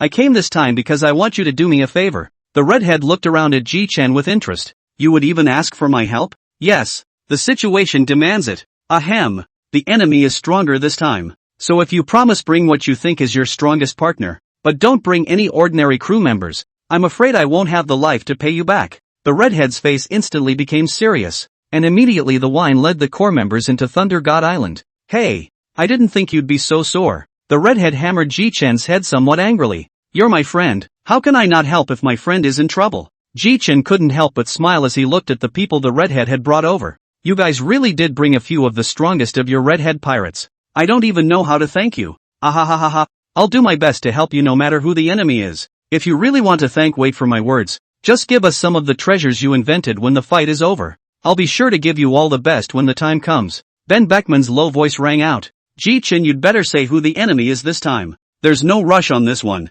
I'm going to get another batch of people. Jichen then waved his left hand. A large pile of wine and food appeared in Jichen's room. These, you guys eat for a while. I'll be quick. Chapter 127, Ace. Jichen directly unscrewed the arbitrary door, and then the arm transformed into lightning, grabbed towards the old man with white hair on the opposite side as soon as it was done. Ha ha ha, I didn't expect the old man to be captured by me so simply. Riley wasn't the least bit surprised, instead he smiled at him. I don't know why I was grabbed over here, but something should have happened to you, kid. With that, Riley surveyed the surroundings, and Riley saw a group of people gorging themselves on food directly at the Jichen family's dining room table. Shanks? And your partner? What a surprise! The Redhead waved towards Riley as well. Mr. Riley, Come, come, come Jichen just brought us so much unseen food and fine wine. Hearing the word fine wine Riley's eyes lit up however a breath took him directly to the redhead. Really fine wine. Something I haven't had before. This old man still really likes to drink. Well,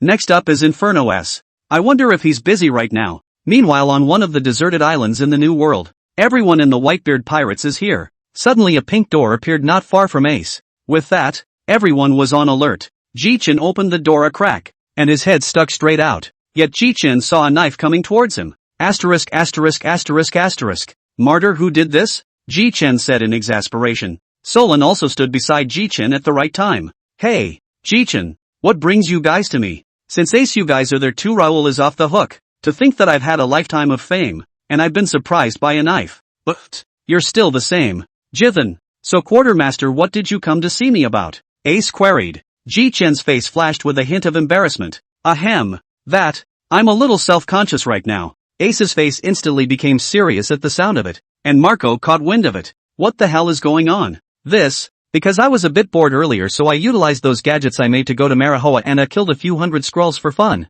But that was already a few days ago. What? You said you went to Manhwa and killed hundreds of Skrulls? Jichen couldn't help but laugh at Marco's doleful words. Ace, on the other hand, looked anxious. Not hurt? Sort of unhurt. What do you mean? Sort of unhurt? Just escaped from those 5 old things and the 5 old stars the other day and Jichen pointed to the primordial ghost shoe at his waist. There's a 5 elder stars sword that I've also snatched back. Hearing this Bista instantly came to Jichen. This is really the supreme great fast sword primordial ghost shear. It's unbelievable that you were able to snatch the sword from the hands of the 5 elder stars. Jichen. Ahem. It's a good thing I almost didn't die there. So Jichen, what kind of trouble are you guys in? Marco was good at getting to the point. Then Jichen looked at Ace and Marco with a serious face. Ahem. That's okay if I tell you guys if you can't help. Ace's fists crunched. Bastard Jichen. Current location. My territory is on Thunder God Island. You guys shouldn't know that. Thunder God Island is that island that rains thunderstorms. This is slightly heard of. Now I have gathered navies all around my Raijin Island, including 4 admirals, alternates as well, 20 or 30 lieutenant generals I think, and some miscellaneous soldiers. Right now they're trying to find a way to get into my Thunder God Island. Jichen finished blushing a little red, apparently a little embarrassed. Haha, it's a bit of a shame, to be beaten to the doorstep and still come to you. I can barely fight against 4 great generals, but there are too many of them on the other side. Jichen. Asshole. You bastard. You're only telling me such an important thing now. Ahem. Aren't you guys going to fight Kaido? Wasn't I afraid of disturbing you guys? You mean this? I'm making plans with Marco and the others. Jichen nodded. That's true. Kaido's thick-skinned guy is due for a good formulation. Ace smiled faintly. Then since it's rare that you're in trouble, Jichen, then I'm definitely going to help. Alright, now that I'm in this position I can't afford to say no, but just bring a few, 8 or 9 of the strongest ones. I don't want your crew or captains to die trying to kill the Navy themselves, and I can't afford to pay for your lives, so you won't die as long as I'm alive during the battle. Ace patted Jichen's shoulder. What are you talking about? Don't worry about it. With that, Jichen took Ace and the other 8 back to Jichen's room. Ace had just entered the room when he saw 2 auras looking towards him. Snap. Well, next we can talk about the enemy's information. Chapter 128, Garp's Perverted Strength. Phew. Ace, so you're here too. The redhead laughed. Redhead. Old man Riley. Ha ha ha, I didn't think you'd even call Ace over. Jichen boy. Jichen helplessly smiled. There is no way the opposite side has for general level. I have no way.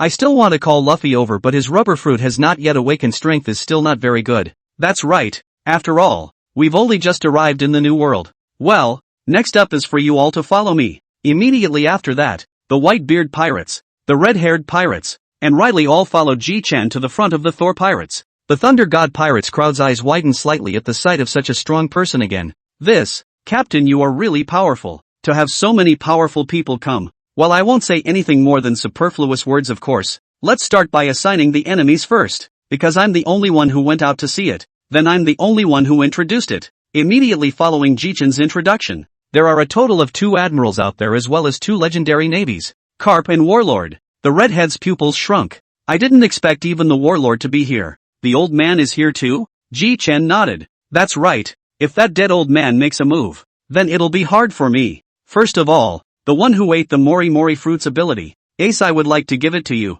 I don't know if that's okay? No problem. It should be fixed soon. By the way, I have to remind you of one thing. That Mori Mori fruit ability person, he can draw on a person's life force as well as physical strength. I don't really know much about it either. Always be careful. Ace nodded. Jichen scratched his hair in distress. If it's a war country, then how about asking the old man to deal with it? Warlords? Could be. As for that Tang Hu fellow, Shanks smiled slightly. Tang Hu? I'll be the one to do it. I hear I'm still a swordsman. As for the rest of them, let's just let everyone fight as they please. Jichen then bought 100 bags of immortal beans from the system and then directly distributed them to the people present. Just distributed to everyone is something called immortal beans. After eating it, you can instantly recover your state, even if you've been cut and blown up. As for this layer of the shield, there's about 20 hours left to hold up. I can already think of the look on those Navy assholes' faces when they break this hood and see us. For a moment everyone thought of the Navy's expression, and all of them cracked up. Without realizing it, 20 hours had almost come and gone. The protective shield was already starting to crack. The pirates led by Jichen lined up to look at the protective shield that was about to shatter. Ka-ching! The protective shield completely shattered open, and the pirates led by Jichen soon saw the warships surrounding Thor Island. However, when the Navy broke the protective shield, almost all of the lieutenant generals and admirals, all of them had a clear view of Jichen and the others. Redhead, Riley, and the newly crowned 4th Emperor, Inferno Emperor Ace. Mud. Finally we can get out of this bad breath. Brothers, give labor on. Leave no survivors. Oh. In an instant all of the pirates that stood with Jichen went forward towards their target, while Green Pheasant froze the surface of the sea directly within a split second. Hey, good job. Jichen directly arrived in front of Garp in a few instantaneous steps, which caused Garp's expression to stall. Jichen's face was devoid of any expression. I actually didn't expect my grandfather to lead so many navies to kill me. Mud. It wasn't just killing a few Tenrya people that made you come and kill me. Well, I'll cut the crap and come fight. Jichen arrived in front of Garp with an instantaneous body and blasted out a fist, which was entwined with the Overlord color winding. Garp blasted out a fist hard and Jichen hit together. All of a sudden the two fists collided. Black and red hegemony from the two fists burst out. An instant almost all the Navy as well as the pirates are looking towards the direction of the two people. I didn't think that Lieutenant General Garp would have a hegemonic color hegemony. Jichen's pupils shrunk slightly. I should have thought of that. Luffy has the Overlord color. How can you not have it if you're his grandfather? The collision of the two's hegemonic color hegemony directly caused the sky to split open. Ah, look at the sky. You guys, what's that? The sky is actually cracking open.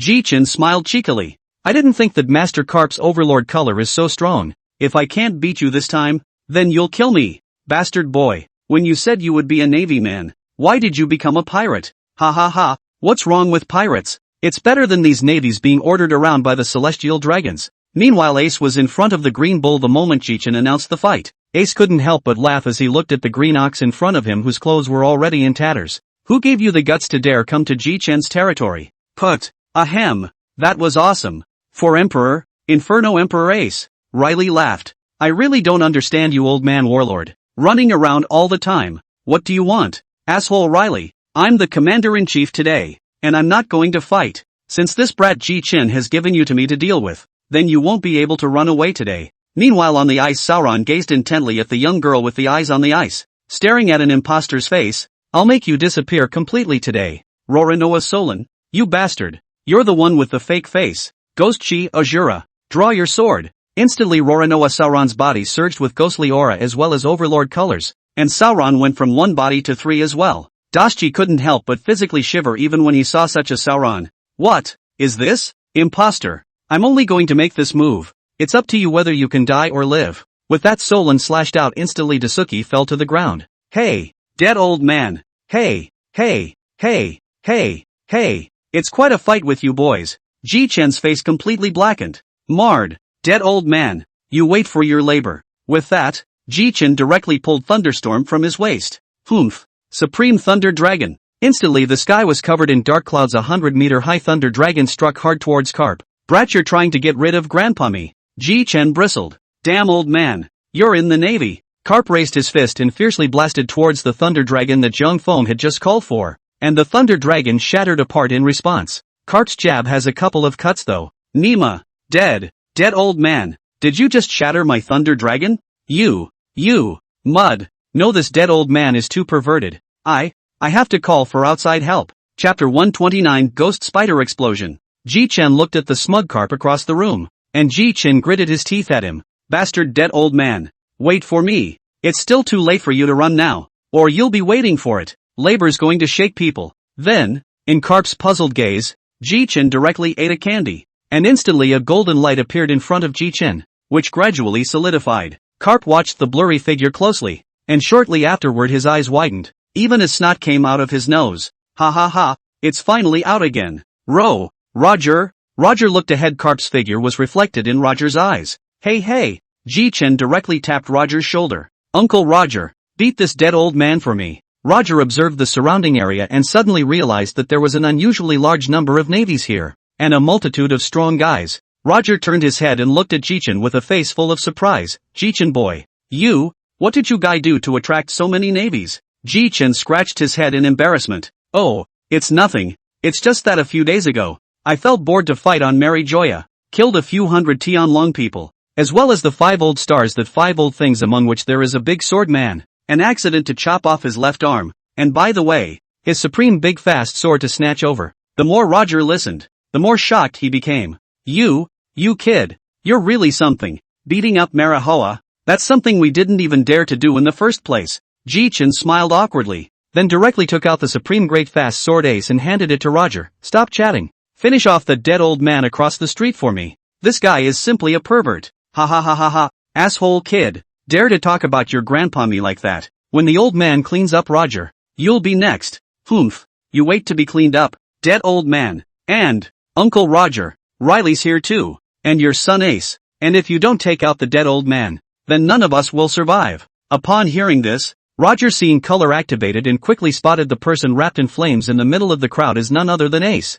Roger nodded solemnly. Don't worry, Jichen boy. Although I don't know what strength this Garp guy is right now, I'll do my best. With that said, Roger rushed at Cap with the ace drawn directly from his waist, and with a smile, Jichen walked off to support the others, during which time Jichen also made Riley straight up younger. Ha, you've come at the right time, Jichen boy. Warlord's eyes widened as he looked directly at the rejuvenated Riley. Hey, Warlord, don't be shocked, just get down honestly. Jichen made a few instantaneous moves and came directly to Sauron's side. Hey Sauron, how's it going? Do you want me to give this young colonel a direct hit? Solon nodded back. Fighting this imposter is messing with my ability to get down a little bit. Head, why don't you just give her a sword? Jichen looked at Dashji indifferently. Wasn't it good to honestly resign from the navy in the first place? Now you'll just die for your labor. Divine evasion. In an instant, Jichen raised the primordial ghost cheer high above his head, and a purple ghost chi was also mixed in amongst the original black and red sword chi and overbearing color of the sword, as he slashed the sword directly at Dashji. What? Dashji was shocked and closed his eyes directly. But after a sword, Dashji was not injured. Instead, he had a human figure in front of him. Oh, you're that gangster than a pirate smug, aren't you? That you'd come running over here. Well then that saves me the trouble of having to find you. Jichen looked bashfully at the long knife wound on Smog's back. You're lucky if you survive. Jichen then led Sauron to a corner. Hey Sauron, do you have any of those sword moves that don't call out their names and are still instantaneous? Ha, that's what you said. But it's just a stream of slashes and it's not that powerful. Jichen grinned. Hey, enough is enough. Jichen then pulled out 2 invisibility cloaks and distributed them to Sauron. Hey, come on Sauron, put this on and follow this captain on a sneak attack. Solon took the invisibility cloak with a disgusted look on his face. Sauron, if we sneak up on a few dead ones, that's what we're good for. When we sneak up on a few dead lieutenant generals, this captain will take you to sneak up on the grand admirals. It's what you can do to stay alive that counts. Jichen casually took out an animal-based devil fruit. Moreover, the laborer has to do an experiment. This devil fruit I'm going to feed to someone with devil fruit ability to see what will happen. Solon felt that the expression on Jichen's face at this moment made him shudder a little. Ahem, come on, let's fly there. Sauron and Jichen then circled around behind the ghost spider, and Jichen took out the fruit with the animal-based ability. Hey, let's give you a taste. Solon directly took advantage of Ghost Spider's inattention to directly take advantage of his defenses and chopped towards his back. Ah, whoosh! Jichen moved, and the moment the Ghost Spider was decapitated, Jichen came directly to the Ghost Spider's body and pinched his chin with one hand, directly forcing the devil fruit down into his mouth. Jichen grinned. Ha, it's done. Jichen directly took off his invisibility cloak to reveal his full appearance. The Ghost Spider stared at Jichen with a pained expression on his face. But then his body directly bulged, growing larger and larger, before exploding with a bang, sending blood and flesh flying. Everyone present had their attention caught by the explosion. Solon shocked wide-eyed. He just watched the process with his own eyes surprisingly really exploded. Really normal people is impossible to eat the second fruit ability. And there were quite a few admirals beside Ghost Spider who saw the whole thing. Only they didn't get to save Ghost Spider because there were other people blocking him. Soon the story of Ghost Spider White being forcefully stuffed with devil fruit by Jichen spread. Jichen then took Sauron on another sneak attack path, during which the two of them took out 7 lieutenant generals, and Jichen even took the time to give Tanghu a slash.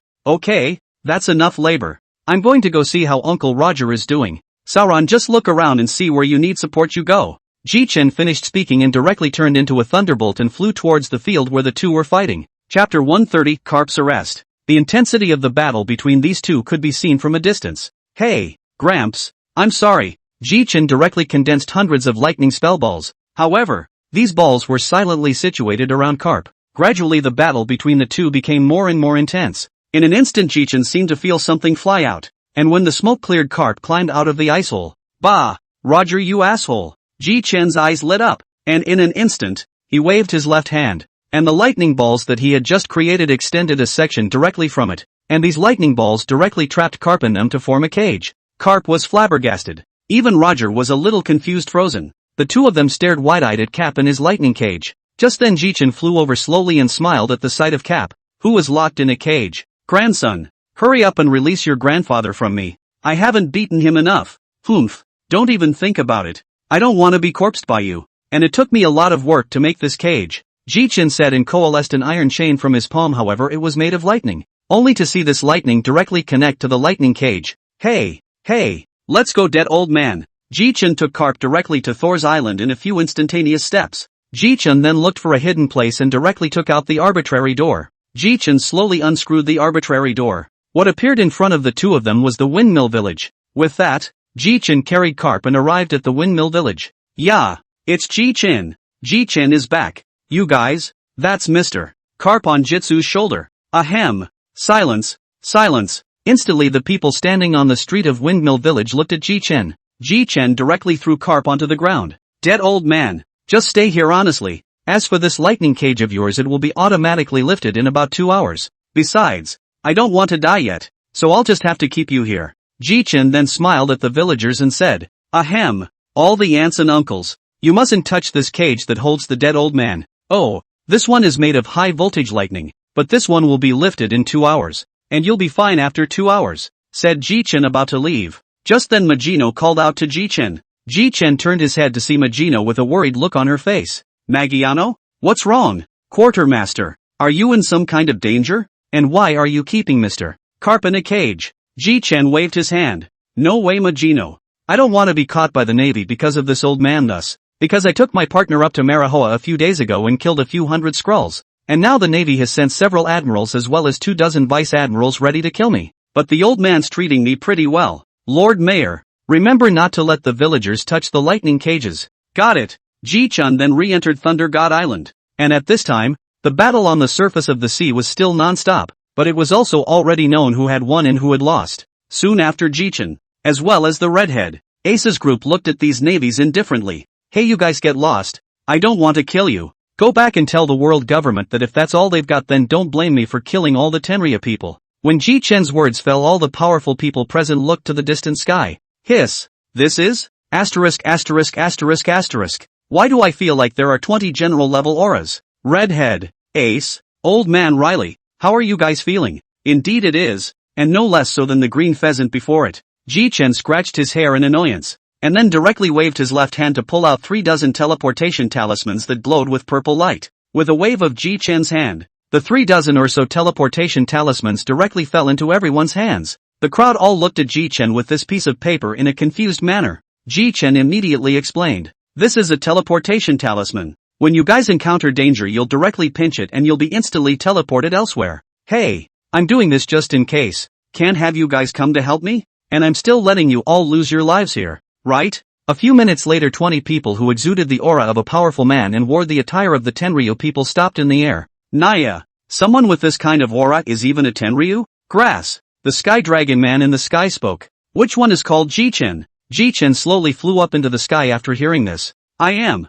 What's the matter? A bunch of midgets? Humph. You're the one who killed hundreds of our offspring? Jichen pulled out his ears. Or what, you think? Ah. A celestial dragon man suddenly appeared in front of Jichen and directly threw a punch onto Jichen's chest, causing him to suffer pain. Asshole. Mud. Making a sneak attack? Just as Jichen was about to make a move, Nami, who was still on the ground, directly flew up and flew in front of him at an extremely fast speed. Naya, there are still ones that can control here? Without the slightest hesitation, Jichen directly crushed Nami's teleportation talisman and teleported her away. Jichen took another look. Instantly Thunder Disaster sheathed a few instantaneous movements and came directly in front of that celestial dragon man, Supreme Thunder Disaster. The moment he arrived in front of that celestial dragon man, Jichen used his strongest strike, directly causing the celestial dragon man to turn into ashes. Phew. Phew. Oh, it looks like you're a little out of stamina. Jichen returned to Thunder God Island in a few instantaneous movements. Damn it,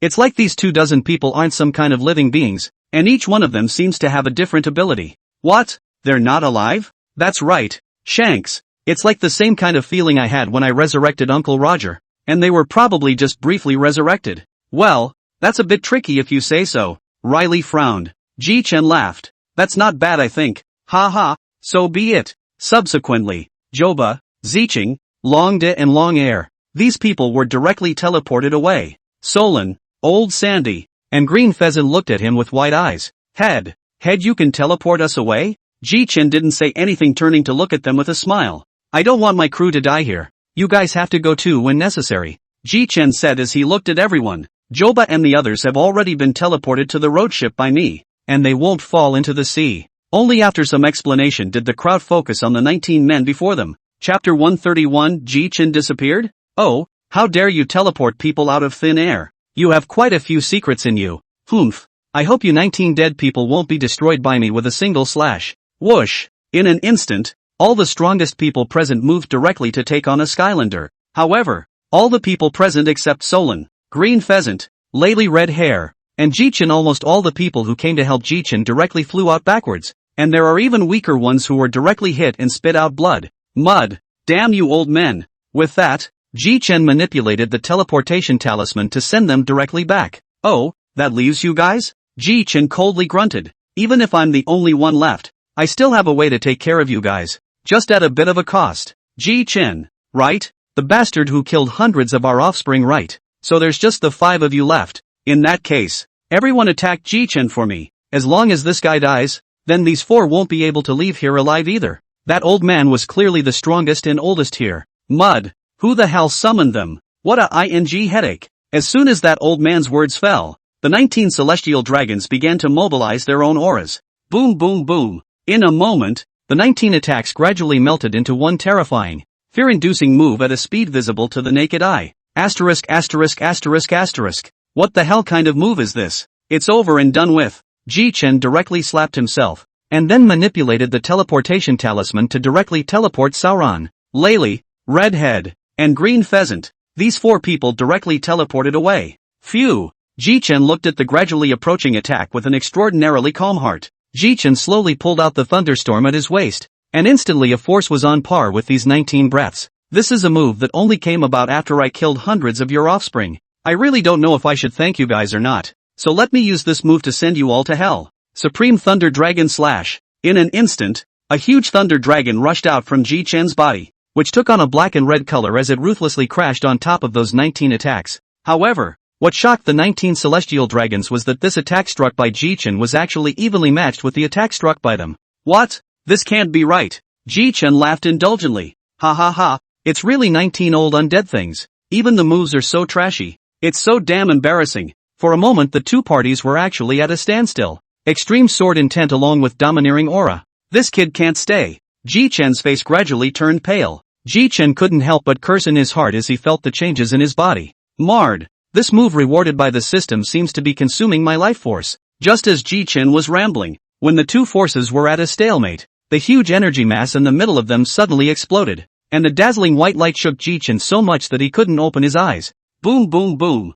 I don't know how long the explosion lasted. By this time Jichen, who was originally standing on the ice, had long since disappeared, and some of the 19 Tianlong people were missing an arm. Some were missing a leg, and even more were directly affected by the explosion and died directly on the spot. Ahem. The white smoke dispersed and the explosion stopped at this time. And what met the eyes of the celestial dragons was a huge crater that was too deep to see the bottom. Ahem. Where's that Jichen? Where did he go? Damn it. 20 of us can't even handle one little kid. Meanwhile, except for Jichen, who hadn't teleported away. Everyone in the Thor Pirates was on the Straw Hat Gang's miles of sunshine at this time. Sauron, speak up? What happened to him, Captain? Sauron couldn't control the murderous intent in his eyes. ******************************* asshole. Phew. Just now after the head finished launching the attack on those dozen or so celestial dragons, he felt that we couldn't resist this energy, so he teleported us all away. Even Riley Redhead. Captain. Has the captain. Chopper, don't talk nonsense. How could someone as strong as the captain die? Sauron stood up at this point and walked towards the Straw Hat Kid. Hey Luffy, I wonder if you guys could make a trip to Thor Island right now. I want to see if the head is dead or alive. Nami couldn't help but say from the sidelines. Idiot. I told Captain Luftwaffe that when I was teleported here. Yo, don't worry guys, I am already moving at full speed. There's about a day or so to go. Don't worry guys. Robin barely managed to smile. Thank you, Frankie. Yo, it's okay. At this time a serious-faced Luffy walked to Solin's side. That Jichen was really taken by 20 Admiral-level people. Solin nodded. That's right, but the head seems to have a card up its sleeve it won't lose that easily. Don't worry about it. Since childhood, several of us have counted Jichen's strength as the most perverted. He is not going to die. Luffy cried as he spoke. I haven't seen Jichen a couple times since I sailed. I haven't punched him yet. Perhaps influenced by Luffy. Joba Nami all cried. Sanji came out of the kitchen pushing a food cart at that moment. We all can't properly look for Captain Jichen on a hungry stomach like this. So why don't we come and eat something first? Kenshin also advised from the side. Just relax. Captain Jichen is the strongest swordsman I've ever seen. So nothing will happen. Luffy looked at Kenshin tearfully. Really? Kenshin? Really? So Luffy, just eat more. Maybe there'll be enemies there when the time comes and we can still kill them. After some comforting words from Kenshin, Luffy ate in silence along with everyone else. Near Raijin Island, only as Atenryu survived in the end. Bastard. That kid still doesn't have a body if he's dead. Now it seems that he's not dead. Damn it. It seems that we can only go back first as well. Everyone nodded, then flew directly towards Marihoa. Chapter 132. Jichen reappears. A day later, the miles of sunshine arrived near Thor Island. Everyone looked at what was in front of them with a look of disbelief. Is this for real? Thunder God Island is split in half. And what's with that big hole? Hey, really? Even old Shah, who had always been fond of Jia, looked at the ruins in front of him with a serious face. Then all of the Thor pirates arrived on Thor Island in an instant. Now everyone split up and looked for the head, alive or dead. With Solin's words, everyone directly and instantly left their places and began a carpet search of the surrounding area. Luffy said with a serious face toward Kenshin. Kenshin, let's help look for it too. Make sure we find Jichen. At once all the Straw Hat Pirates looked in all directions. Time flew by. 2 hours passed quickly. The Thor Pirates and the Straw Hat Pirates gathered in Jichen's house. Fortunately Jichen's house was at the corner, which was not destroyed. Solin looked to the crowd with a sullen face. Did you find everything? Solin looked around the room and realized the crowd wasn't talking and knew the answer. There's no sign of the head now. Not even a body. It's possible the head isn't dead. Sauron's words brought a light to the faces of the crowd. And Head's got a lot of life-preserving props on him. I'd like to think it won't be long before Head comes back. So in the meantime practice hard. And as for Straw Hat Boy, what are you guys going to do so far? For now our target is Kaido. Then in that case, we won't stay much longer. But if there's something you can give us, the Thunder God Pirates, we'll definitely help if we can. Time comes 2 years later.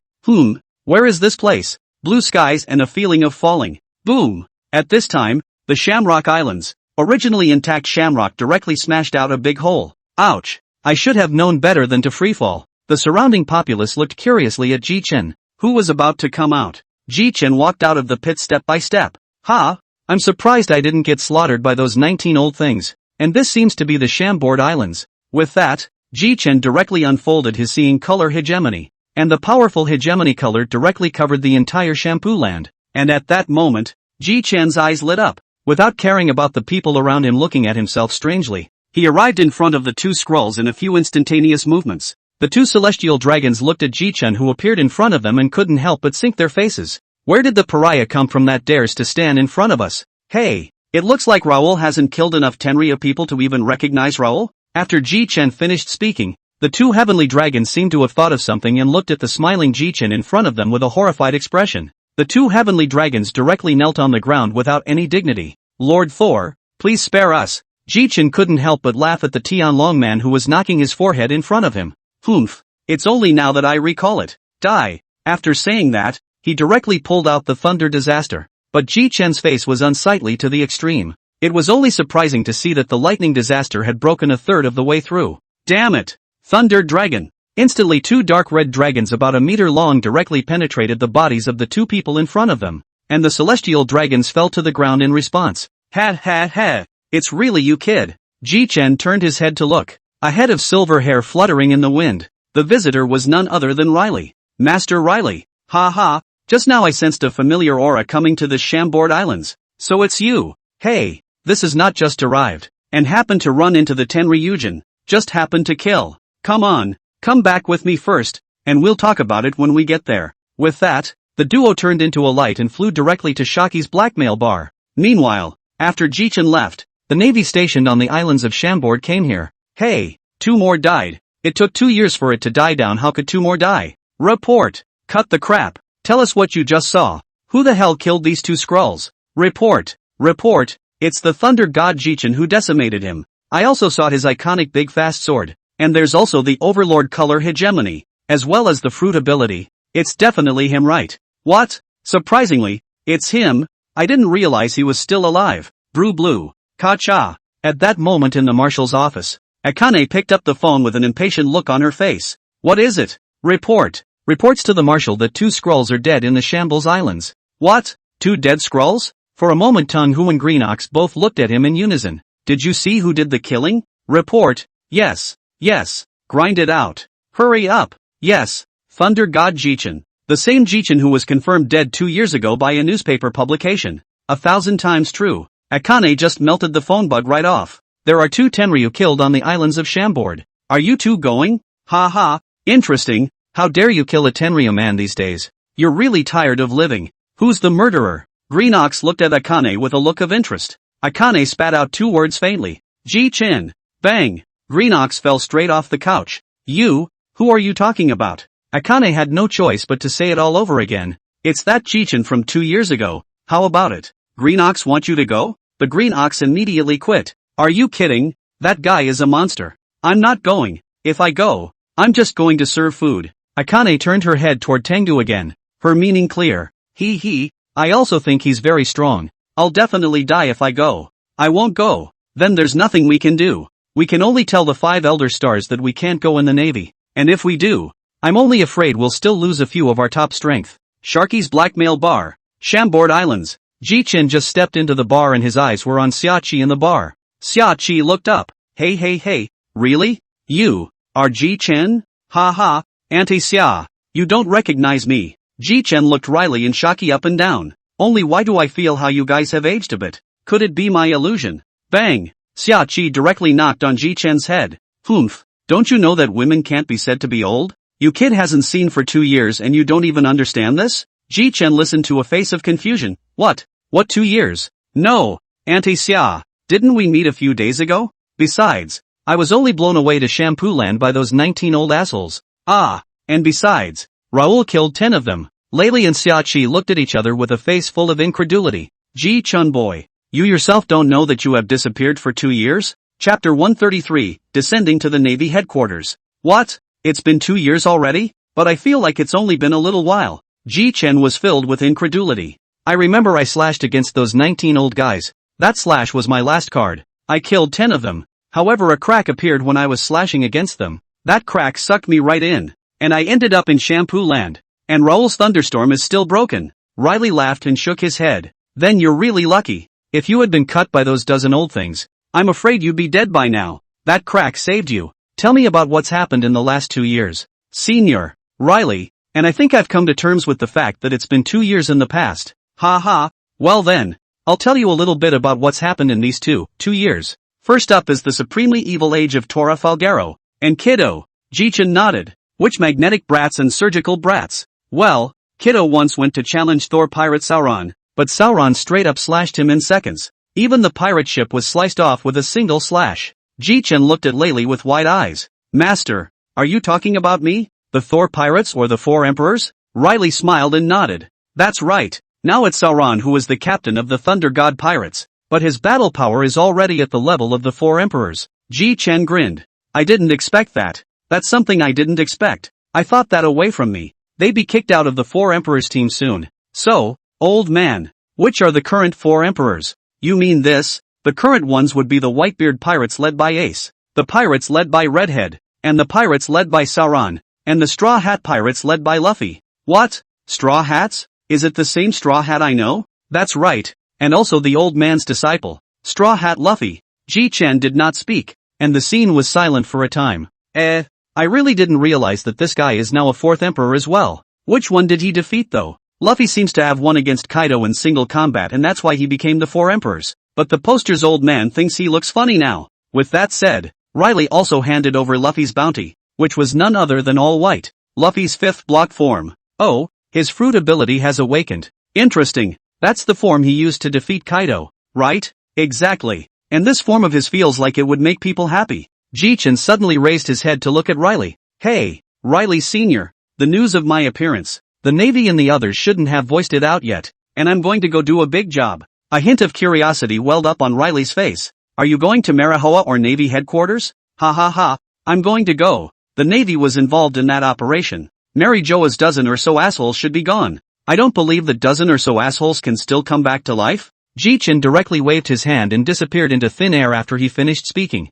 Jichen's next appearance was in the plaza of the Navy headquarters. What? Thunder God Jichen? How did the God of Thunder appear here? The corner of Jichen's mouth hooked into a cruel smile. Everyone here is going to die today. Thunder Unicorn. Instantly the sky was covered with dark clouds. The huge thunder Qilin in the air was madly roaring. And for a while everyone was looking at this scene in horror. Hey, gravity. Jichen slapped his hands together. Jichen's two hands were like magnets moving, making the Navy who wanted to run but couldn't run away cry. Hey, all of you. Jichen finished speaking and threw it directly towards the thunder Qilin's mouth. And in an instant, these navies that were thrown in, directly turned into slags. Suddenly there was a ringing from the marshal's office. Hey, Thunder God Jichen, you're even alive. Jichen's head peered into the distance. So it's the crippled general. Ha! I can't imagine how Burgapunk managed to attach your severed limb. Jichen reached out and pulled out the primordial ghost shear and held it in his hand. I won't let you escape again today. Dog! When it was too late, Jichen held up the Hatsune Makoto and chopped directly towards Akane. The Hatsune Makoto was mixed with the overlord color, as well as the ghost chi and chopped towards Akane. Akane stared wide-eyed at the black and red chop in front of her. Damn it! Stygian dog! The huge underdog rushed towards the sword chi that Jichen had chopped out. Only before the underdog could reach the chop, the sword chi that Akane had struck out directly disappeared. Akane was flabbergasted. Even Jitsu was flabbergasted. Asterisk.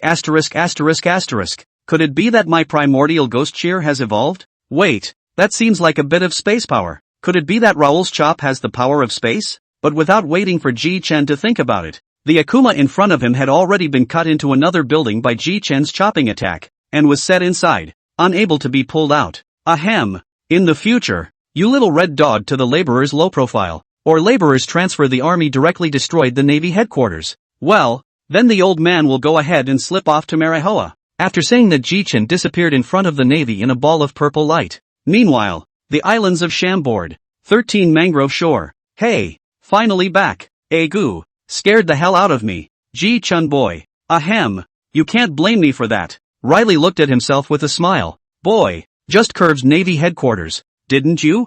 Yeah, just beat up that dog Akane and destroyed some buildings. And Raoul said he's going to go skulking around Manhwa. It's estimated that all the admirals of the Navy are already in Manhwa by now, but some of them might be afraid of death as well. Chapter 134, Sauron hears news of Jichen. The corner of Riley's mouth twitched as he listened to Jichen's browbeating account of how he'd snubbed the Navy. You're still just as good at this flimflam as you were before. The power hasn't diminished. Ahem. Down to business. Jiang Feng directly unsheathed Thunderstorm and directly slashed at Lely. However, it didn't use Baji, just a slight sword chi. Riley's face stared directly as he drew the sword he always wore at his waist. But in an instant Jichen's sword chi slashed at Lely's sword. However, at the same time the sword chi touched Lely's sword, many small holes appeared around Thor like they had suddenly condensed, and these small holes directly caused Lely's clothes to become tattered. This is... Jichen looked at Lely and laughed. I'm sorry, Elder Lely. I just wanted to try out what this thing is, so I simply shot straight at you. So these little holes that just appeared in my old man's clothes are also your handiwork?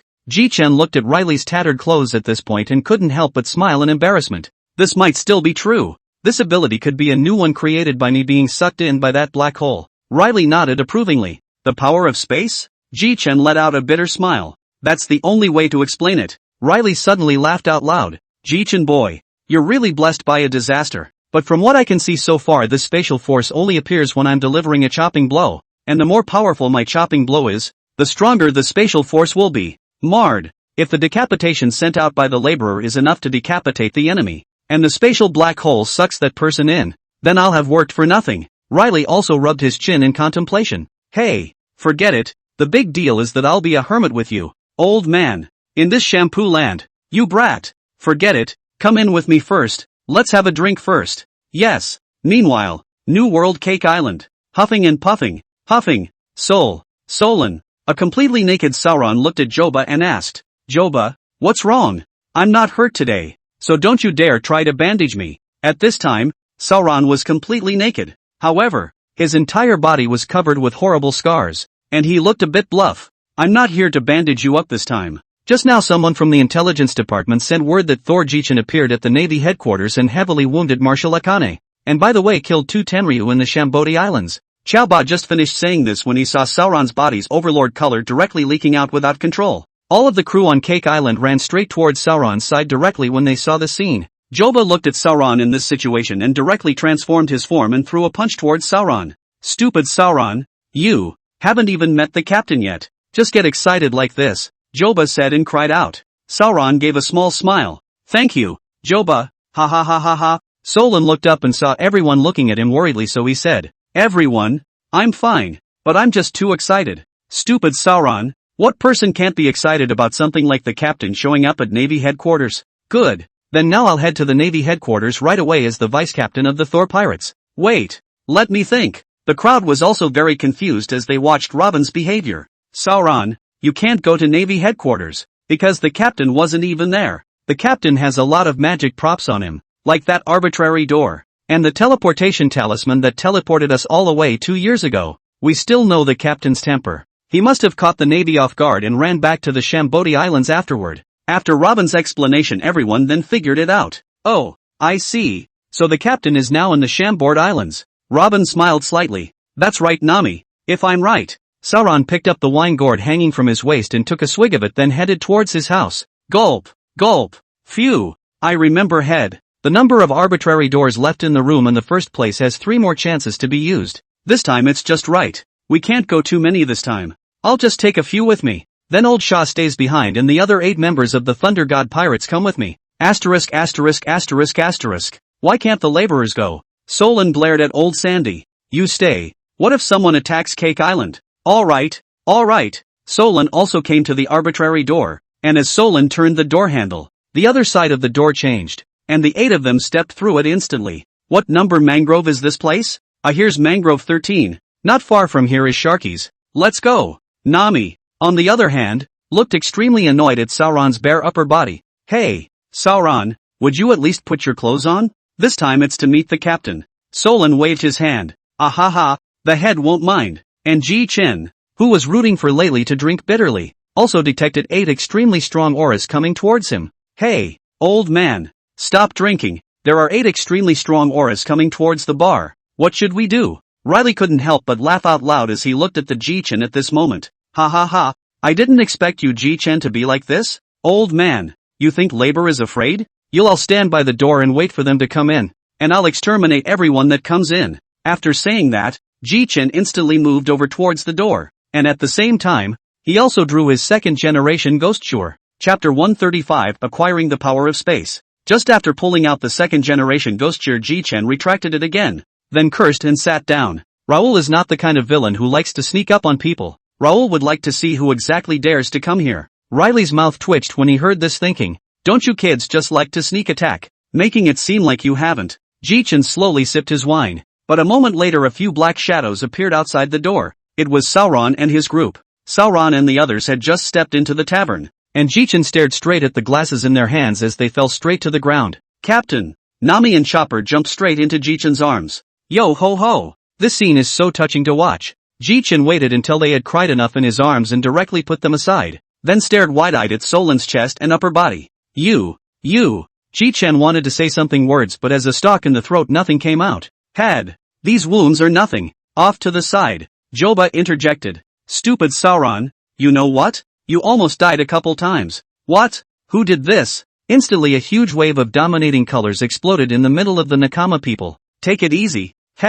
It's okay. Jichen slowly imprinted his palm directly on top of Solan's chest, and an incredible scene appeared. The large and small wounds on Sauron's body were slowly disappearing. This is amazing. A captain is a captain. Even Sauron looked at his captain in shock. 5 minutes later, all the wounds on Sauron's body, large and small, had disappeared. Hey Sauron, I even left you a sword wound. How can a man not have a little scar? Otherwise it wouldn't look good. The crowd laughed at the captain's hilariousness as usual. Well, sit down. All of you. Just after sitting down, Jichen looked at them with a curious expression. Captain, what are you staring at us like that for? Is there something on my face? Nami hastily took out the skyclock wand and looked at her face. Ha, Nami, you don't have anything on your face. But I'm curious. A few of you have a completely different aura. Several times more powerful than before. If all of you except Sauron were at the level of Lieutenant General before, then every one of you is now at the level of Admiral. And Sauron, you're properly at the 4th Emperor level now.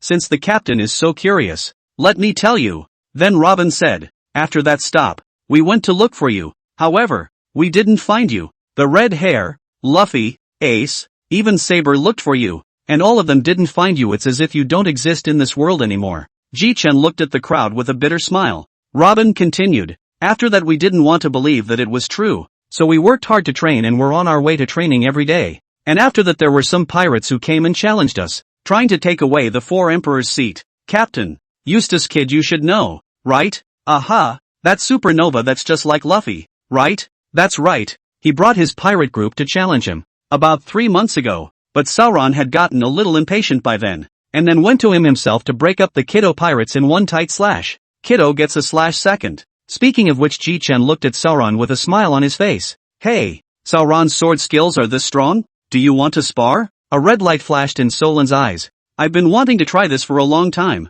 Riley also looked around at the duo with interest. Then let's go. After saying that, the two of them directly instantaneously moved into the sky. There's a deserted island up ahead, so let's go there. The two came to the top of the deserted island and stood opposite each other. It's still a knife that decides the winner. Jichen directly pulled out the first generation of ghost cutter directly towards Sauron to cut. No name, however, this knife unwrapped in ghost chi, overlord color, space power, sword chi. Solan pulled out his magic weapon without haste, and at this moment it had completely turned into a black blade. Solan is also a sword toward Jichen split. An instant of the two moves collide in each other. An instant of the entire sky has turned black and red. The sky has cracked open countless mouths. Hiss. What is this? Solan had a lot of little quartets constantly scraping his skin. Hey, these spatial forces are really dishonest. Jichen faintly smiled, directly raised his hand. Sauron's body of space power directly swallowed the two people's sword chi, then disappeared. The sky cleared up again, while Sauron looked at Jichen with a confused look on his face. Where's my attack? Disappeared? Why is that? Just then Riley and the others arrived. Oh, who won? Solan froze and replied, I don't know. Stupid Sauron, how could you not know? There was just a strange four-sided block that swallowed my heal attack. What? Everyone looked at Jichen to see if he had any explanation. Oh, I was just trying out my new ability. I just didn't expect this. Jichen boy, hurry up and show me your new ability. Jichen sniffed and did not push back. Directly palm open. At the moment, Jichen palm has a 4-square block shape pattern on the palm of Jichen. However, the 4-sided block on Jichen's palm grew larger and larger, and in the end, it directly spat out the attack that the duo had just made into a sea. The crowd that returned to their senses was filled with shock. This is too horrible. This is just like a black hole. It's even capable of swallowing the attacks of an Imperial-level battle power. It's really opened my eyes. Devil fruit abilities? Jichen shook his head. Not really. I've had this ability since I came out of that crack.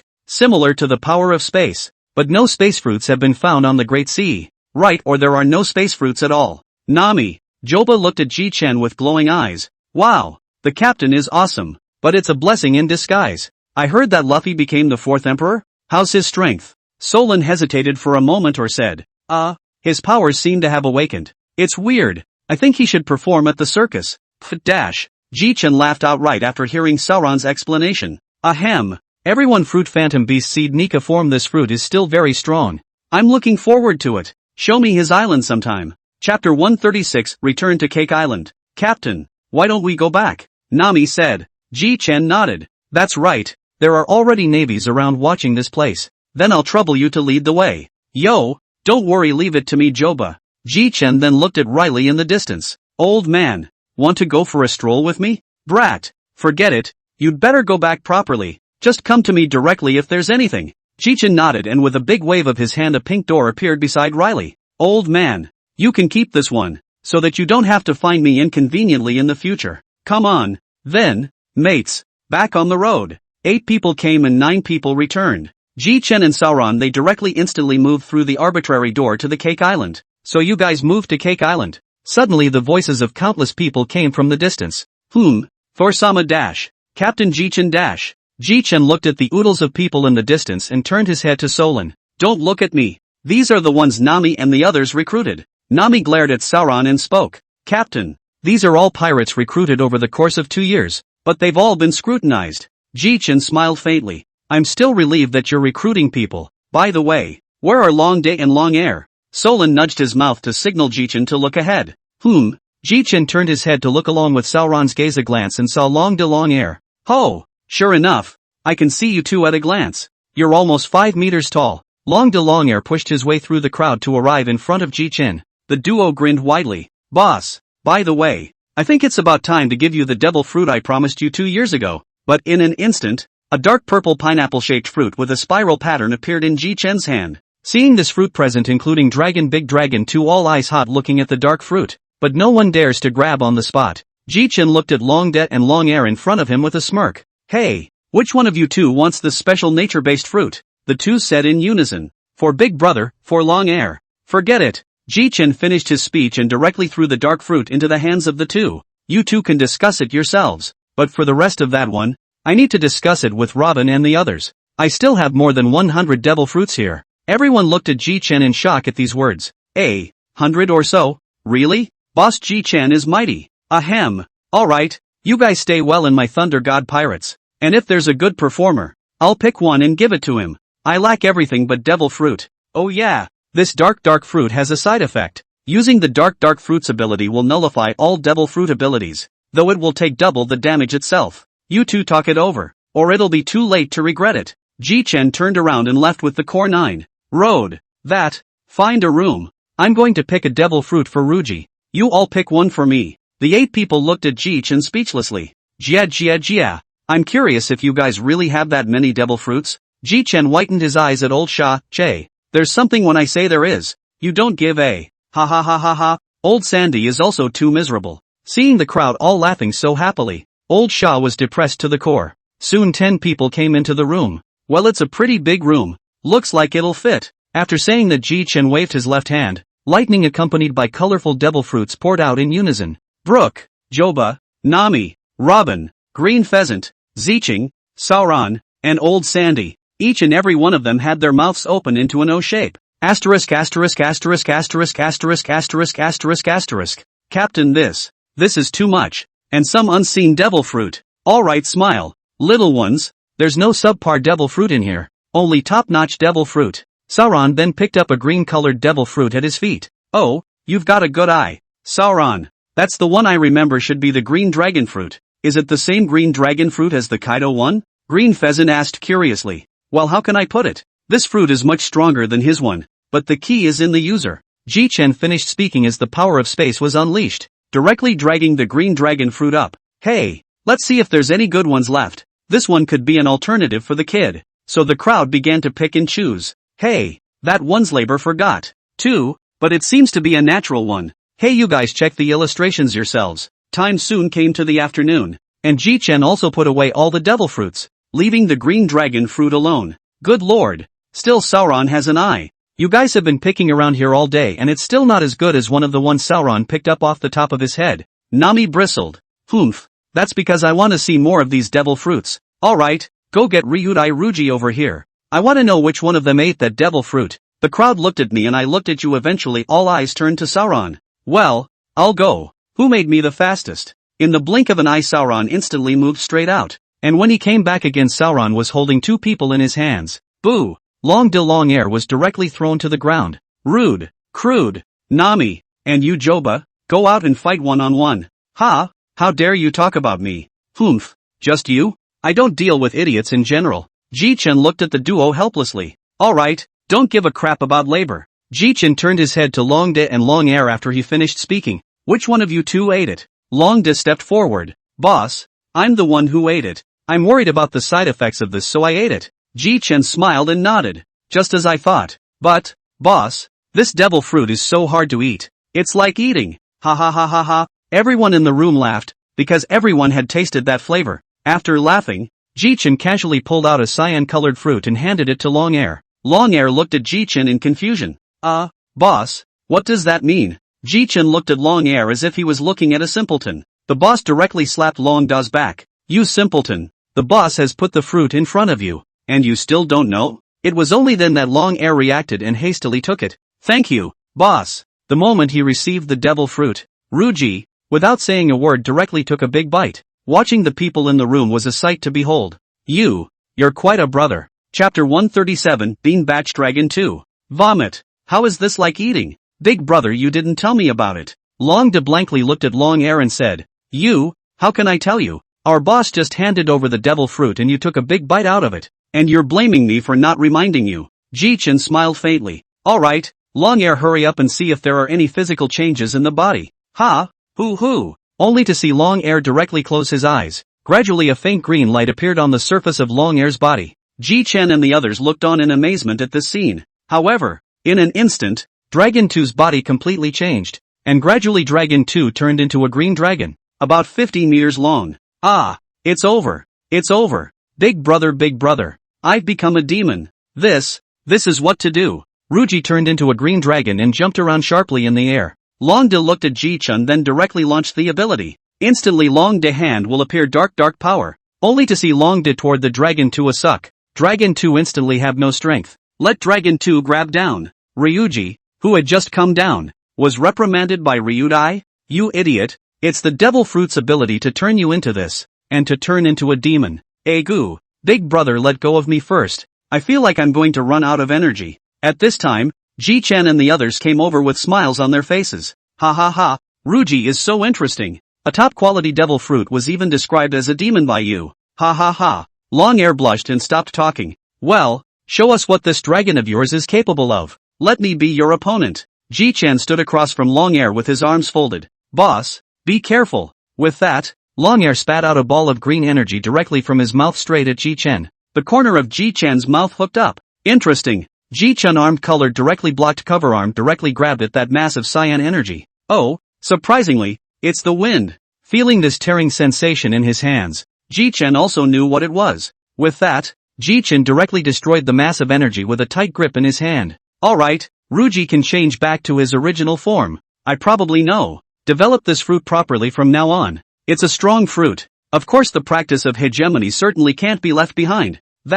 Boss, how do I change back? For a while everyone was silent. Ahem. We don't even seem to have any phantom beast species here, do we? Long to take this simpleton to ask the phantom beast species or animal lineage on the island to ask them how to change back to their original form. Waiting for the duo to leave, Jichen smiled helplessly. This Long Air isn't bad, just a bit too naive. Isn't that nice? Robin said quietly. That's true. By the way, where's this Locke kid? I haven't seen him since I got back. Locke. He's supposed to be practicing. He's been practicing ever since the captain's accident. Oh, Jichen directly unfolded his mind net covering the entire island. But in an instant, he discovered Locke. With a wave of his big hand, the thunder net made of lightning grabbed the crowd. Jichen took the crowd and disappeared in an instant. And soon after arrived at Rock's cultivation place. This seems to be underground, but there's even a waterfall. This place isn't bad. As if he had sensed that someone was coming, Locke instantly opened his eyes, and to his eyes was Jichen and the crowd that had been caught in the thunder net. Captain? Locke said in surprise. Yo, Rock, stronger than 2 years ago. Jichen surveyed a circle of Locke and nodded. These 2 years the strength feels similar to even old Shah. Jichen looked back at old Shah with contempt. You've cultivated all the way to a dog's stomach in the past 2 years? Lao Shah's face flushed. What? I'm not strong enough? What a joke.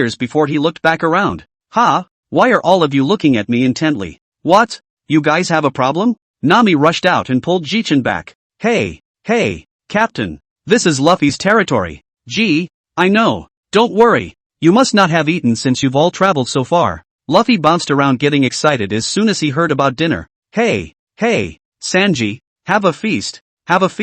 Well, it is the captain's orders after all. Everyone prepare the ingredients. All at once everyone quickly the tables and chairs to get tables and chairs, and ingredients to get ingredients. It was but a few hours before the feast began. Oh, Luffy, these partners are pretty efficient. At the dinner table Luffy looked at Jichen with an excited face. He. It's great that Jichen is still alive. Jichen couldn't help but slam his fist directly onto Luffy's head. Idiot Luffy, of course I'll be alive. With an unconscious brother like you, how could I possibly die? Everyone looked at the duo with smiles on their faces. But then again, I would have thought that in 2 years' time you would have become the Pirate King. I didn't realize that you hadn't become the Pirate King yet, and you still haven't found the final island? Cold Smoke, the historian on the road ship, said at the right time. 4. That's because our Captain Luffy never even found the 4th road sign. Signposts? It's the body of history. Only the red one. Robin said. Jichen seemed as if he was thinking. Ahem. That I seem to know a little bit about.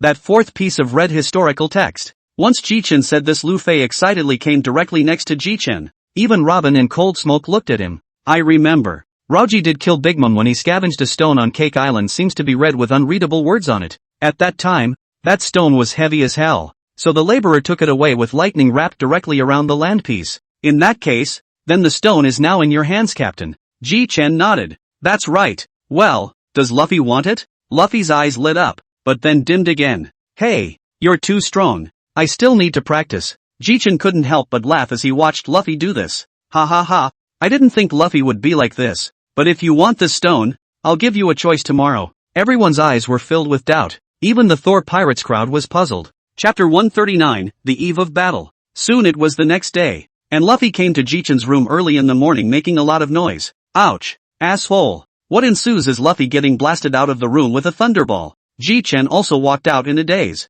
Stupid Luffy. Early in the morning. Not sleeping. What do you guys want? Luffy ate the pain. Jichen's lightning hurts. I was just thinking about what you said yesterday, Jichen, and got a little excited. The loud noise caused by Luffy being blasted out woke everyone up. Who is it? Early in the morning. Jichen looked helplessly at Luffy, who was sitting on the ground. Then with a big wave of his hand a pink door appeared directly in front of Jichen. With that, it was directly twisted open by Jichen, who did not enter the other side of the door, but instead directly used lightning to transform into a large hand and grab towards the other side of the door. This? Ace? Where is this place? Ace looked around and was shocked at the sight of Luffy's large face. Luffy? How did I get here? At this time, Jichen opened the arbitrary door into the eyes of the red-haired core members of all people. Asterisk. Why are you guys awake so early? Ahahaha. I didn't expect it to be you, Jichen. I thought it was some guy who was going to sneak up on us, the redhead said as she walked towards Jichen's side. And Ace deadpanned at the sight of Jichen. Asterisk. Ace, what are you guys doing with a wide-eyed stare? But before Jichen could react, Ace turned into a ball of flame and lunged towards him. Hey, no, come here. You're a flame. As a result, Jichen was directly pounced on. Ahem, Ace said with slight excitement. It's really you, Jichen. I thought you were dead. Ahem, let go of the labor first. At this time, the red hair group eyes also looked at Jichen without blinking. Are you really Jichen? Then it looks like the intel was right. Luffy looked curious. What information? Shanks, rumor has it that a few days ago, Jichen parachuted into the Navy headquarters and beat the hell out of Marshal Akane. Jichen touched his head in embarrassment. It can't be helped. When I met 2 celestial dragons I didn't hold back and killed them. And after that, just in case they sent their admiral over, I killed them right up to the naval headquarters, and beat up their Marshal Red Dog. Ahahaha. It's really worthy of being Jichen. He hasn't changed at all. But then again, what did you boys call us to Luffy for? Everyone looked at Jichen for a moment. Jichen also no nonsense. Slowly stretching out the palm of his hand, suddenly a ball of lightning appeared around him. The lightning slowly faded. Reflected in the eyes of the crowd is the main body of history, looking for the final island of the last piece of signposts. Surprisingly, it's here with you? No wonder I couldn't find it. Hey, I didn't expect that, but I accidentally put it away earlier. Jichen sat down obediently on the historical text. I heard that this Luffy guy is still missing a piece, and it seems to be my piece. Jichen smiled mysteriously. It's not a problem to want this piece, Jichen suddenly gazed at Luffy. As long as you defeat someone from my crew. What? Don't! I'm going to beat you, Jichen. Jichen immediately punched his fist. Idiot Luffy, don't you know your own situation? Luffy was confused. Your kid can catch lightning with his empty hands in 5th gear. What am I? Your big brother? I'm Raiden. Fighting you, that's not getting caught around. Oh, so that's how it is. Luffy came to a realization. The people around them, however, were holding back their laughter, as anyone with eyes could see. Ahem. You're not going to fight me. I'll designate one. Jichen looked around his own crew and everyone had a pick-me look on their face. Then, Sauron it is. Don't ever let go. If you die, then I'm sorry you're not qualified to be the Pirate King. And Sauron looked at Luffy with a serious face. Straw Hat Luffy, I will show no mercy, but don't blame me if you die. Don't worry, I'll beat you. Go Sauron, beat Luffy. Go Captain, go beat Sauron. Jichen came to the duo with a light smile on his face. How is it? Are you all ready? The two nodded. Captain, there's no deserted island around here for the two of them to fight on. Nami said.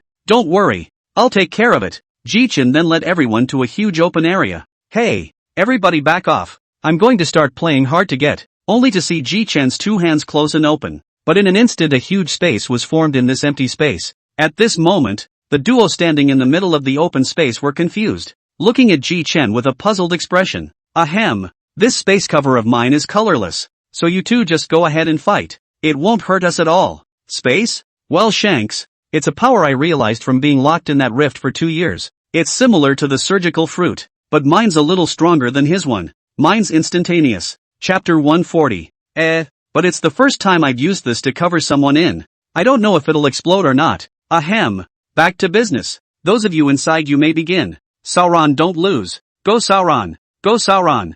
Jichen looked more than a little amused at the way Joba was shaking and cheering for Sauron. In space Sauron took off his hood and looked across the room at Luffy with a cruel face. Straw Hat, I hope you can fight me a little longer. Cut the crap and defeat you so I can head to the final island. Rubber pistol. Solon raised his hand and immediately blocked it with the back of his blade. Hey Straw Hat, just get started. Don't test each other. As soon as Solon's words left his mouth, though, Luffy turned into a 4th gear bouncer. Yo, is this 4th gear? In a flash Luffy attacked Sauron using his high maneuverability in 4th gear. Sauron directly instantly moved to the side of Luffy, a sword cut out. The horrible mixed with the hegemonic color hegemony sword chi directly while Luffy blasted to the side. The sword energy exploded the moment it made contact with Luffy's rubberized body. Bastard! Bastard Sauron! Rubber after the big snake. Instantly Luffy struck out a punch. With the characteristics of the rubber fruit, Luffy's fist constantly changed its orientation in the air. Boom boom boom. The two continuously blocked,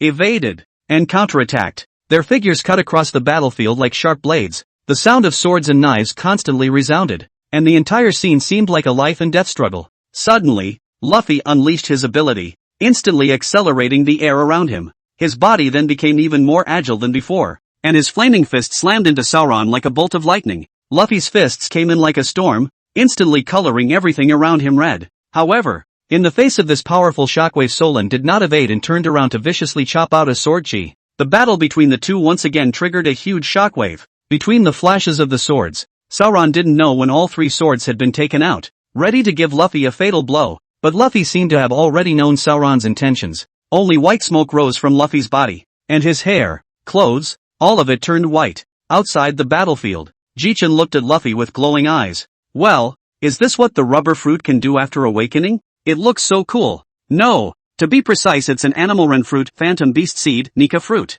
It's a devil fruit with self-will. The redhead added. Oh, but it's rumored to be the most hokey ability in the world? Put. Ha ha ha ha. That's true. That's what Kaido said about him. When the fight seemed like he was being pranked. In the middle of the battlefield, Sauron couldn't help but look at Luffy, who had changed drastically. With some curiosity. Ha ha ha ha ha ha ha. Sauron, come on. Oh, all wrapped up in bully colors. Shouldn't last long though. While Sauron was thinking, Luffy's left hand suddenly became bigger and directly grabbed Sauron, who was directly thrown into the air by Luffy's big hand. But Sauron had the shining fruit to stop in time. And that? Ha he he he he he. Sauron see the move. But in an instant, Luffy came to the front of Sauron's body, huge fist mixed with the Supreme Overlord color fiercely towards Sauron. Instead of defending, Sauron wrapped his sword around the bastard color and directly fought Luffy hard. Boom boom boom. The duo's Overlord color collision directly caused the space created by Jichen to crack open with a huge opening. Outside of the battlefield, Jichen snapped to his feet and arrived outside of space in an instant.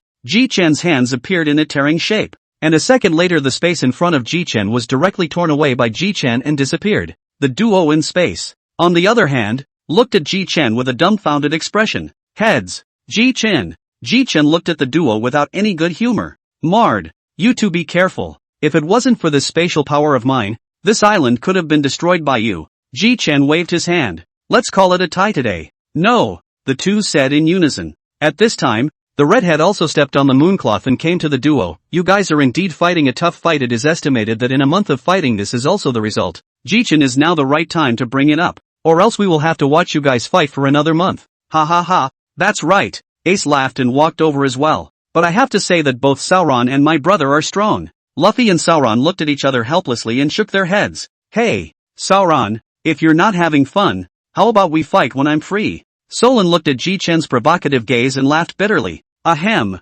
Say it again. Say it again. That Luffy and Sauron are tied. Jichen, you that historical text? Jichen scratched his head. You guys said that one. I've already asked Robin to do the deciphering. Right now then, it's probably just a piece of whoever's on the road ship. Suddenly a cool voice sounded behind Jichen. Thunder God. I'm not that who. My name is Long Yen. Jichen smiled back awkwardly. Ha ha, maybe my memory isn't so good after 2 years in the cracks. So what did you and Robin work out? Combining these 4 pieces of historical text, we've also got to come up with exactly where the final island, Lavandro, is. But what the hell is on this island? Master Riley? Riley glanced at Jichen. Oh, that's up to you guys to see for yourselves. Chapter 141, Traveling to the Final Land, Lavandro. Yahoo! Let's get going now. Jichen smiled helplessly at the excitement on Luffy's face. This younger brother of ours, his nerves are rather big. Jienshin, in a while on the road you keep an eye on him. What? Who are you talking about? Jichen? Jichen gave Luffy a blank look without saying anything. My purpose has always been clear, and that is to kill all the Skrulls, as well as to overthrow the world government. So if I want to overthrow the world government I have to make a trip to Ravendrew first. The crowd looked at Jichen suspiciously. It comes from a prophecy. I'm not sure exactly who said it, but that's it. The crowd didn't press the issue. After all, everyone has their own secrets. Jichen immediately looked at Robin. And Robin knew what Jichen meant. The location of Ravendrew is on the island of Zhao. Draw a parallelogram based on 3 points. Or form a rectangle with 4 islands. Or form a triangle with 3 islands. Where the center of gravity /inner/outer center is the location of Ravendrew. Jichen glanced around at the people around him, eventually settling his gaze on Luffy. Let's go then. Future Pirate King Luffy. Yo, let's go guys. After some rest and supplies, it was time to sail the Thor and miles of sunshine towards Sasori. On the Thor. Geez, Shanks is actually on my boat. That's quite a surprise. Che, Jichen, you, this guy's boat is big. Do not come to your boat to go to whose boat? At this time Nami slowly came to Jichen. Captain, the direction has been adjusted. As long as we move forward towards this speed, in about a week or so we will be able to reach Zhao. Ha ha, good job. Nami. Jichen turned his head towards Solon, who was sitting in the corner drinking. Hey Solon, you still like this position so much? That's right, it's better to have the original boat. This is a more comfortable position. Hey, how about it? Do you want to compete? I see that there are quite a few fish in the sea. Do you want to compete with me in catching fish without using swordplay? Ha, how? Do you do that without using swordsmanship? Solon's words ended abruptly in mid-sentence. Hey, want to compare notes? Well, that's fine, but don't be oh so strong with your fruit development. You'll have to keep up the same pace as me. Okay? Let's catch a fish that's almost enough for 2 boatloads of people to eat. 1 for each person. And whoever comes up first wins. Whoosh! The moment the words fell, the world of the duo zipped into the water as light and thunder. The redhead on the sidelines watched as the duo dug into the water hastily, about to jump into the sea. Nami stopped the redhead directly. And the other partners stopped all the members of the redheads. Don't worry, redhead.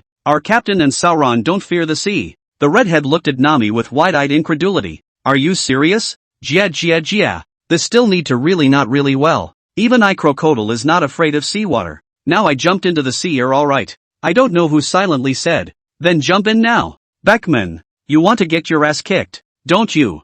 Jichen's coming up. Why would I go down there? Whoosh. The moment Crocodile finished speaking, a ball of thunder came out of the sea and came to the crowd. It was followed by a ball of light right behind it. Jichen and Sauron slammed the 2 big fish right onto the deck. Ha ha ha, Sauron lost. Zicheng and the one from the Vinsmoke family you called on the road ship to handle it together. Zicheng looked at Jichen blankly. Right. That's the guy with the yellow hair and the cigarette in his mouth. Yes, Captain. I'll get it right away. The redhead stared at Jichen as if she wanted to strip him naked. Hey, redhead. What's wrong with you? Do you have some kind of weird fetish? Why are you staring at the laborer? Hey, whoever dares to look at Raoji again, Raoji will cut him down. Obviously this quote is from Sauron. Ahem. What's the matter with you redhead gang? I can't believe you keep staring at me and Sauron. Ahahahaha. It's not like we're trying to stare you down. May I ask a question? Sauron, go get Ace here for a second. I need his flame. Jichen turned his head to look at the redhead. Ask away. Redhead. Is that you and this Sauron guy aren't afraid of seawater? Isn't this a normal thing? Our captain in addition to the Dragon Big and Dragon 2, and Rock the rest of the Devil Fruit ability person are not afraid of seawater. This your ability person still afraid of. Blah blah blah. What do you hear? The redhead instantly stared at Jichen with glowing eyes. Are you telling me that none of you are afraid of seawater? Nami, as well as the Thor pirates, spoke out in unison. Stupid captain. Hey, labor is not stupid. It's not like I forgot the whole thing about abilities being afraid of seawater. Seeing that Jichen didn't answer his question, the redhead directly patted Jichen. Hey, I can't believe we got caught. Well, we really aren't afraid of seawater. And what did you use? Ahahaha. This is simple. Just stay in the water for 365 days. It's very simple. And the devil fruit power users on your ship can use this method as well. The redhead looked at Jichen breathlessly. You see our redhead pirates like little cuties. Do we? Chapter 142 Starfruit. Ahem. Don't talk nonsense.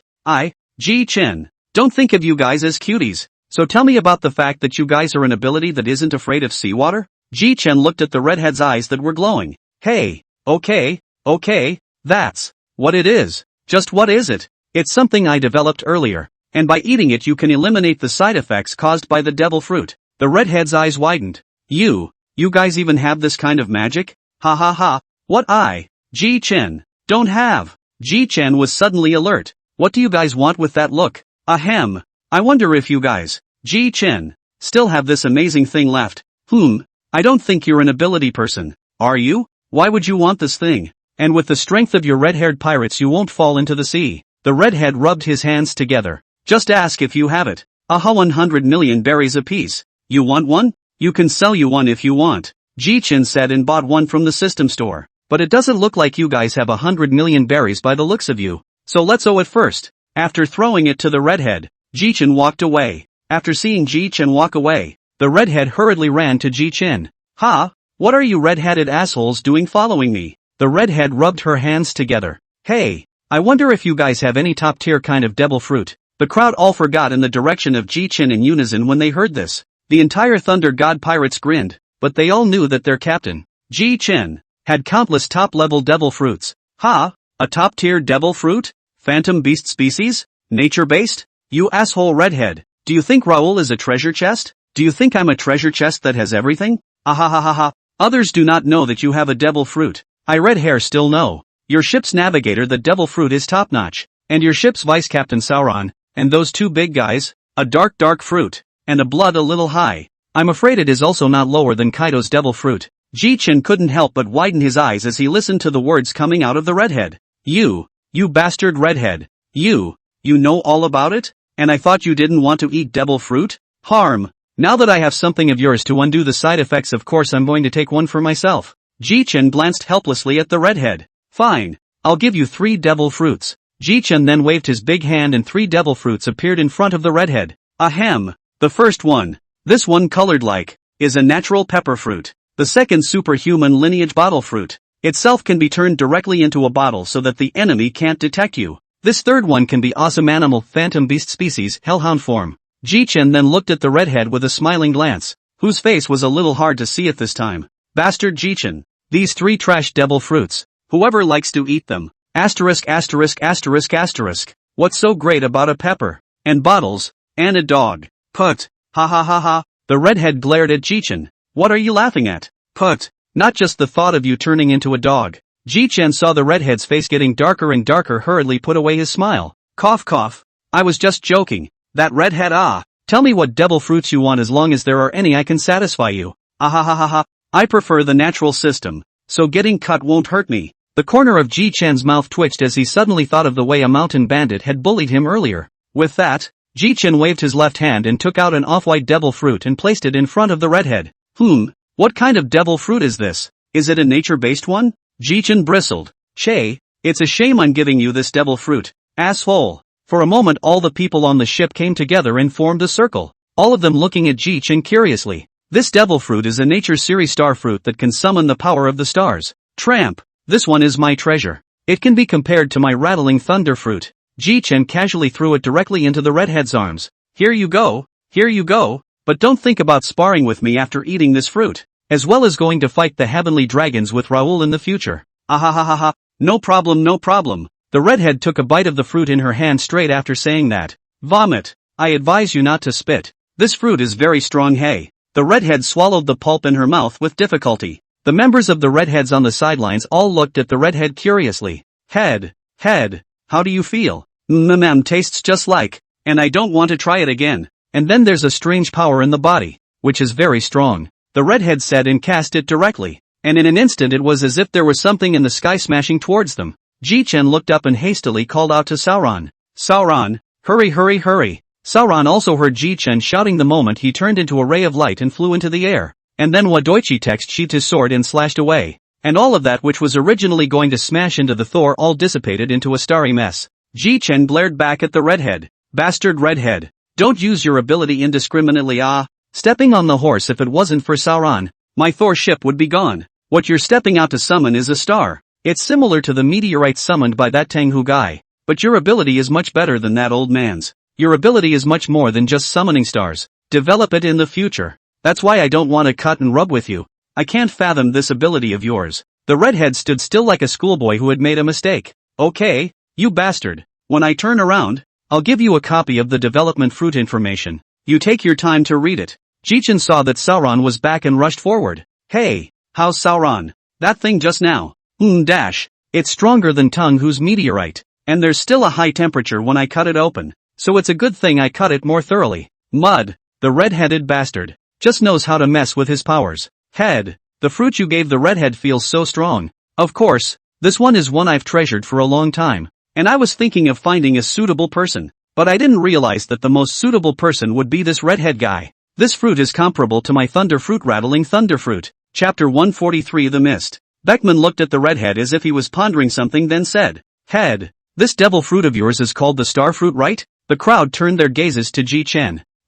Right. This one that Labor gave to Red is a fruit that has been treasured for a long time. So what? Ahem. No. Just thinking that if this devil fruit star in our head can be summoned, I wonder if that sun meteor can. The redhead's eyes lit up slightly at Beckman's words, and she said she was about to unleash her ability with both hands. Jichen was shocked and instantly activated his ability to instantly move directly in front of the redhead to punch the redhead directly in the stomach.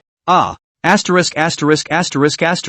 You big redhead. Mud. You guys wanna play? Just give Labor until you get to land to play. Soon. Nami's voice came from not far away. Captain. Everyone. The fog has suddenly appeared in front of us. And it's thick. Should we move forward? Riley spoke slowly. This is the necessary place to Ravdru. And the only way to get to Ravdru is through this mist. Soon the miles of sunshine. The Thor and the two ships had all entered the mists. Asterisk. Where is this? Where can I see people clearly? I suddenly can't see? Captain, help. All the people on the Thor screamed in shock. All calm down. Jichen's voice resounded in everyone's ears. There's something odd about this mist. Ahem. Soon Riley's voice resounded in everyone's ears. Everyone sit down where you are for now. Once we leave this mist we will reach Ravdru. It's nice there. Once we get there then everything will be fine. I'll steer. Soon Riley took the helm. And the miles of sunshine and the thunder god were tied together tightly by Jichen with a rope to prevent them from getting lost. And all of them drifted in the mist for 3 whole days. During these 3 days Jichen and the crowd also found bodies as well as debris floating in the sea. These hull fragments and pieces of broken flesh, which I've studied with Roger, seem to belong to powerful people from 800 years ago, and their corpses still have residual power after death. However, over the past 800 years, there have been many powerful people, whether they entered by mistake or on purpose. None of them returned to land safely, either died or were starved alive, and were finally nibbled on by the fish here, one bite at a time. The only way to get out was to find the point of light in the days, so we Roger pirates at that time were undoubtedly lucky. Jichen shook his head and said, you guys are not lucky enough to be considered as such. It can only be said that you Roger pirates are destined to be the pirate king. Roger, he should be the pirate king. 800 years of strong men. Their lifelong pursuit of the pirate king. I can't believe they all died here. Jichen and the redhead couldn't help but lament. Anyway, Raoul and my old companion won't die here. Luffy is the man destined to become the pirate king. As an older brother I won't die. Put. Jichen looked back to see it was the redhead laughing from the sidelines. You want to get beat up, don't you? Red hair? The redhead waved his hand in a hurry. No, I just thought of something funny. And I do believe that Luffy will become the pirate king. After all, the pirate king's friend this mist should give a face not to kill us. Pop. Jichen directly gave the redhead a slap in the face. Screw you, redhead. If this mist is so unforgiving, I'll directly exterminate this mist. Just use my lightning. Soon. Time flew by. 2 days passed quickly, and Jichen and the others were still floating on the sea. Jichen and the redhead were playing a game with nothing to do when suddenly Jichen stood up and came over to the boat. Jichen's body was churning with lightning in an instant, and from a distance it looked as if it was a massive lightning blowing. Grass. Marred. Damn mist. If the point of light doesn't appear again, or the exits, I'll vaporize this mist of yours directly. Jichen's high-pitched voice traveled into everyone's ears. The crowd watched as Jichen's lightning grew more and more vigorous, and even the Thunder God pirates couldn't sit still. Captain, don't. Suddenly Riley, who was at the helm, let out an excited, high-pitched voice, Jichen, put away your ability first. The exit has appeared in front of you. Hurry over here. Jichen's eyes were already all white, as if he had already transformed into a Thunderman. But he instantly put away his abilities after listening to Riley's words and instantly moved directly to Riley's side. Riley, you guys really saw that? Riley pointed forward, and there was a glowing exit just ahead. Soon Luffy and crew, the Redhead pirates, and the Thor pirates crew saw it as well. Pop.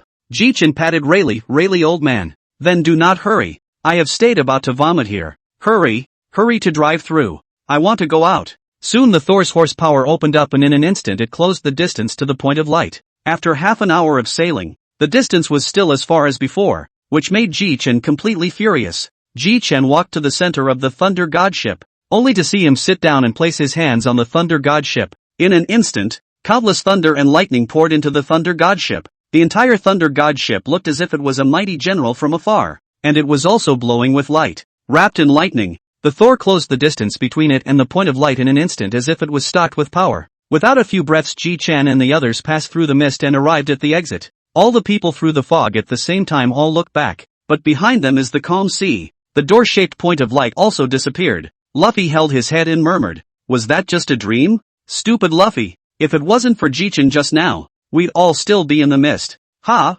Wow. That's a big thank you to Jichen. Everyone threw a look of gratitude towards Jichen. Jichen bristled. Asterisk. If it wasn't for this Misty playing smart for me, I would have screwed him over a long time ago. Mud. Nami looked at Jichen and joked. I don't know if you guys noticed, but when we were about to make our strongest move on the ship, this mist, I think I saw it tremble a bit. Could this mist be sentient? Everyone fell silent for a moment after Nami finished speaking, and shortly after everyone seemed to react. Asterisk. Then I think I saw it too. Yeah, if Thor hadn't just gotten angry, we'd still be in the mist. Jichen waved his hand. It's nothing, it's just that I did get a little tired of staying just now. So hurry up and see what the hell is going on here. Chapter 144, The Stone Door. Jichen rubbed his head and laughed, making it seem as if I would make this mist afraid. Alright, hurry up and see what's the name of this place. The place that took so many geniuses to get here can't be a deserted island, right? With that, Jichen unfolded his seeing color, and in an instant, the power of the 5 elements spread out in all directions with Jichen at the center. The crowd looked at Jichen with doubt in their eyes. What happened to Jichen? Found something? Jichen scratched his head and laughed. I found a door. Not far ahead. Jichen said this. Everyone unfolded their seeing color to check it out. But it was Sauron and Jichen who directly elementalized and rushed towards the location of that door. Hey, Sauron, try that with your chop. Solon nodded and directly drew his magic weapon. And in an instant, dark purple chopping strikes were released to ruthlessly slash at the stone door.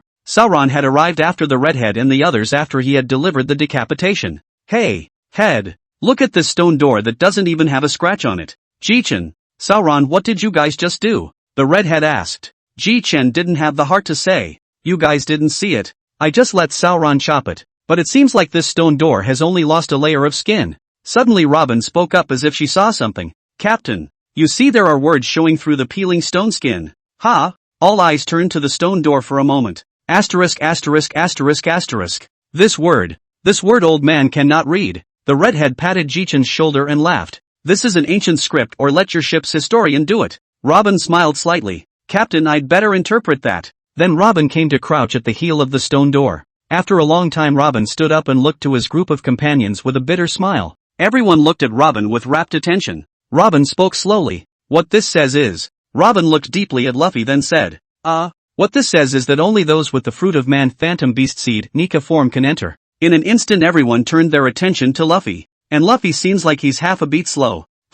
Why is everyone looking at me? Ace hammered Luffy on the head. "Stupid Luffy, you're the guy who just said you. Aren't you the possessor of the Nika fruit?" "Hey, is that so?" Luffy exclaimed nervously. The Straw Hat crew all covered their faces with an expression that they had no shame. "So, only I can enter the stone door." "Nonsense. Stupid Luffy. Hurry up and get in there." Luffy looked at Jichen in confusion.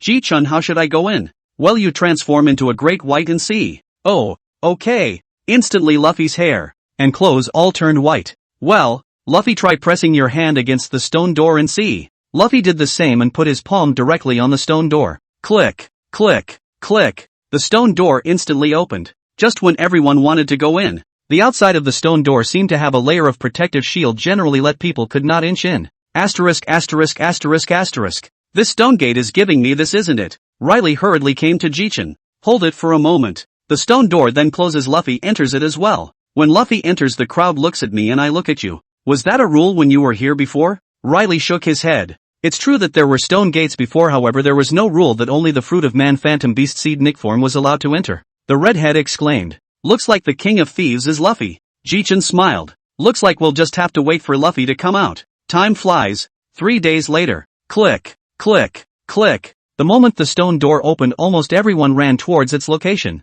But just before he arrived he saw Luffy's entire color change. Nami's glittering golden eyes locked onto Luffy. "Wow, gold Luffy. Must be worth a lot of money, right?" Jichen directly grabbed Nami into his hands then threw her to Zichen's side. "Luffy, why are you shiny in this?" "Wow, it's Jichen. This is my other form. It's even stronger than the great white form. I feel like I can fight you for a while now." "Okay, what happened in there? Tell me about it."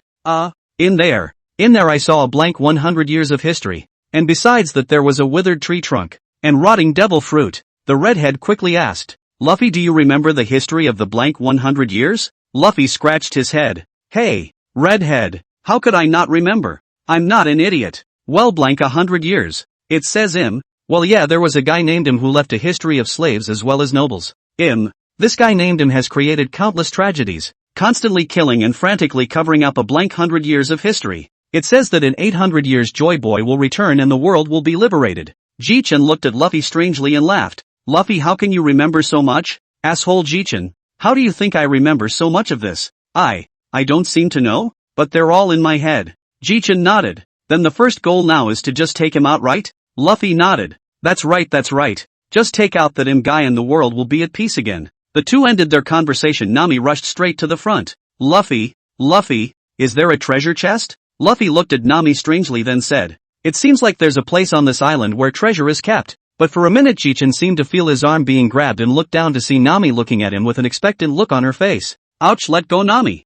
"Goo. Okay, I'll find it for you." Jichen looked to Sauron to look at his knife then smiled badly and said, "Sauron, lend me a knife?" Solon froze then didn't suspect anything and directly threw Chioshui to Jichen. Jichen took it and handed it directly to Nami instructing, "Take this to dig for treasure in a while." Nami instantly comprehended what Jichen meant, and took over the autumn water as soon as she could. In the distance, Sauron was nonplussed, and AI instantly came to Nami's side. Chapter 145, Leaving Lavendaru. "Hey, Nami, what are you doing with your labor's sword?" Nami, on the other hand, didn't answer Sauron's words, her eyes looking straight at Jichen. "Ha?" Solon turned around and stared sharply at Jichen, seemingly wanting Jichen to give him an answer. Jichen couldn't stand being stared at a little too much then straightened up and said, I want Nami to use your sword to dig for the treasure." For a moment Sauron's face reddened and Jichen's eyes at a speed visible to the naked eye. Pop. Solan grabbed Akuma directly from Nami, and then a flash of light appeared in Solan's palm, which then turned directly into the shape of a shovel. Here, Nami. Use this, my knife isn't for digging. Che, if I hadn't been able to beat the head out of you, I would have punched you. Jichen couldn't help but burst into a fit of laughter as he watched Sauron's arrogance in front of himself. After laughing and joking, Jichen saw the color unfold at full speed, covering the entire island in a few tight seconds. 1 minute later, Jichen's eyes were filled with laughter. Nami rushed forward and looked at Jichen with a smile. Captain, did you find it? Jichen nodded, then pointed at Nami's feet. There's a treasure chest just 3 meters below your feet in the ground. The moment Jichen finished speaking, Nami directly pushed Sauron away and took the shovel and started digging. Soon Nami dug up a chest. Almost everyone gathered at once. Riley walked over and laughed. This chest is so familiar. It seems like the treasure chest that Roger left behind earlier. Open it up and see, Nami. What's in there? The crowd urged. Nami then opened the chest in the crowd's anticipation, and what met her eyes was a chest full of gold. Oh, this box of gold is still so shiny after all these years. Hey, old man Riley, what was the idea to even hide such a chest of gold here in the first place? Riley's eyes were filled with nostalgia, then said, at that time, we already knew the secret of this island, and before we left, Roger proposed to leave a box of treasure, so we left this box of gold behind. But Roger was so childish then. Ha ha ha, what do you think? Jichen looked at Nami, whose eyes were glowing. Master Riley is joking. This box of gold isn't also very popular, isn't it? Riley looked down at Nami, then the two of them, Jichen and Riley, looked at each other and smiled. From afar, the redhead urged, Jichen, Mr. Riley, the purpose of our trip has been achieved, so shouldn't we leave? Jichen nodded. That's right, then how should we go back? This mist is all gone. Jichen's words just fell in the distance on the sea. Confused slowly appeared in front of the crowd. Everyone's mouths grew. Asterisk. This mist is conscious, definitely conscious. This I just. Jichen looked back at the crowd and said, you all just saw it, right? Crowd. Then since this mist has appeared, let's go back? Nami panicked. What if there's something dangerous in there? Well, Nami's right too. Jichen then took out anywhere door and laughed. Let's use this then. Then under the gaze of the crowd, Jichen slowly opened the arbitrary door. But the other section of the arbitrary door in Jichen's vision was indeed misty. That's right, it's misty. Labor is obviously going to Shampoo Land. That's when Riley stepped forward and said, it looks like we're going to have to cut through this fog. Jichen simply put the arbitrary door directly back into the system space. As the crowd all headed in the direction of the boat, Jichen was chanting, sign in. Ding, congratulations to the host for signing up for rewards in Ravdru, Joyboy Giganticization. Resurrection card X1. Jichen, on the other hand, stared in shock. And with that came a warm energy injected into Jichen's body. Phew, it's kinda comfy. Turning back to Jichen, he saw that everyone had boarded the ship, and Jichen also went straight to the ship with an instantaneous body. Let's go, people. Then after a day of difficult journey, Straw Hat Pirates, Thor Pirates, Redhead Pirates and Ace Riley, finally successfully out of the fog.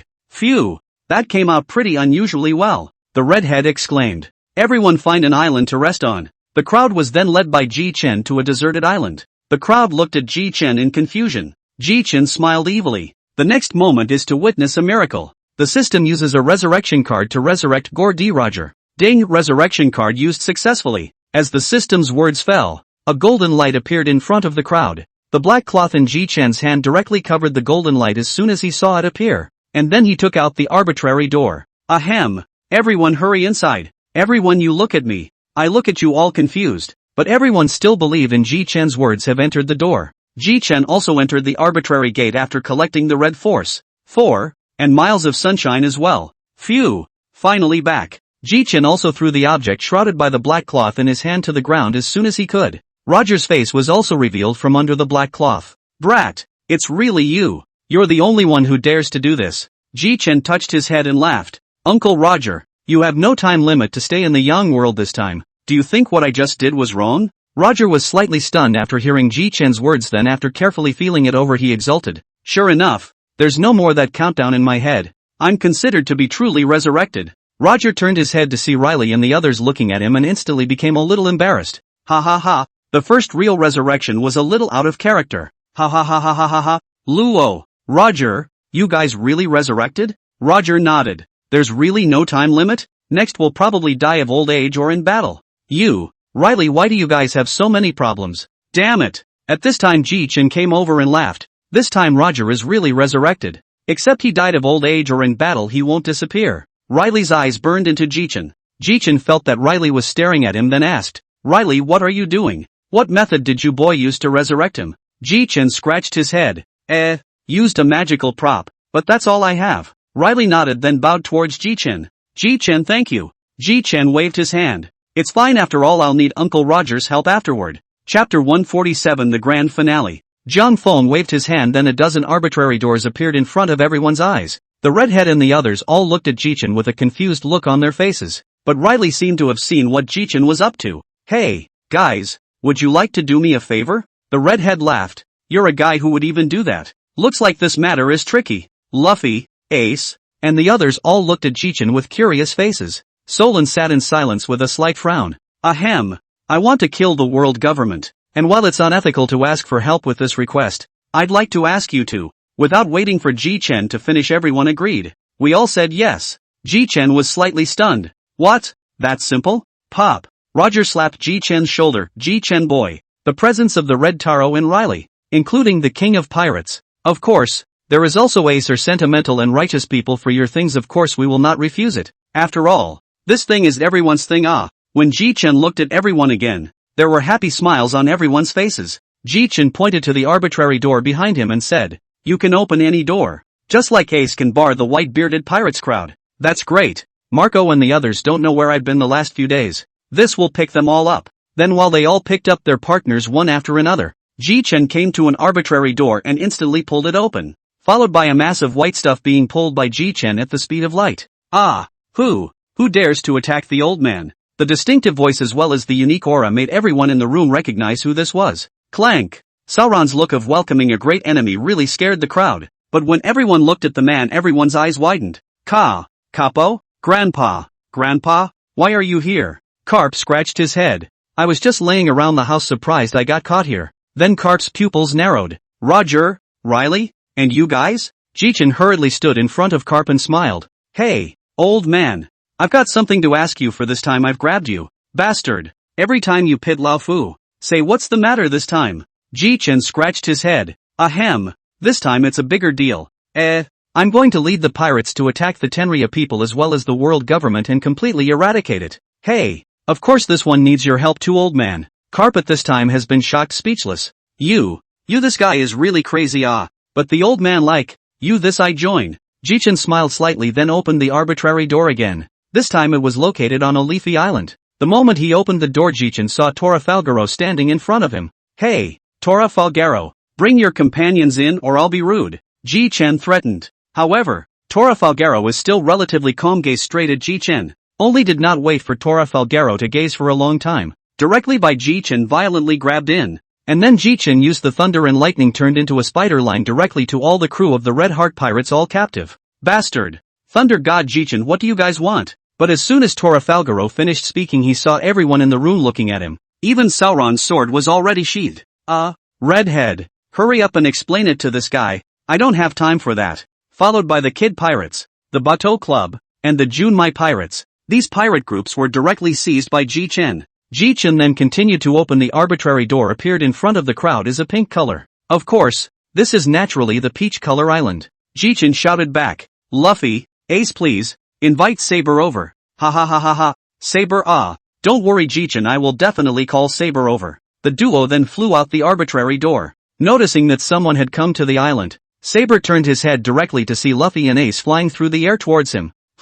Ace? Luffy? What are you guys doing here? Saber, come with us. Ace hammered a punch directly into Luffy's hand, however Ace's fist was surprisingly dented as it slammed down. Stupid Luffy. Always explain things to Saber. So Ace explained it to Saber directly and simply. In that case, I need to ask Mr. Long if he's going. But no sooner had Saber finished his sentence than the dragon's voice came from not far away. Saber, you guys go ahead. We have any door, we'll be there on time when we get there. The duo then takes Saber back to Cake Island. Jichen nodded as he looked around the week. Aha, all of you pirates I just captured already know what I'm going to do, right? So let me say something. One for each of the 5 elders. Ace, Saber, Luffy, Redhead, and Sauron. As for the others, the navy side is yours. Well, as for that guy being mine, I promised to that asshole to pieces. Luffy was a bit puzzled. Why is Jichen calling those 5 guys only? Jichen shook his head. Stupid Luffy. Because they're all fruit power users of the phantom beast species. Then after a day's rest,